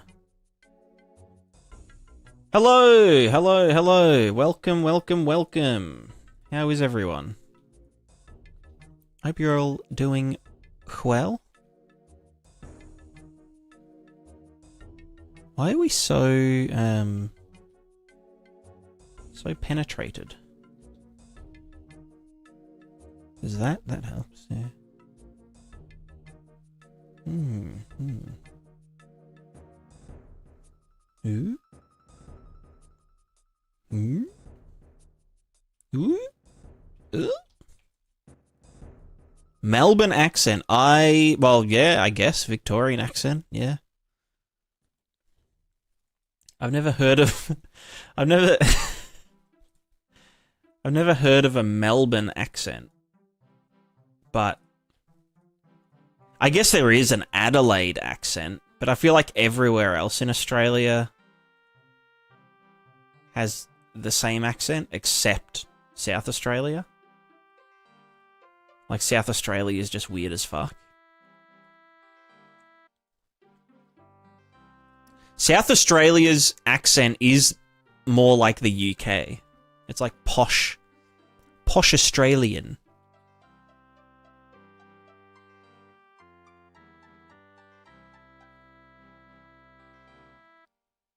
Oh, yeah, okay, maybe Queensland is, because, you know.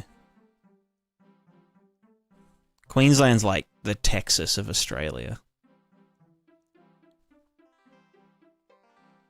How was the stream, Fane? Also, if you've got to go, then just get out of here, you know.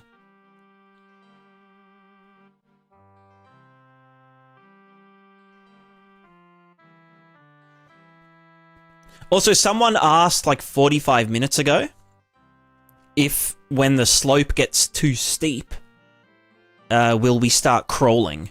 And the answer is yes. And crawling will kind of be like a... Well... Fuck. I guess... Crawling is just climbing horizontally, right? So I guess they're almost the same thing. Yeah, yeah. Oh, good, Fane. Put another shrimp on the Barbie, love. Skyrim style.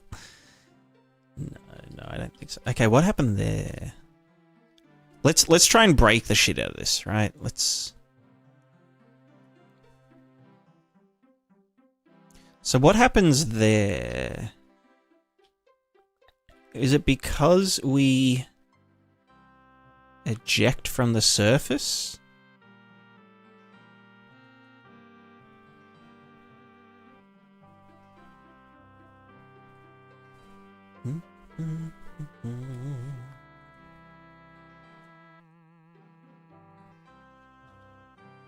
Also, if we do this, then it looks pretty much the same, except we should stabilize in the air. Oh. Oh, right, right. Okay. Interesting. Interesting, interesting. Actually, you know what might have happened there?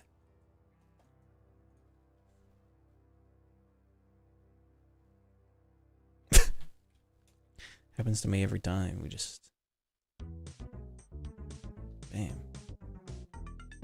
Crawling is climbing, but less pulling and more pushing. True. Helicopter. Helicopter.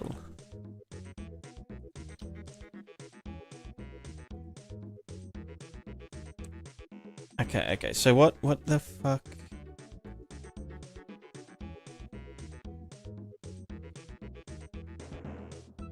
Yeah, so what's happening there is when we leave the ground,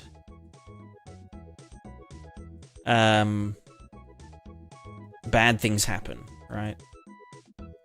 Let's just never leave the ground then, right? It's just fucking... Well, okay, no, so that was... No, slow down more. And then... Right, so as soon as our feet leave...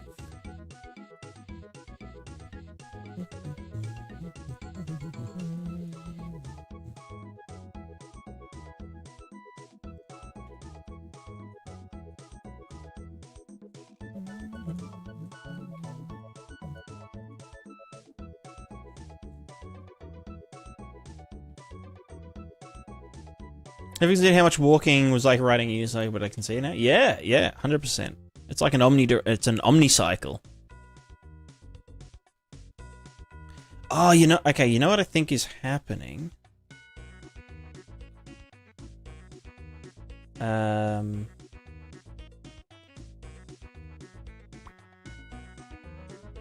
I've got no idea. Let's make this way more chill. Way more soft.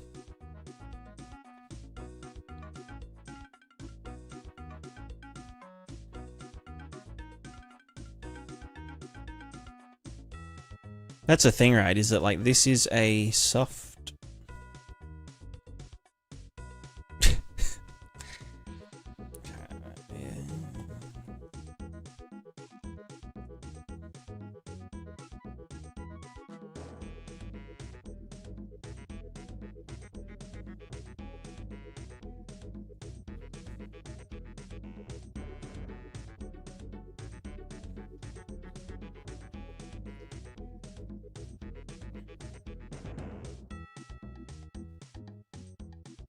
Now it's too bouncy. I think the bounciness is what kills it. So then we need more derivative.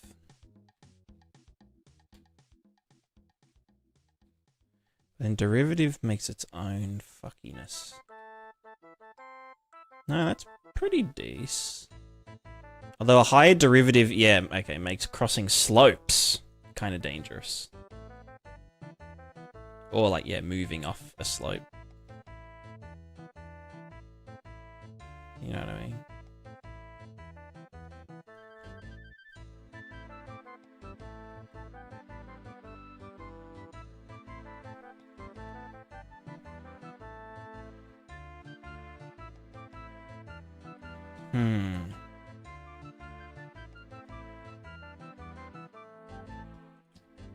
I think 110 was our... Yeah, that was like good enough.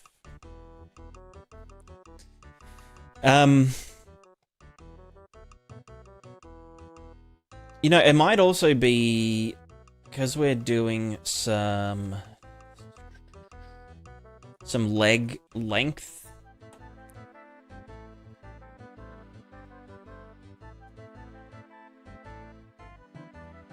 Changing.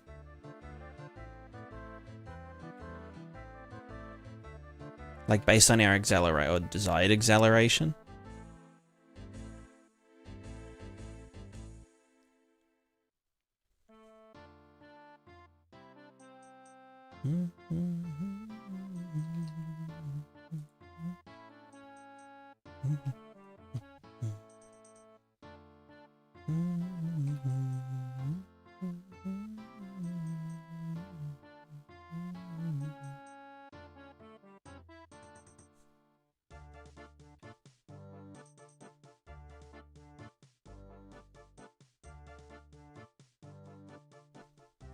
Yeah, I also think our feet force is just like giga high. As in like the walking force. But then how can I make it...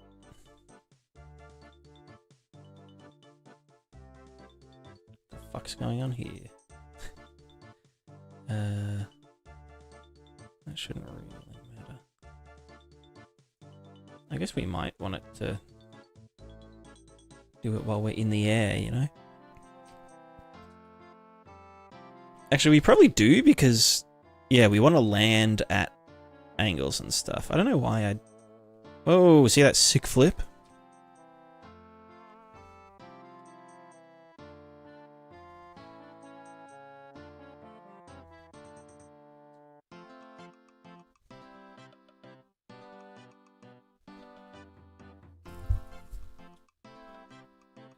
That's probably what was causing it to skits out as well.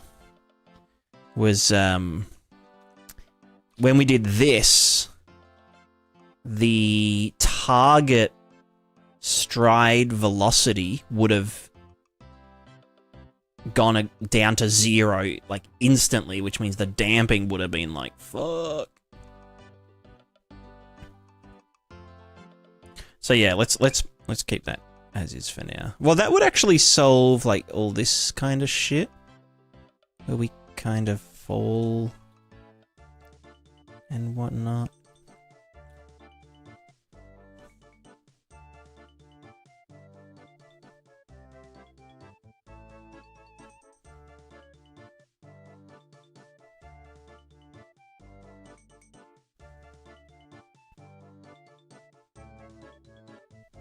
You know, that kind of fixes most things, right? Even like falling down a slope.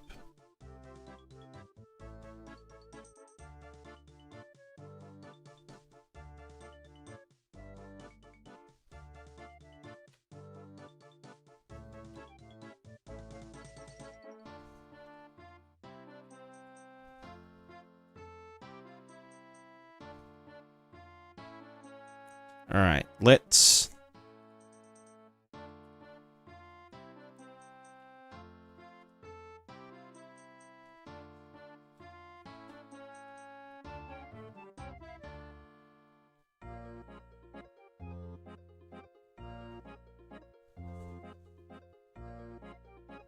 Yeah, let's do going up steps and stuff. Or, no, do we want to...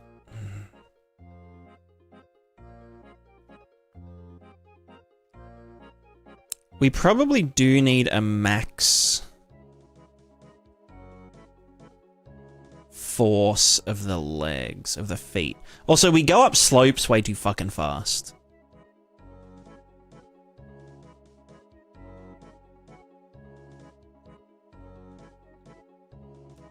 I'm pretty sure it's because our...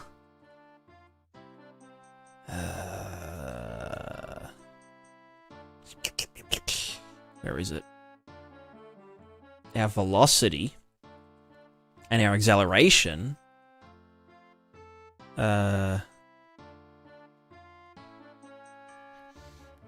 it all... It's all about XY shit. So it's like XY, you know, bird's eye view. Whereas we probably want to do a thing. Do it along the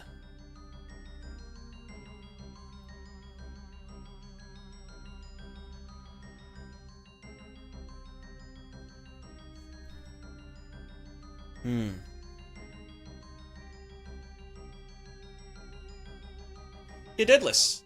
Have a good one. And I'll try not to.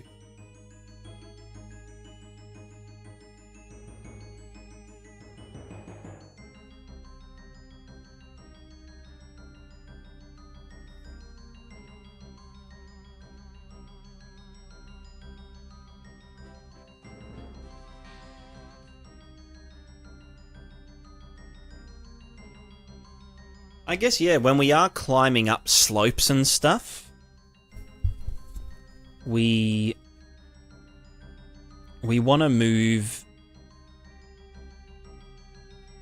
Like, if we're climbing up this slope, we're moving in this direction, right?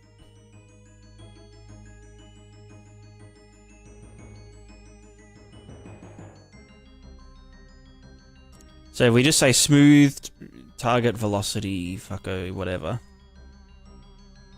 And then this should be fine. I think about here is where we want to...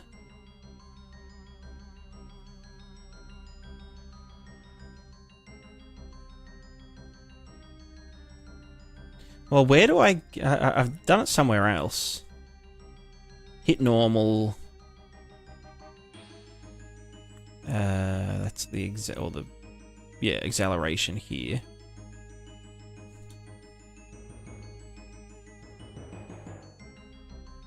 Double crossed. And multiplied by that. So, along the normal, this is then the tangent. Tangential.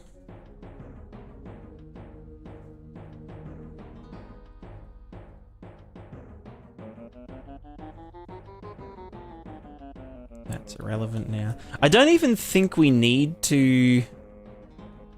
Because, like, this vector length...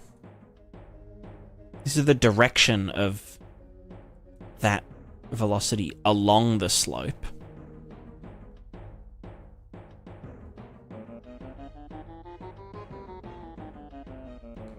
Right, but this is the length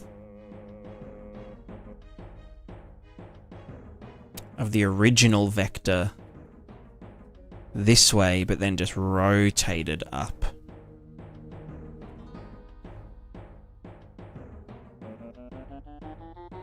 But I wonder if this ends up with the same length. You know what? We print.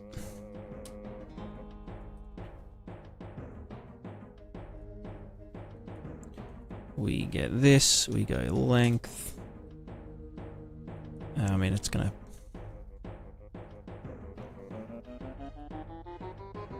So if we go on our slope here...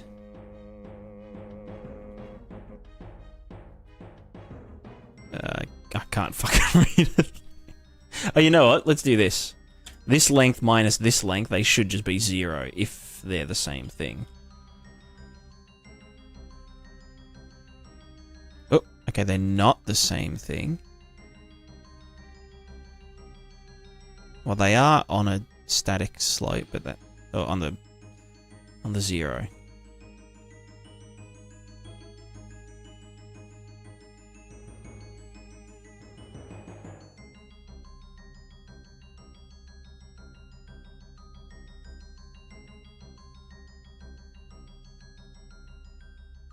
I mean, yeah, we could just get the acceleration along the normal. Or, wait. Yeah, yeah. So, this guy here... The acceleration we want is... only in XY. Oh, sorry, only scaled by the fucking... I don't fucking know. So you can see when we get up here... No, okay, is it supposed to be the... We're getting an acceleration in XY only. We multiply that by the normals. Cool. So only the...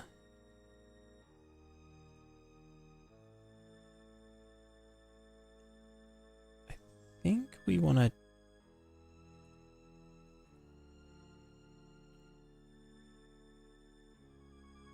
You know what? I think we can literally just do this. Because it's already in XY. Fuck. Inverse? Well, no, the inverse would be the normal. This. Do we want this?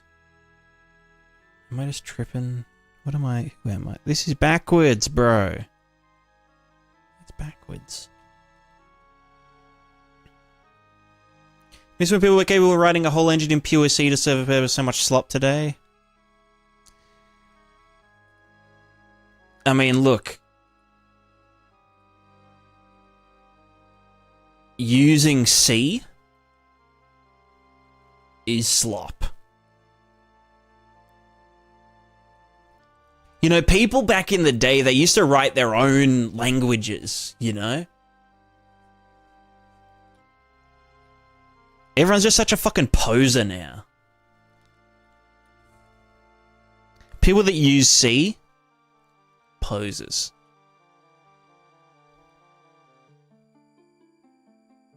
Legit. C is for posers. We all know it. There, I said it. I said what we're all thinking.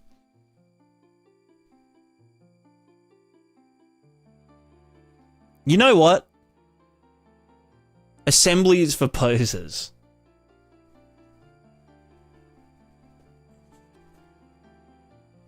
Back in my day, people used to make their own computers out of water and like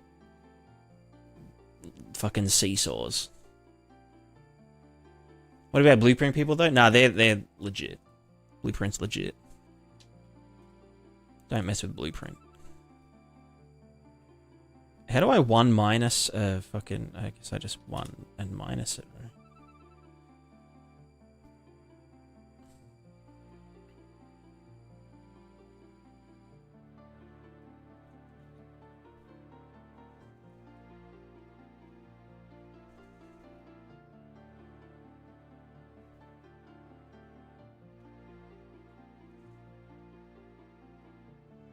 Wait, what the fuck am I doing?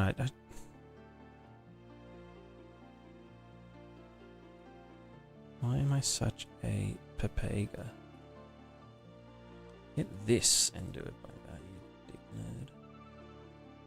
Dickus nerdus. Oh, also this should be... Hold on. Fucking...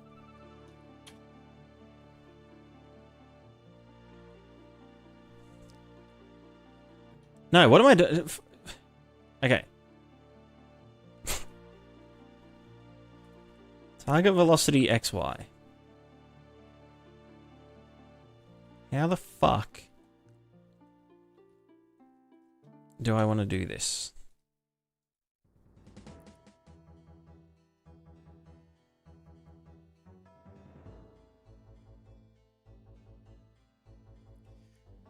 This is our acceleration, but relative to gravity. Oh, well, no, because our...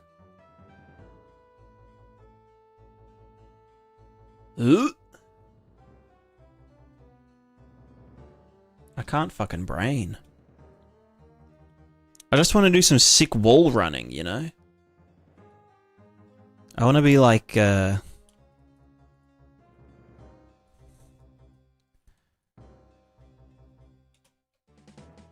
want it to be like that one scene in Conker's Bad Fur Day that they copied and put in the Matrix.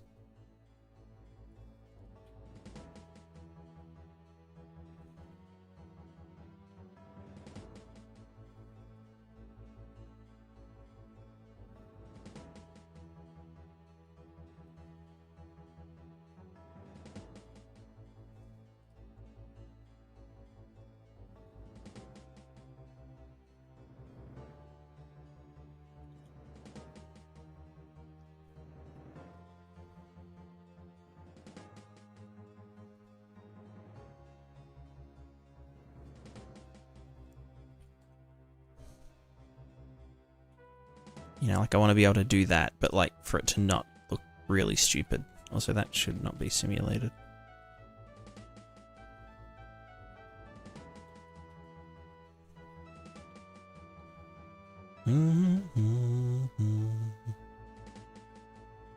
Why does it go so jittery there? Is that just because of our...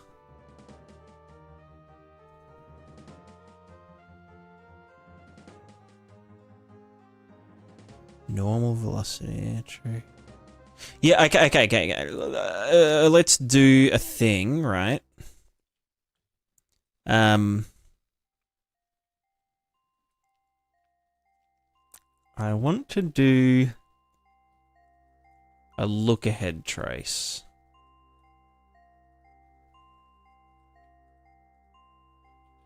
Well, how do I want to do the look ahead trace though? Do I want it to be a vuzh-buzher? Or do I just want to do it straight ahead? Because if we do it in the tangent velocity, then we'll be able to hit the slope beforehand. But if it's going the other way, then, you know. So I think maybe a downward look ahead trace would be best. So that we can kind of like, if we wanted to go up this,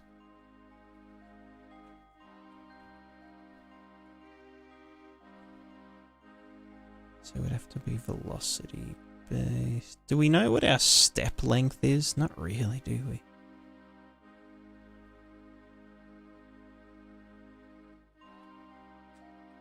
Boing.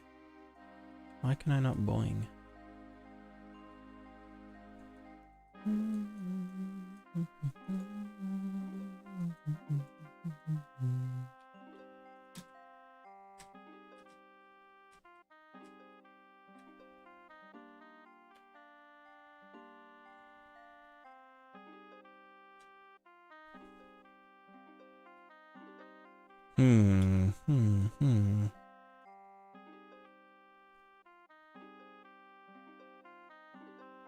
Change the language debate in the chat.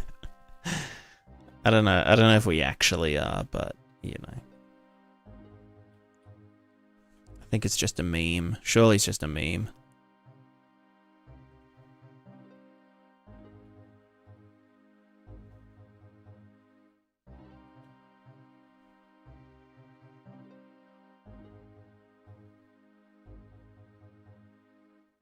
I guess if we are...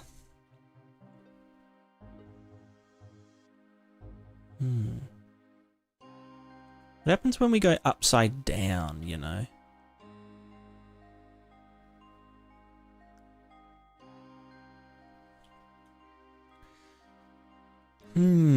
We also have to figure out our... well...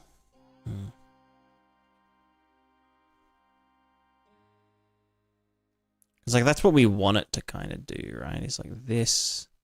But obviously at the moment, we can just, like, infinitely fucking go up shit. Because we don't have friction. But we do want to be able to, like, kind of vuzh around like that.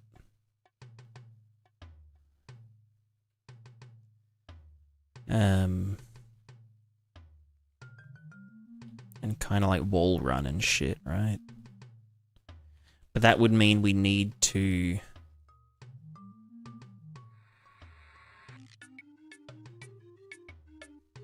Well, I mean, first we probably need a good PID controller setting to adjust the length of the feet to, like, you know, maintain contact or maintain level contact with the floor. The thing about this, though, is, yeah, like, we need to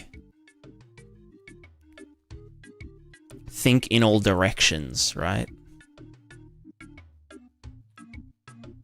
Because, like, if we're accelerating, or if we're... I guess if the slope is changing in front of us, then, yeah, we need to prepare for that beforehand. So that's where a look-ahead trace would come in handy. So that, like, yeah, we'd already be at the right angle to, like, smack into it.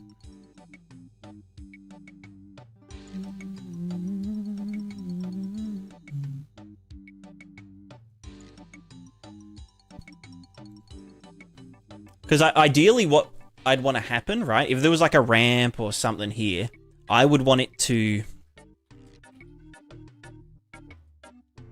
I guess we can sort of...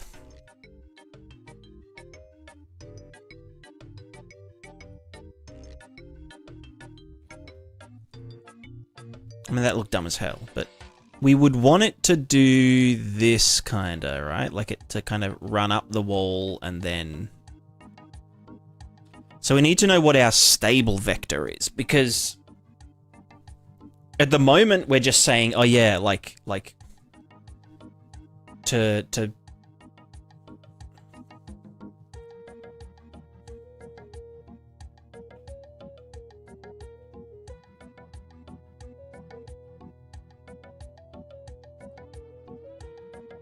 because we're kind of assuming that we're all like gravity's always going down and that we're always walking on a flat surface, except, you know, we're... Do you know what I mean? But like when we're moving fast, or just when we're moving full stop, it's almost like gravity changes, you know? Because the centripetal force or some shit.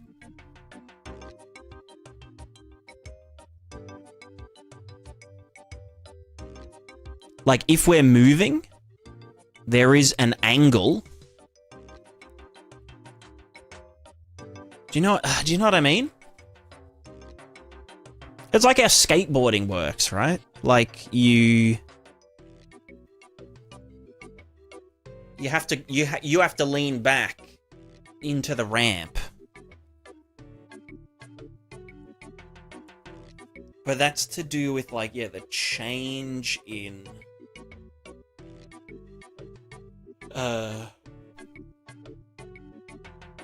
the change in angle.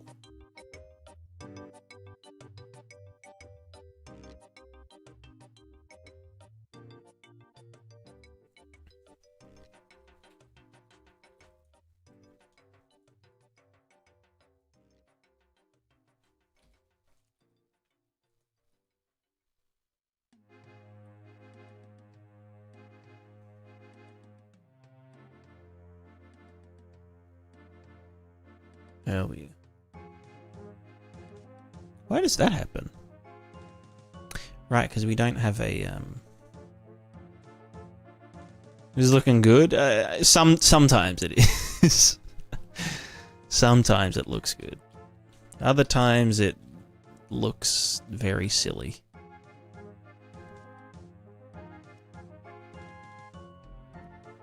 Ooh.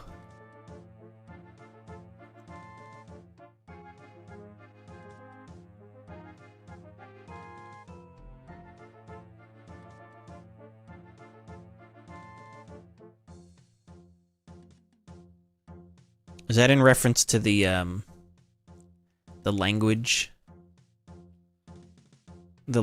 debate?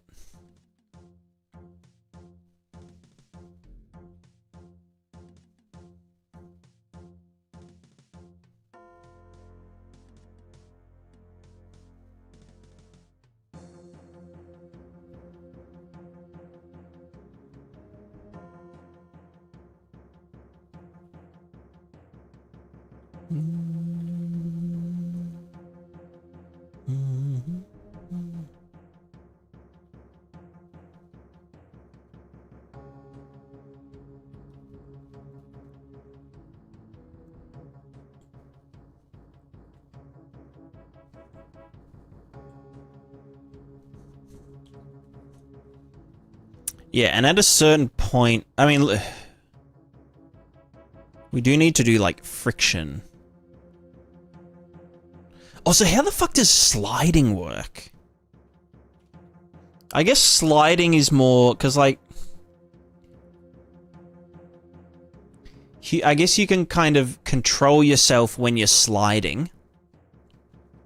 As in, like you know, we're sliding down a slope. Because it's, like, gravelly or something. And we can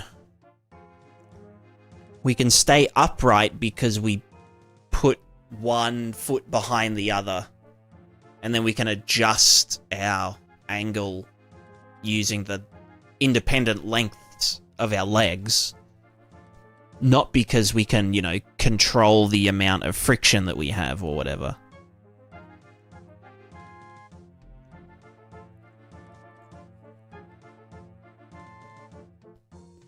So yeah, I guess in that case it is just a matter of like, yeah, leg adjustment, leg length adjustment. Am I on 5.8? I'm on 5.51 in this one.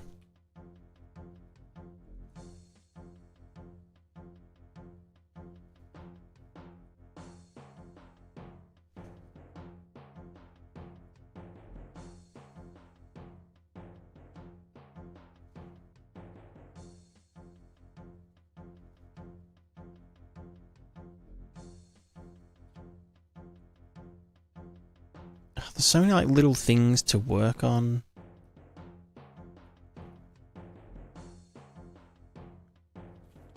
Hmm.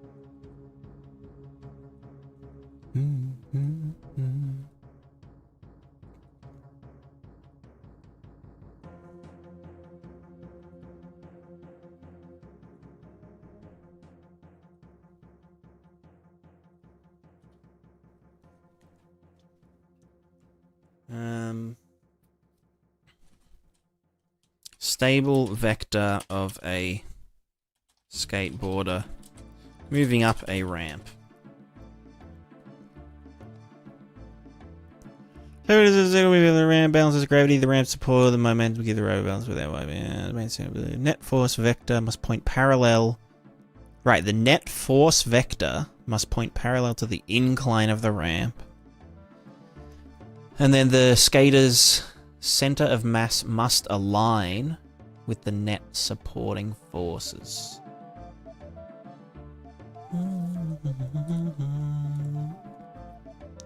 I guess when we're on the slope... Can I get rid of this fucking thing? When we're on the slope, our stride velocity... Yeah, only moves tangentially to the thing, right?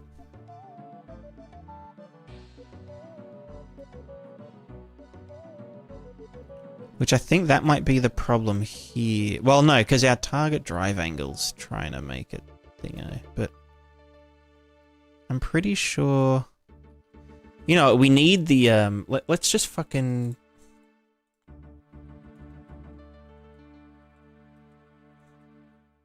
Contact hit normal, contact penetration to contact velocity, contact surface hit location. Let me just get the impact point and set this as the contact is that penetration velocity though? Penetrated hit location. Let's just rename this the contact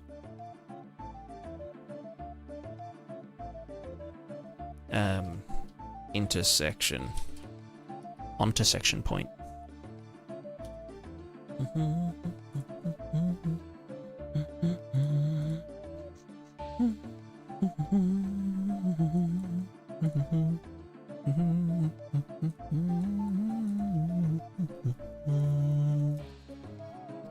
So length before contact, if we do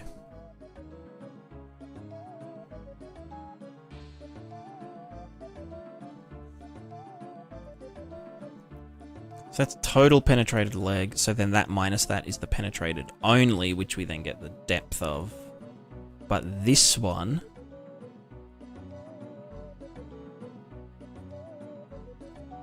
this one plus the thing is the actual contact point, which is handy for like drawing debugs and stuff. I don't think we actually use it anyway.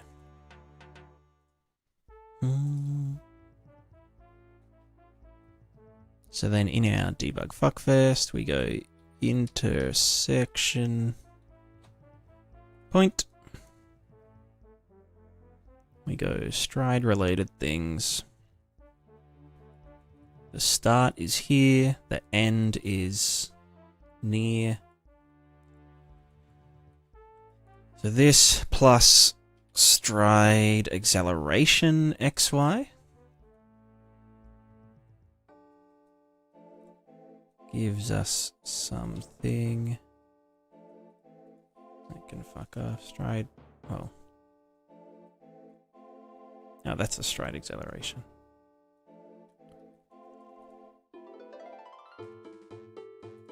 And then we've got the velocity at contact point. Relative contact velocity along tangent only.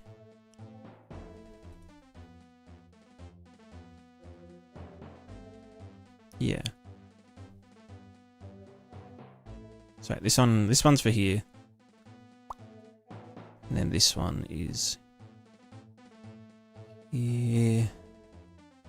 This can all die.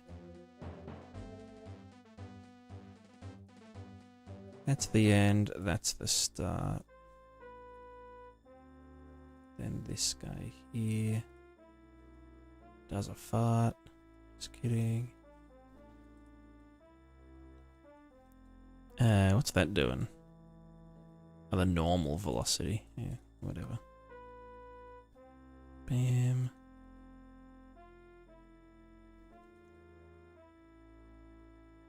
Stride velocity. Alright, let's see how they look. Cool. Big arrows. Wow, that's a fucking big ass. Well, actually, the acceleration.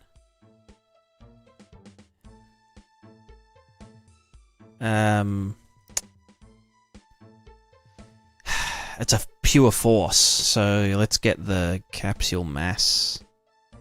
Or the effective mass at contact point and divide it by that. For this. Yeah, it's better.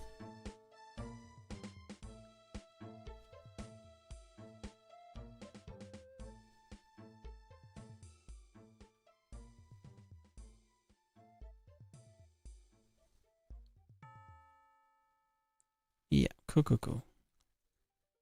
You know, we might even just divide it by more.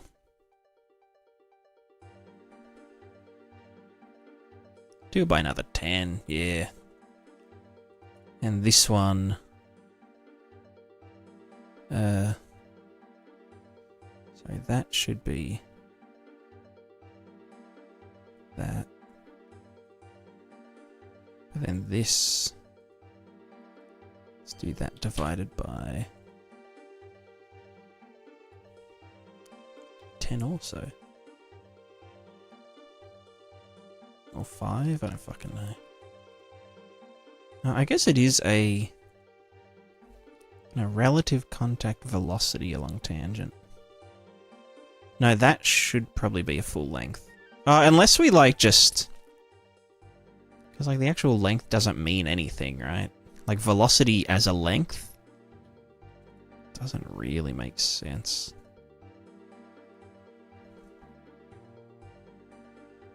Well, I mean, it's per second, but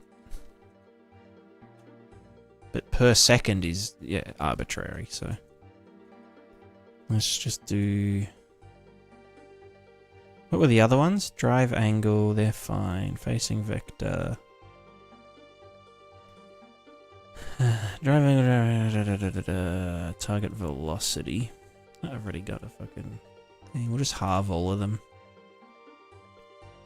Absolute velocity halved.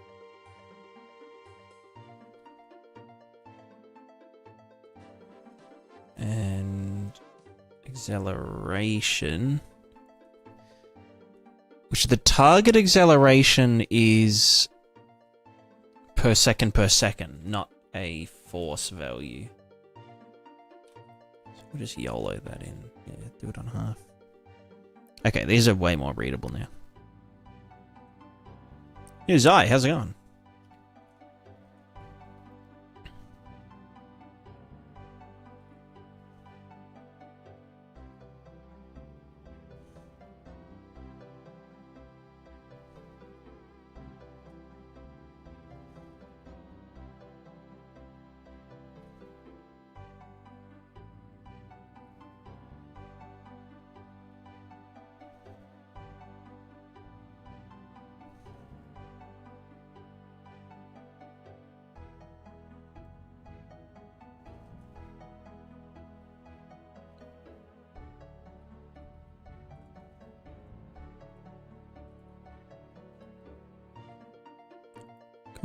Cool.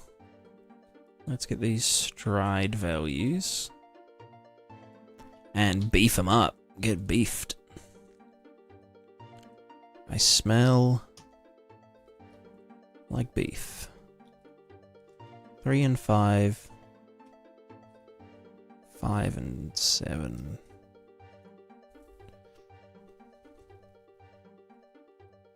Yeah, because usually it's...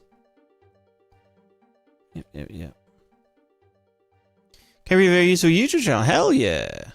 Happy to hear it. What video were you launching?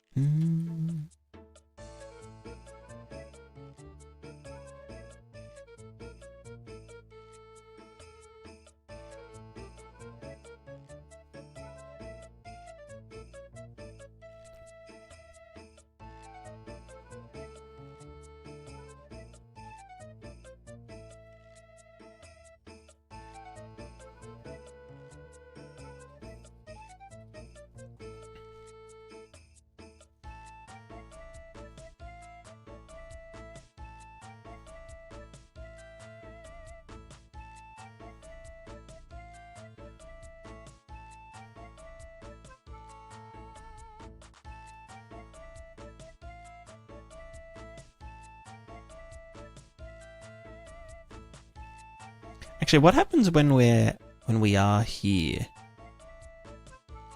Does this have a value? I need to... Where's the debug? Let's put the velocity above. Stride related, Debug string. Actually, you know what? Let's put the entire thing up.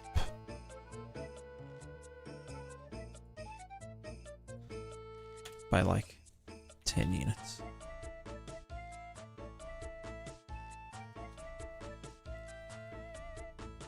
Yeah. And you know what? No, let's do that up by 20. And then the velocity up by... I should probably go up by the contact normal.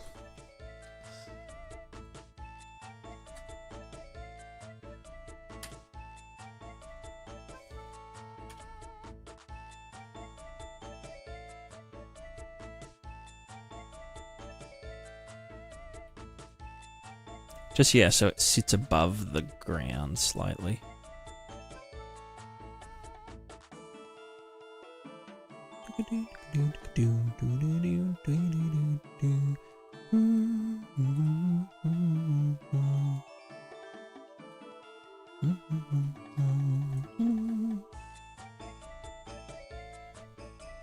Yeah, so now they're kind of just sitting above, looking way more readable. Cool. Live functions for projection mapping simulation project. Hell yeah. True. I think in one of the Unreal 5 versions they added RGB light functions, which we used to have to like hack in, you know. We used to have to do like make an R light and a G light and a B light, and then do, you know, whatever you wanted the light function to be, but then just mask out the R channel and mask out the G channel and mask out the B channel. But I think you can just do it all in one now. Funny girl. Oh, you're so funny.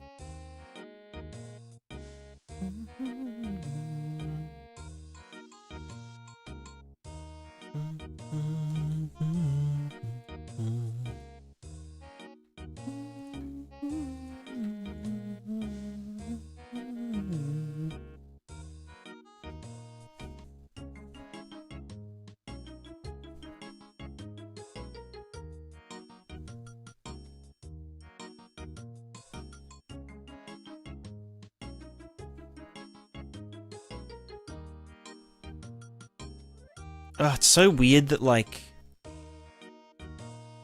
to go up a slope. Okay, that's just cursed, but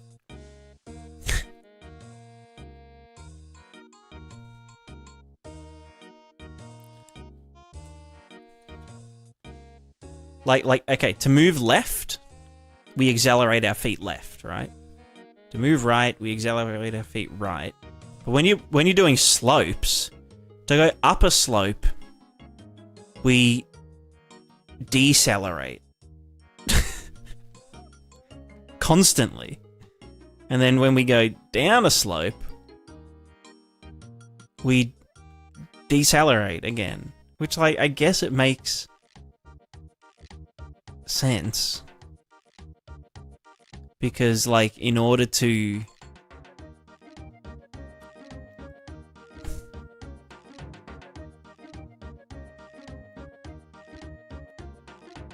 go down a slope,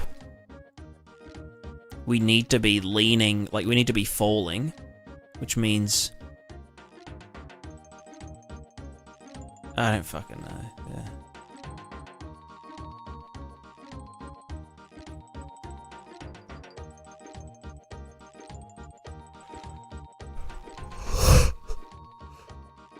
Ugh.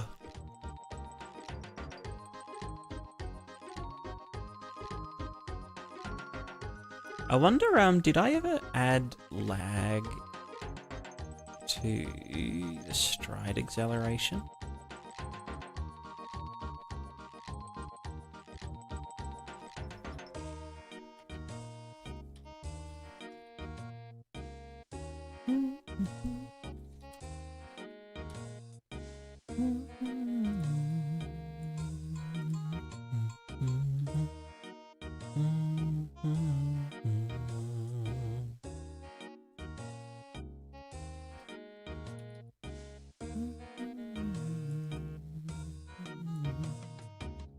I wonder if that would fix a lot of the jitter. No, that's right. It just makes it worse because... fuck, you know. Yeah, no, okay. We don't do that. That's banned. Oh my god, I can't delete the node. Blueprint, let me delete. Please.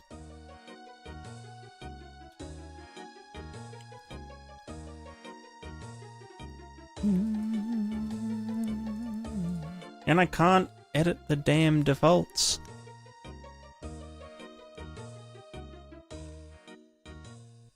I say, you working on your game or for a plugin? For both. For both. I'm working on both. It's the movement system for my game, but it also is the... wow, that's a fucking nightmare. Is that because the derivative is too... huh. I guess higher derivative's almost better in this case, except for when that happens. What if it's too high? Okay, then. Okay. From Australia? Yes, I'm from Australia. Australia, mate. Australia, mate. You call that a knife? Do I know ZYZZ? ZYZZ. It's not ringing any bells. ZYZZ.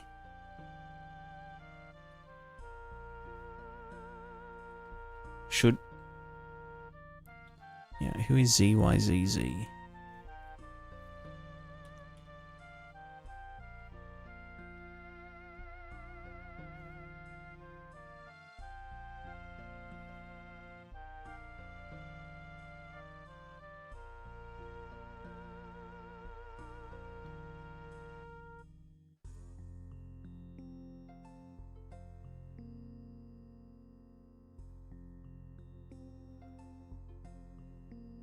I see.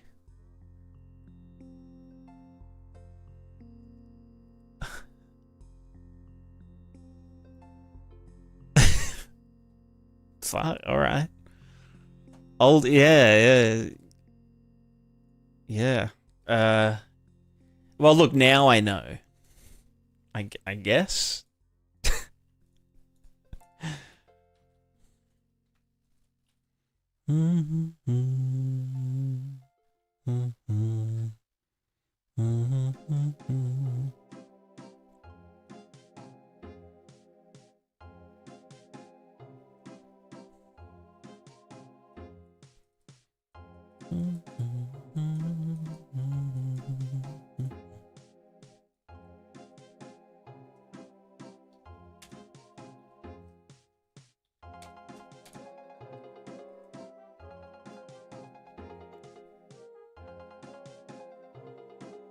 Can I spend enough time on Facebook in 2009?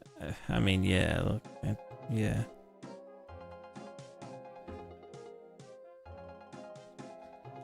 I don't know, man. Kids these days. Kids those days. Anyway, what's the... What was the question?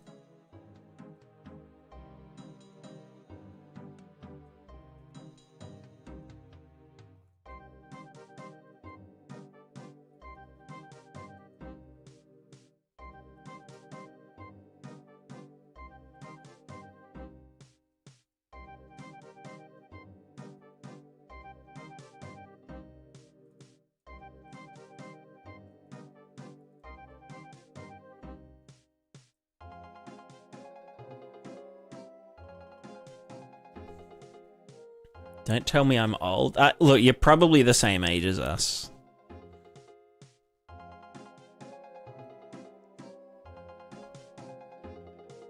Ooh, why? What's happening here, bro? Wait, where did my shit go?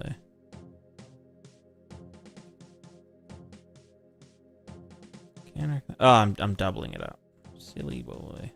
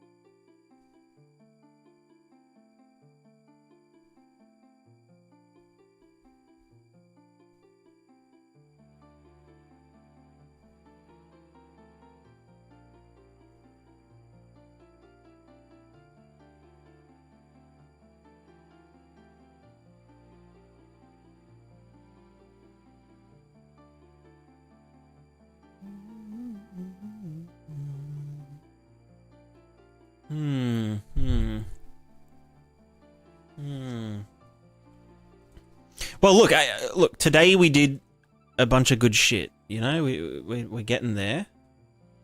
It really, truly is getting there.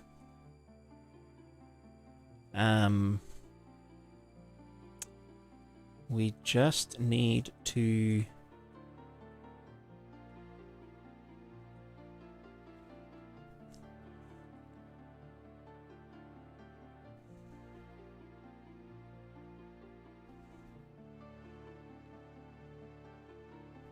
yeah, slopes is what we're working on next. Slopes is like a whole fucking thing, right?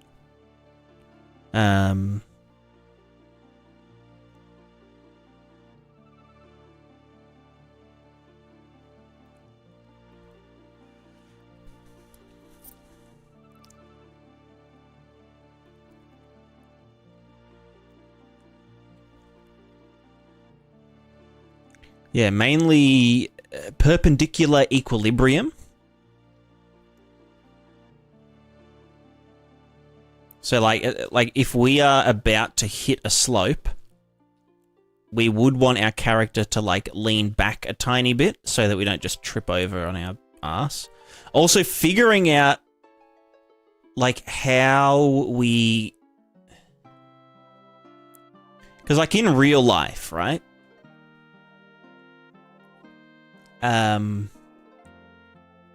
We go slower up slopes. You know what I'm saying? It's just facts.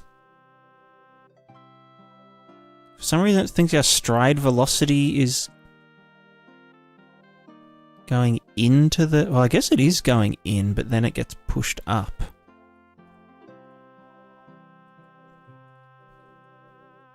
Wait, stride velocity. How the fuck are we... What are we using for that? That's the total tangent force, isn't it? Which looks like, yeah, it's going into the slope.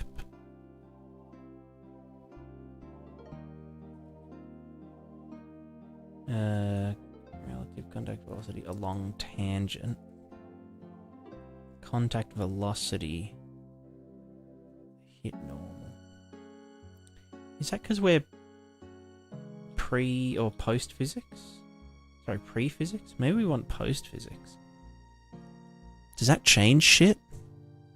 Changes nothing. Fuck. But like that's not the tangent. Like bro, that is not the tangent.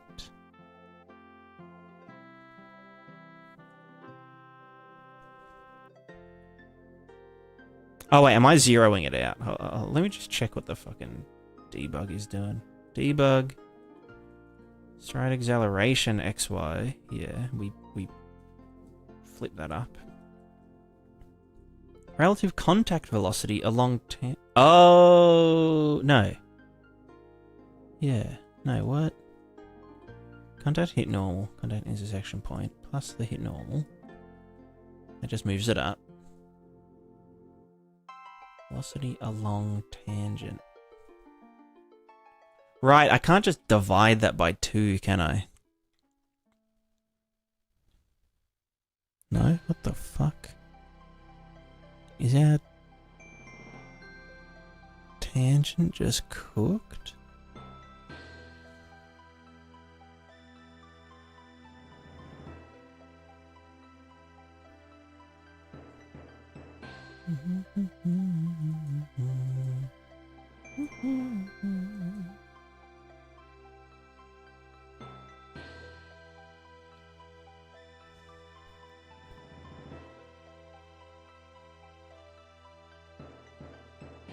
Let me double check that. So we're getting our relative contact velocity.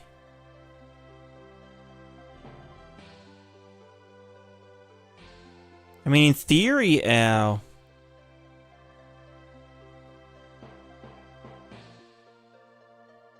contact velocity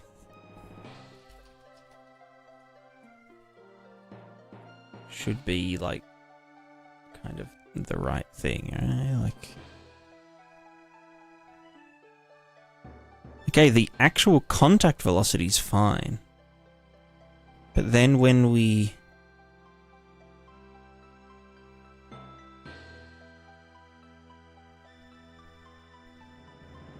Why is it that it... Because along the tangent... Like if that is the... If that was parallel with the tangent...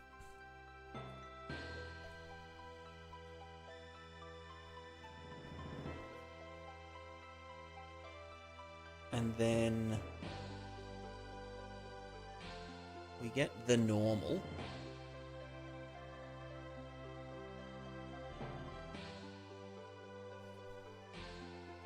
I still don't get it. Why is it...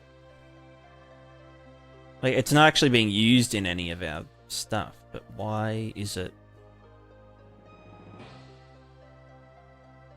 Relative contact velocity multiplied by the hit normal. So we've got, let's say we've got a 45 degree or some shit. And our thing is this.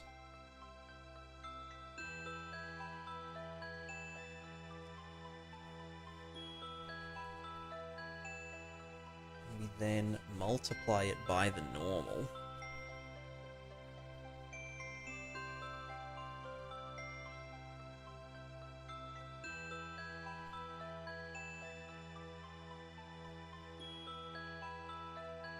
I'm just so confused.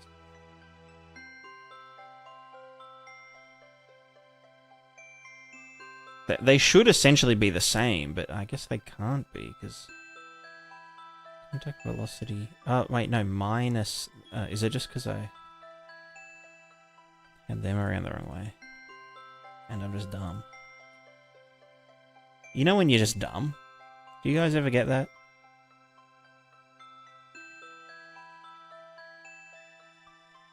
You guys ever get dumb syndrome?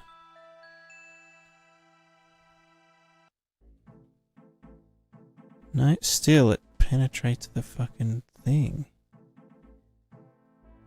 Also, why is the character moonwalking?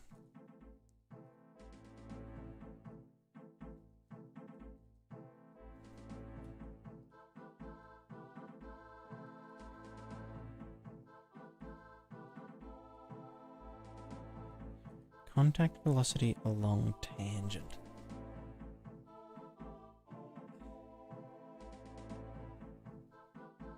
I don't know. I don't care. I'll just put in the other one.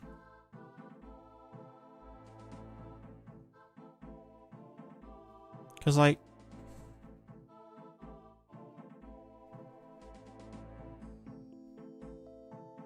Well, okay, no, because this is saying...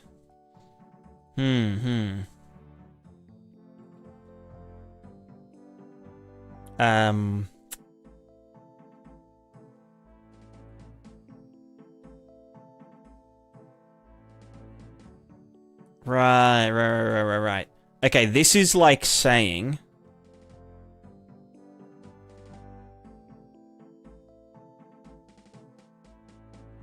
No, I've got no fucking idea. What is it saying?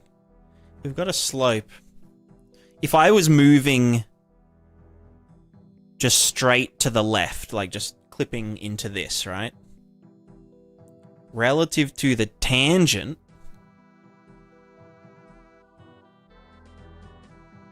I'm moving down and to the left. So I guess when I'm doing this...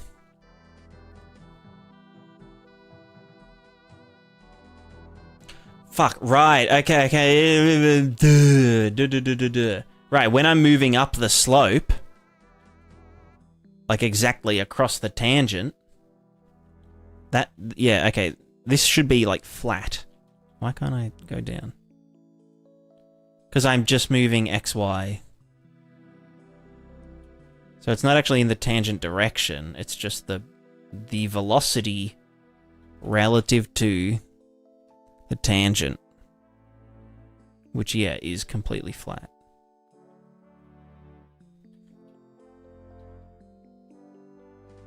So it is dumb syndrome, yeah. So no, it's correct, it's just not the thing I want. I kind of do just want the exact relative contact velocity.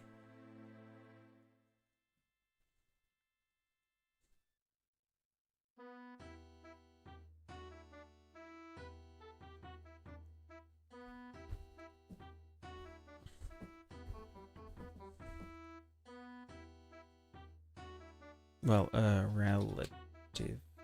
relative contact velocity. Yeah, it's fine, bruh. Nice one.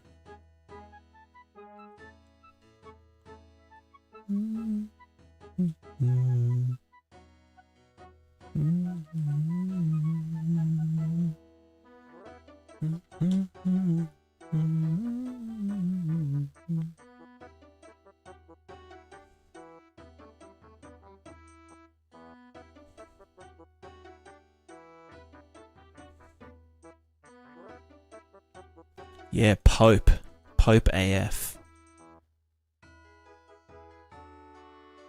Yo.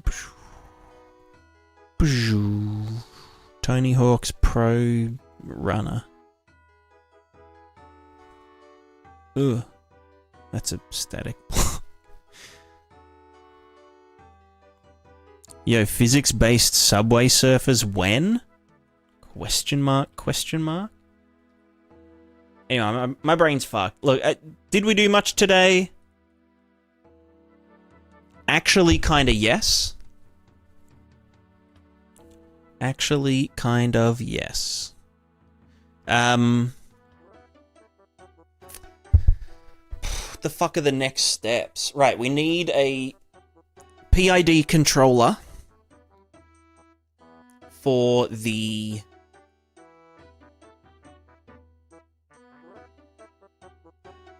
leg length, which is a different thing to the feet penetration. Or, well, no, I guess we need a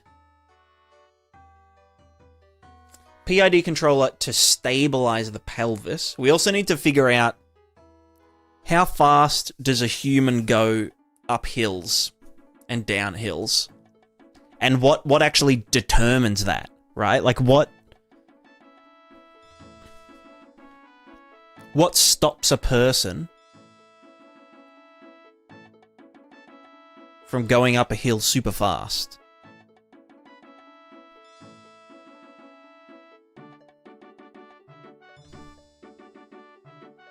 You know what I mean?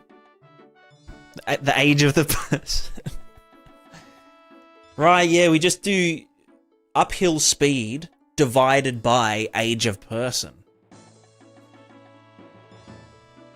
So, like, infants are going to be going, like, boosh, you know? But that also means that infants go, like down, you know what I mean? Wait, I mean, yeah, like, I know, like, weight and strength and encumbrance all affect that. But, like, mechanically, what's the, like, yeah, you've got to do more work to go up. But how do we emulate work? Because we can't necessarily just, we can't just add a clamp to the feet, right? Because the feet, because it's, I guess we just change, like, the target velocity. But it feels weird to, like, change the target velocity based on, you know, are we going up or down a hill or something?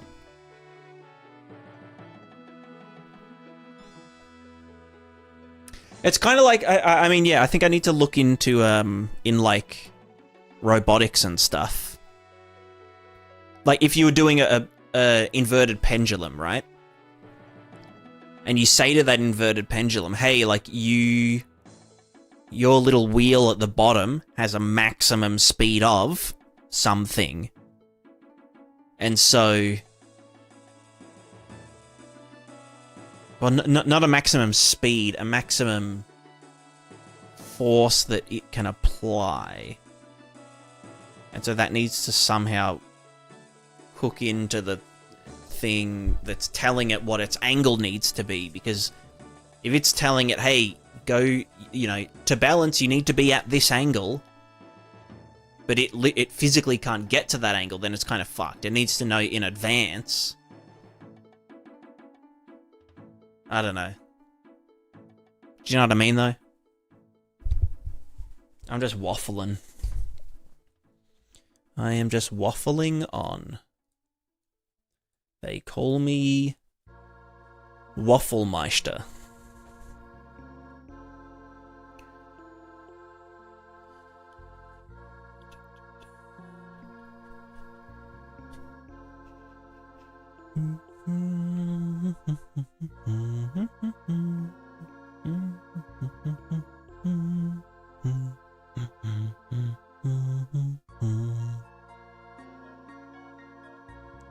Right, who are we raiding?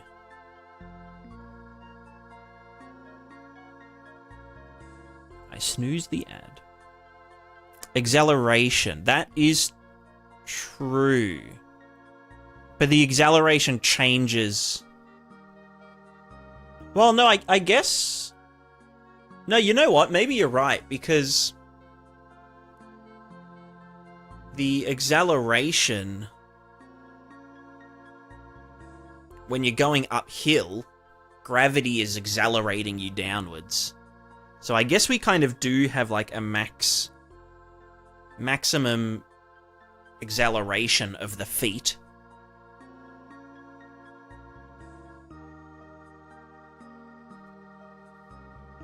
And yeah, when we're going up a hill, we have to account for... because like when we're perpendicular to...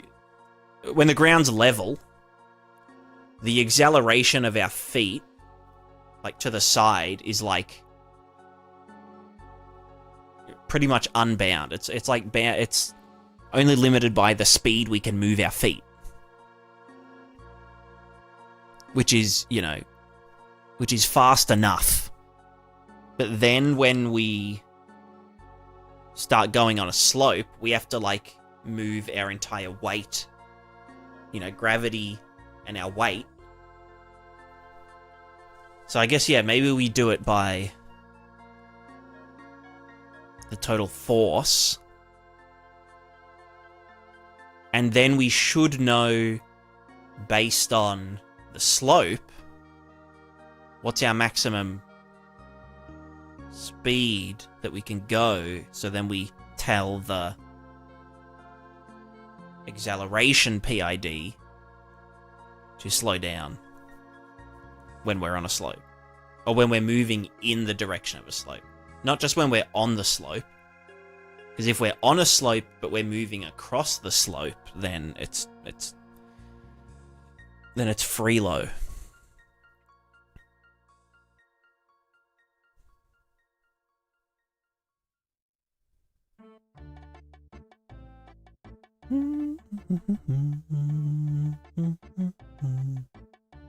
My knee hurts.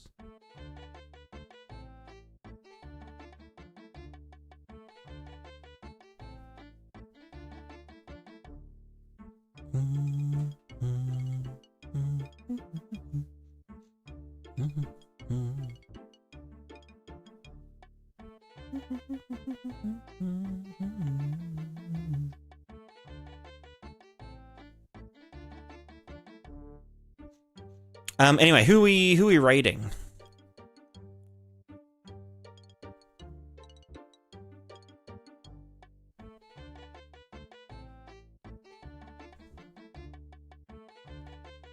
We can raid Stevie again, actually. They're doing Unreal. We love Unreal Engine, don't we? I just love Unreal Engine. Raiding my mum. But you're not streaming.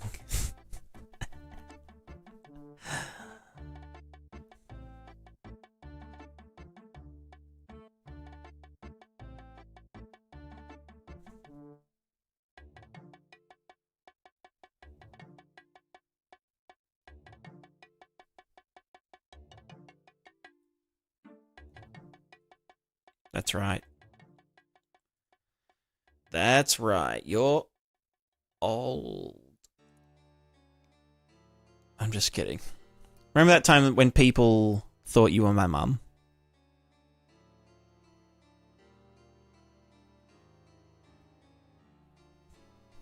It is fun to use, Chico. It is. It is. Look, I like Unreal.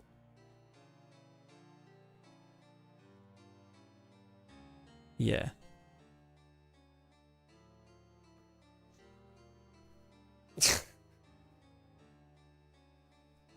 Should get your mum to stream. That would be something.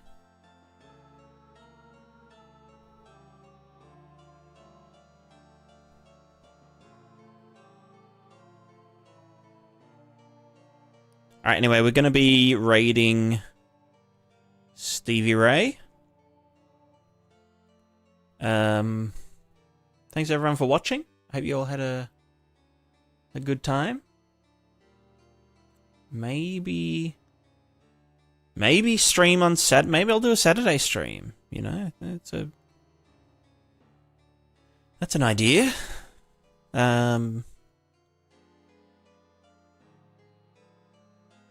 Or maybe I just cook. Maybe I cook the character movement stuff offline. So I can actually, like, get stuff done. You know what I mean? I don't know. Anyway. Goodbye. Thanks for watch. And to all the people watching on the YouTube that aren't following us over to Twitch for the raid, have a good one. Goodbye. Thank you.